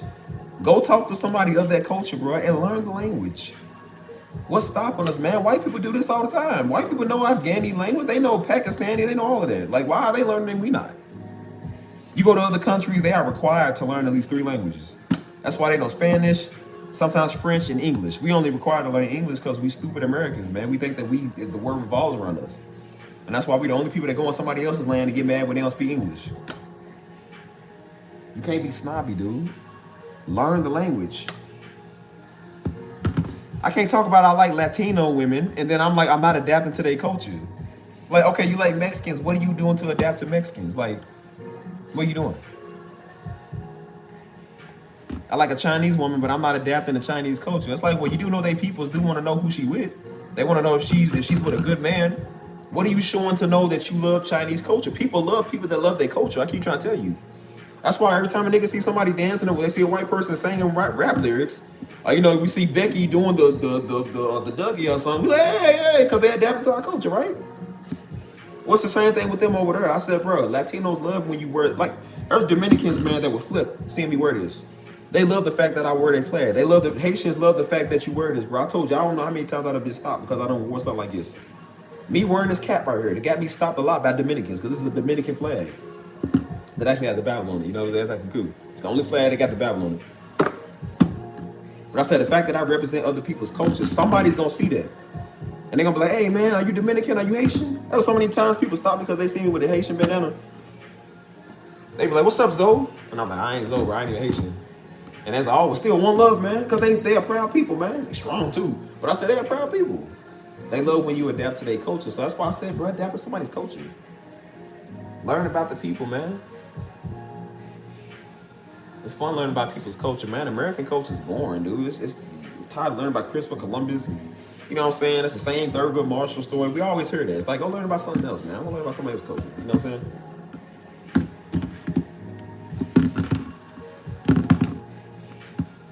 Anyways, what are we doing, y'all? I need something to drink. I'm actually going to go to Whataburger, man. Just give me a large drink. I got food here. I got Domino's. I just ordered that when I got home, so I said, I'm going to go to Whataburger and give me a large drink because I forgot to go to the store. Hold on, y'all.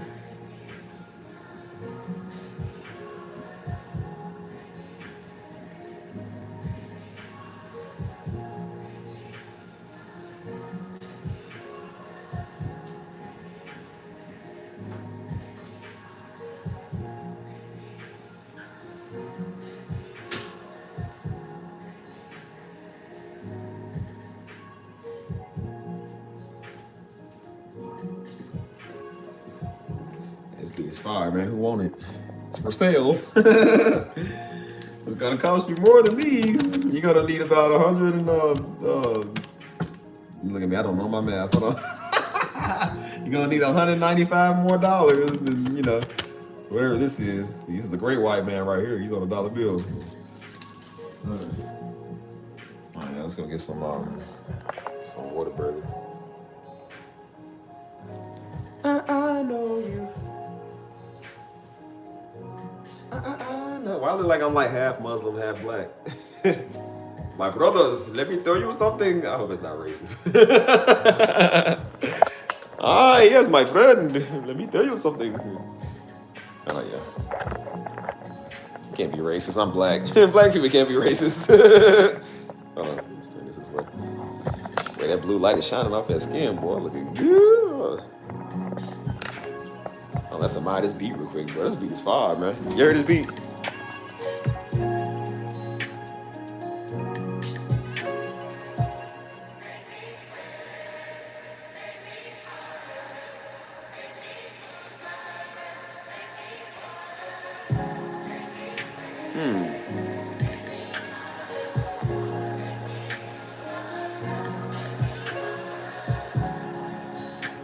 That beat is banging, man. Dang. Who's still here, y'all? Let me know who's still here watching, because I'm about to go to the store. Look at this. Got the bedroom with the blue lights. It's peaceful, man. That's why I said I'm at peace, man. Nigga just chilling. He's at peace. This is what peace is, man. Just relaxing, enjoying your time, enjoying your life. Crazy to think, man, what God's did in the last 2 months, man. My life is so much further and so much better in the last 2 months, dude. Like, crazy.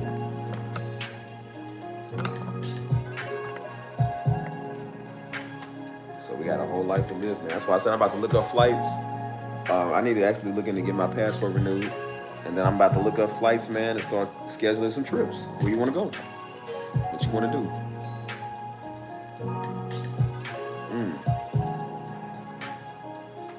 I let it be, man.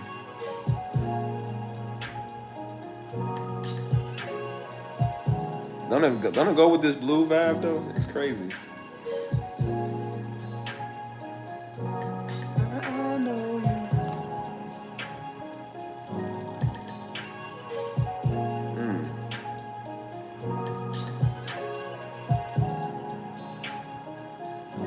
Gotta make sure I'm well rested for tomorrow, y'all. I did promise y'all to work on this Sunbird album, so I'm definitely gonna work on that, man. Get that done. Don't y'all bother me about it no more.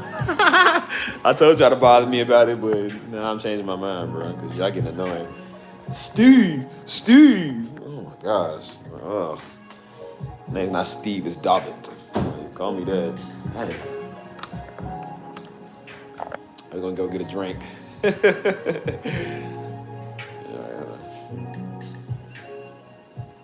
I love this beat, man. I'm trying to leave, but that beat is. I know you.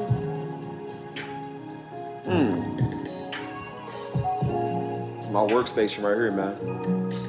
That's why I said your workstation. This is a $100,000 setup right here. This is where you make your money. What you got? This phone right here. This is $100,000. This $100,000. You sitting here in the music setup right here, dude. This is your talent and your gift God gave you. $100,000 setup right here. Don't think because you ain't got a big studio, man, and you ain't got a Bentley car yet, and you ain't like, bro. This is my start right here, right here. And this is not even necessarily my start. My start was further than this, like further back.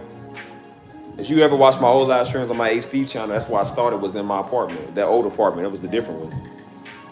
This is still a start, you know what I'm saying? But I said, but this is where it's really started at, man. This is where your legacy is being built right here. So I take big pride in this spot, man. This is a really powerful spot. Because let's say, worst case scenario, I did get famous. Let's say I did blow up and be somebody big time, you know what I'm saying? I will never forget where I came from, man. It was right here. So that's why I take this spot serious. And being in front of y'all doing these live streams, I take that serious, man, because this is where it all started.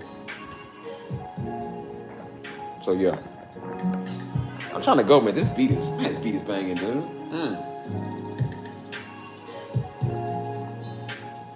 Y'all want me to do a music live stream in the morning? Is that what y'all want? I'll do a music live stream in the morning if y'all want.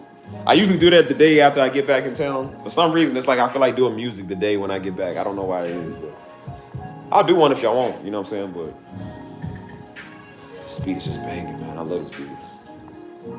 Y'all want another Trap Soul? Trap Soul? Tuesday. It has to be Tuesday. Yeah, Trap Soul Tuesday. Let the eyes have it. All right, I gotta get something, man. Bro, I'll be playing this beat all night. I love that beat, man. Dang, that beat is fun. I know you. Hold on.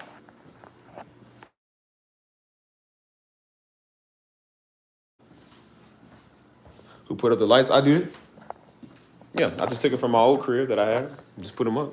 All you do is it's just sticky. You just like sticky paste them and stuff. You just put them up around it. That's it. Yep, so every night I just usually turn it on and move. Just put a little vibe in there, you know what I'm saying? It's beautiful, man. That's why I say I love this crib, man. I feel like it's not a crib if you ain't got the nice lights, you know what I'm saying? Hold on. I ain't gonna lie, man. I was whistling a lot of my beats, man, on live stream. Ouch. I was whistling them in Florida, man. There was a song that I was playing, and I kept whistling it. It's a song that I think I did like maybe once or twice, man. And I kept whistling that song the whole time. It was another one I did too. And I said, dang, man, like I wish I could bring my computer with me, you know what I'm saying? Like, I don't really trust my laptop. I didn't because I want to start bringing music on the go. Like, I'm trying to start popping out beats like babies. You feel me? Like, just keep popping them out, you know what I'm saying? But my older laptop is a little older, it's a little slow, you know what I'm saying? So that's why I kind of do everything on my PC, man, because of course it's better, it's faster. But I got so much stuff, man. I asked God for an abundance of music, and look, he got an abundance of music, dude. Like, so much I can't even contain, man. You feel me? Hold on, y'all.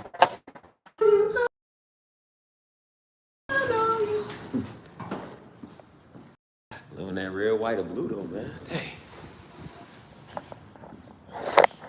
Yeah, so that's why I said I'm really excited, man. Happy, you feel me? Like, hold on. And now you need to get the sticky lights. Those are better, cause I feel like they got better color options. You feel me? And then it's just like they just look better. They give off a better feel. So yeah, some nights I have them up for y'all with the live stream, and then if I have company, he's like clap clap, toot toot, cold sweat dripping everywhere I want. Like Alexa, play Mariah the Scientist. I got company tonight. Sure thing, nigga. Do your thing. Now play Mariah the Scientist for you, freaky. Like, nah, I don't have Alexa. And I don't have a woman, so. Sadly, I will go to bed to learn tonight. But nah, but yeah, man, that's why I said, like, I want to start bringing music with me everywhere. I want to figure out a way to get it on my phone, too, because I got a lot of music files on my phone that's already ready to go. So that's why I said I got it on the go to where it's like I can be on vacation or somewhere like, you need this file? You want this song? All right, I guess you're in. Export it. All right, send me the money. That's it. You feel me? And so that's why I say that's what I mean when I say taking work on the go, man. Being mobile, being able to work from anywhere in the world you want. You feel me? Because like I said, business don't stop even if you're on vacation, man. I told you it's all about business. And so I'm understanding what that means now, man. And so I'm putting myself in a businessman's shoes, you know what I'm saying? I told you I was doing digital marketing. Digital marketing is selling music, it's selling anything online. Like Amazon, when you're on Amazon buying products, that's called digital marketing. When you paying for an aircraft, like I said, you go on Priceline or Travelocity looking to book a flight, that's digital marketing. Anything, any shopping you do online, Black Friday, Cyber Monday, that's all digital marketing because it's digital shopping. You know what I'm saying? And so I was doing digital marketing, was trying to get into digital marketing, didn't even know what I was doing was digital marketing the whole time, dude. That's why I said, I'm like, just take a minute to think about like what you're doing. You want to do something, but you don't even know it's what you doing in the first place. And so they said, yes, selling the digital product like music, because it's selling it online. Anything you sell online is digital marketing. You know what I'm saying? And so I said you was doing digital marketing the whole time and was getting good at it and didn't even know. You was trying to take a course and trying to figure out how to do it better, but you already doing it. You was trying to sell somebody else's products. I'm like, dude, you got a product right here you can sell. Your product is doing the music, you idiot. I'm like, bro, do the music. You don't have to sell nobody else's stuff. Sell the stuff that you got. This is your stuff. I think God was trying to give me I really believe he was trying to get me to realize that. Because I kept trying to do everything else. I said, no, I'm going to do this over here, and I'm going to work for this company, and then I'm going to sell this company's merchandise, and then I'm going to do this. Like, dude, you already doing something of your own. I kept knowing, I knew I was going to make money off of doing the music, but I was like, well, let me do something else too to make double money. It's like, dude, forget the double money. Why you going to learn something else you're not good at right now? I said, learn the thing you already good at. You're already good at that. Just do it. He gave you the music, and I said, I noticed when I did the music, boy, I made more money and more success off of that than I did anything else. I like doing that better because I don't have to take a course to learn that. I already know it. So I'm like, all I got to do is y'all see me put it together on live stream. Y'all see how I come up with these. And some of them I don't even like them, but I'm like, people like them. And then you put it together and you sell it, and that's why somebody wants to buy it, and that's it. You made money off of something that somebody, I told you, everything you do is a service, man. You made money off of something that somebody's looking for. You know what I'm saying? Everybody's looking for music for their project. Business has never been booming before. Everybody looking for music for their videos, for their projects, for rap, for singing, for background, everything, man. You know what I'm saying? And I said, you are in the perfect field. You hear me? So, yeah. And so I said, I told you I got $100,000 set up right there. Just right there. So much music already done. It's already on my phone. I said, dude, you are sitting on so much potential. It's time to get that out there.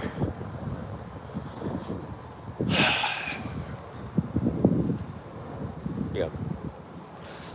Anyways, I was thinking about doing a music live stream in the morning, man. If y'all want to tune in, it's not gonna be an official stream, so usually when I get done with these streams, I kind of take them off. Like they still on there, but they on the unlisted playlist, so that way it's not on my original channel. Because I didn't want to flood my channel with just a bunch of live streams. Because then people if they do try to rewatch them, it's gonna be so many of them, they don't even know what's going on. So I'm like, I try to just put the best ones and the important ones on there. You know what I'm saying? But I have fun, man. That's why I say I have fun making these beats, because I have no idea what beats I'm gonna make. I have fun making a thumbnail because I make it with AI. I get to make it with y'all be seeing like the man and the woman on the title.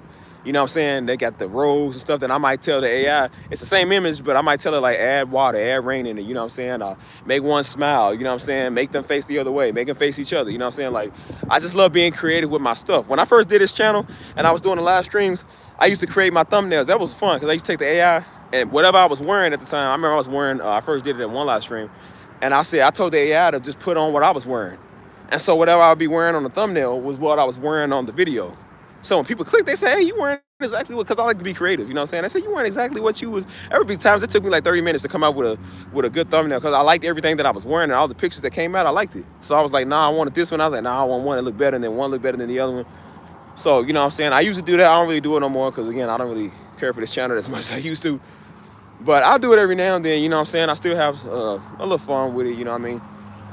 And then, as I said, as you see over time, my numbers were up because, again, the channel was fresh, and so a lot of people came over here. They was just nosy, and you know what I'm saying? There was people over here that supported you, but they only supported you because they knew who your father was, and they thought they was gonna get something from you. And then, you know, some people don't support you no more, which is good because I was trying to limit my numbers anyways. I wanted my numbers to go down. So most of the views that I get are real legit people who do support me. I'm like, you know, you might have got a couple of thousand. I might have got like 3,000 views, 4,000. I think my first one I got like 7,000. And then I realized, I'm like, I don't want 7,000 weirdos over here because all them weird Negroes came over here. I didn't want them. So that's why I said I don't even want them type people over here no more.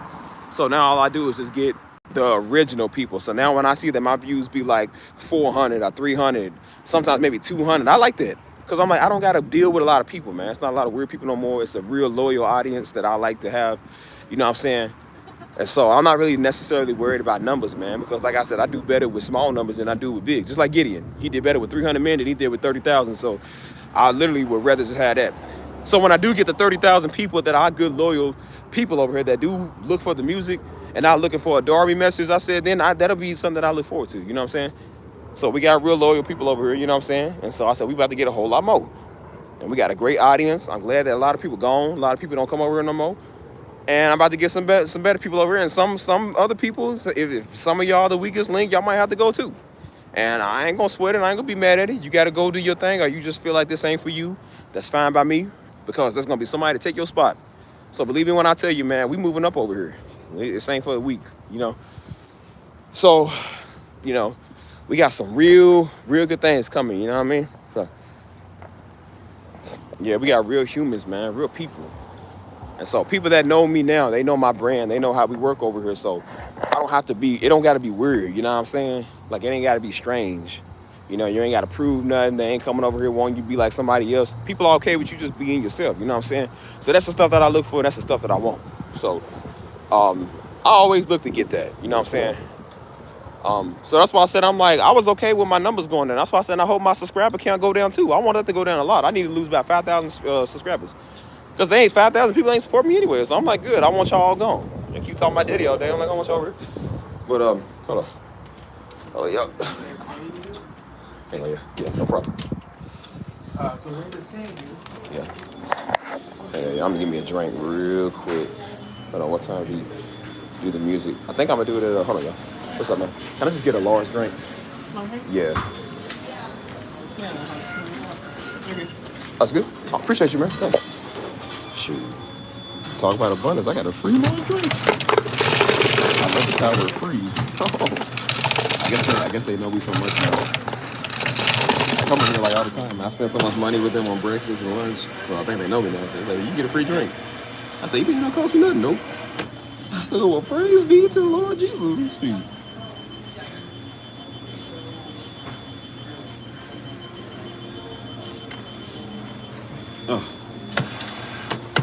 Oh my God, it tastes so much better when it's free.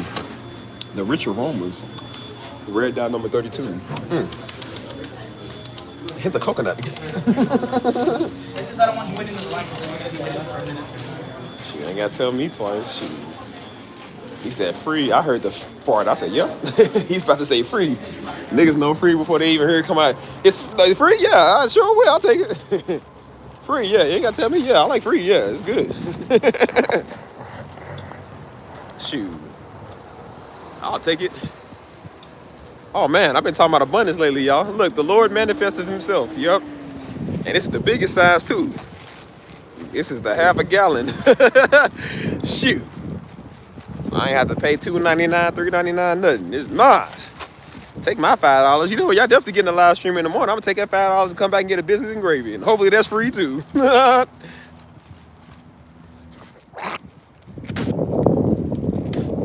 I wish you were like in the real life, boy. You can use your daddy name to get whatever. That Darby name is Royal. I said, do you know him? I was Darby. Yes, please give him the biscuits and gravy. Shoot, I'll be using that way, you know, tell the bill collector, well, you know, my name is Darby. Oh, yeah, I watch your father all the time. Yeah, man, you know what, hey, man, this one's on us. Shoot, I wish. I'll be telling everybody, to the IRS, hey, well, you know who, you know who I am? They don't care about none of that. They didn't care who Jesus was either. They was like, you better give us our money. They don't care about none of that. Julius Caesar didn't care about Christ, man. He cared about his money. That's why Jesus said, give to Caesar what's due to Caesar, because they don't care. They don't. If they ain't care about him, they definitely is not going to care about you.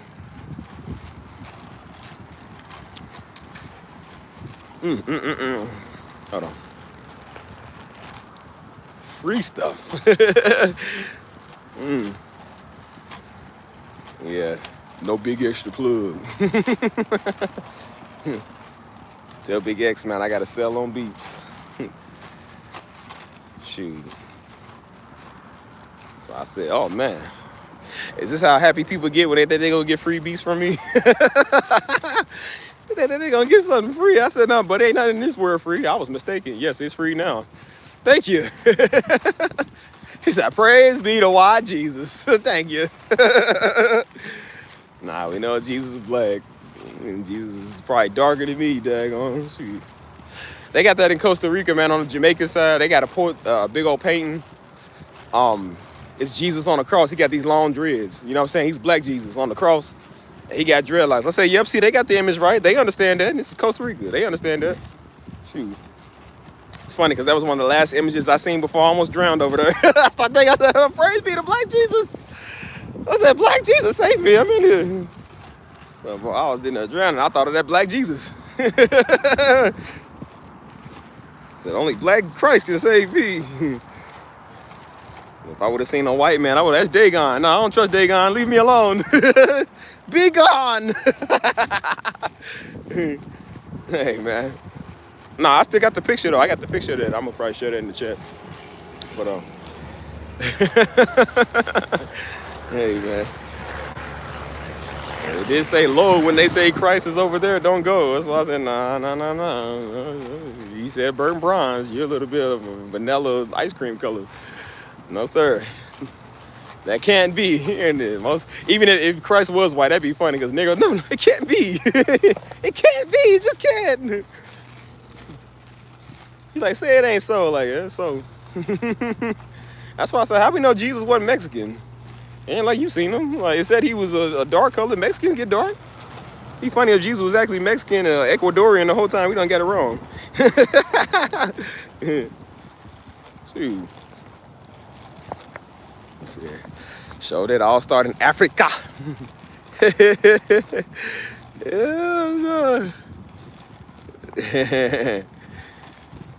You never know, man. You know, Dagon was their water god. I'm like, boy, Dagon sound like somebody's kid. Like, Dagon, come here. Like, this is Orion, Luterio, and this is Dagon. Like, it's like somebody bad child. Dagon need a whooping. Daggone Dagon.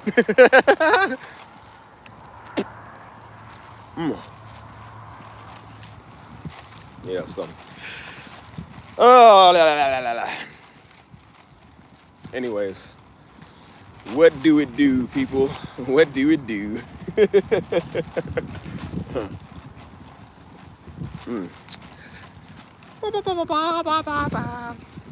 I'm happy I got free stuff, boy. It's like adrenaline rush hit me. You get free things? Shoot. Free stuff. Free stuff. Free stuff. Free stuff. Free stuff. Free stuff. I would have loved to see the Garden of Eden, man. I wonder what that looked like, too. Shoot. Oh, freaking Eve, man. Just listening to a sea serpent or something. Like, oh. I know Eve was a Negro. That's why I always made a joke. I said as much at the time when the women was talking, that's when I thought all women was just talking. And I said, let's not forget that the first sin was ever created by a woman. So let's not forget that.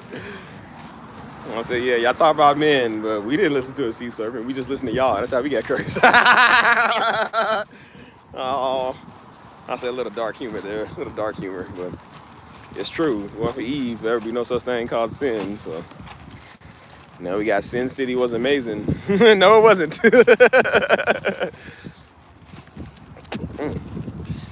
Like, dang, man.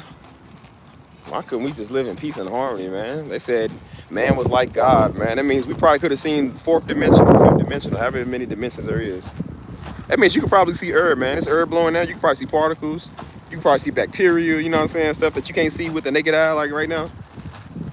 Had all type of stuff, man. You can probably physically hear God, man, talking to you, walking with you and talking. It said Adam walked and talked with God, you know what I'm saying? Thanks to this idiot, man, we couldn't hear him no more. You know what I'm saying? Everything's different. We probably knew we was in heaven when we got to earth, you know what I'm saying? Ain't no telling, man. Like, you can probably remember your heavenly body or your heavenly visions or whatever. I don't know, maybe.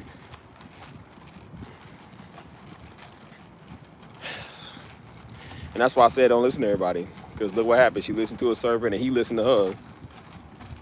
And now the serpent got cursed and they got cursed. That's why they be coming to me, man. That's why I said there was a bunch of feminists be mad at dudes. I'm like, listen, I ain't the one that told you they cursed you to have that time of the month. You can blame your mother Eve. Mother Eve did that. She disobeyed God, and that's what God gave her the curse for. I said, don't listen to me. I didn't do this. I said, that's on her. Go be mad at the mother of all mothers.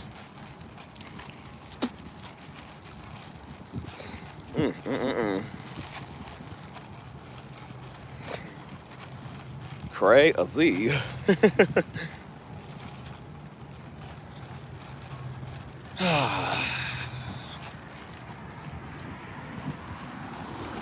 Anyways, what we doing, y'all? I'm about to get up off here anyways. Like I said, I got free stuff. I don't know how to act. I'm happy. Free things. I'm running out of stuff to talk about. Like I said, I'm still kind of beat from the traveling. I got to the crib, man, and after I got out the airport, and I got to the crib, after I got stuck in Houston, I went to Panama City. I arrived at my friend in place, man. I told her, I said, listen, I'm gonna need about at least 30 minutes to sleep for a little bit. She's like, yeah, take all the time you need. I was asleep for like 3 hours, man. I was so tired, man. As soon as I hit that bed, I was knocked, man. I was so tired, man. I ain't even gonna get up. I ain't gonna talk to nobody. I was like, I don't want to sleep in all day because I'm like, I'm wasting time that I don't get, man, because the dag on the airport had me in there for overnight. You know what I'm saying? I said, man, I was so sleepy, dude. Like,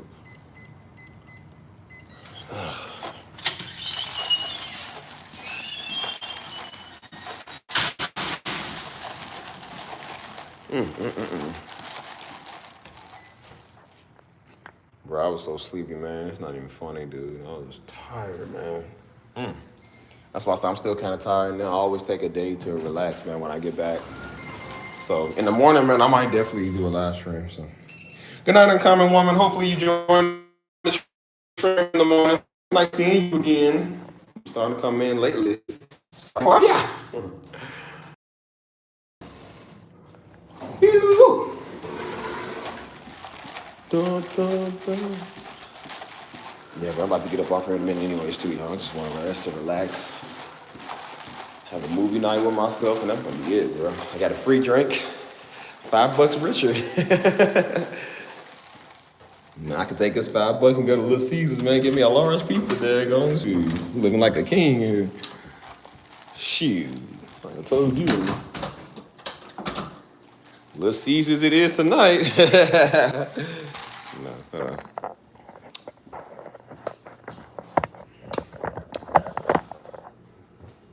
Yeah, I'm about to go ahead and rest up, man. You feel me? Eat this here pizza. It's gonna be it. Oh, I said hopefully you joined the live stream in the morning. I'm thinking about doing a music live stream, so probably around like 11 or 12 or so. But it's good having you back in here lately. You know what I'm saying? Y'all just disappear on Stevie whenever you want to. So it ain't like I got your numbers or nothing. But, hopefully I see y'all around soon. But yeah, I'm about to go ahead and eat this stuffed crust and this cheesy bread. Shoot. I don't know. Like I said, I got free things now. So yeah, we out of here, y'all. I'm about to go ahead and call it a night and enjoy my free meals. And just let it be that, man. So definitely good seeing y'all. Good talking to y'all. Good to be home too. I'm just sleepy, man. I need to get some rest and whatnot. But you know, definitely see y'all in the morning. Yeah, I know life. Believe me, I know about life. But I'll see y'all in the morning, y'all. Let's just go bed. Let's go bed.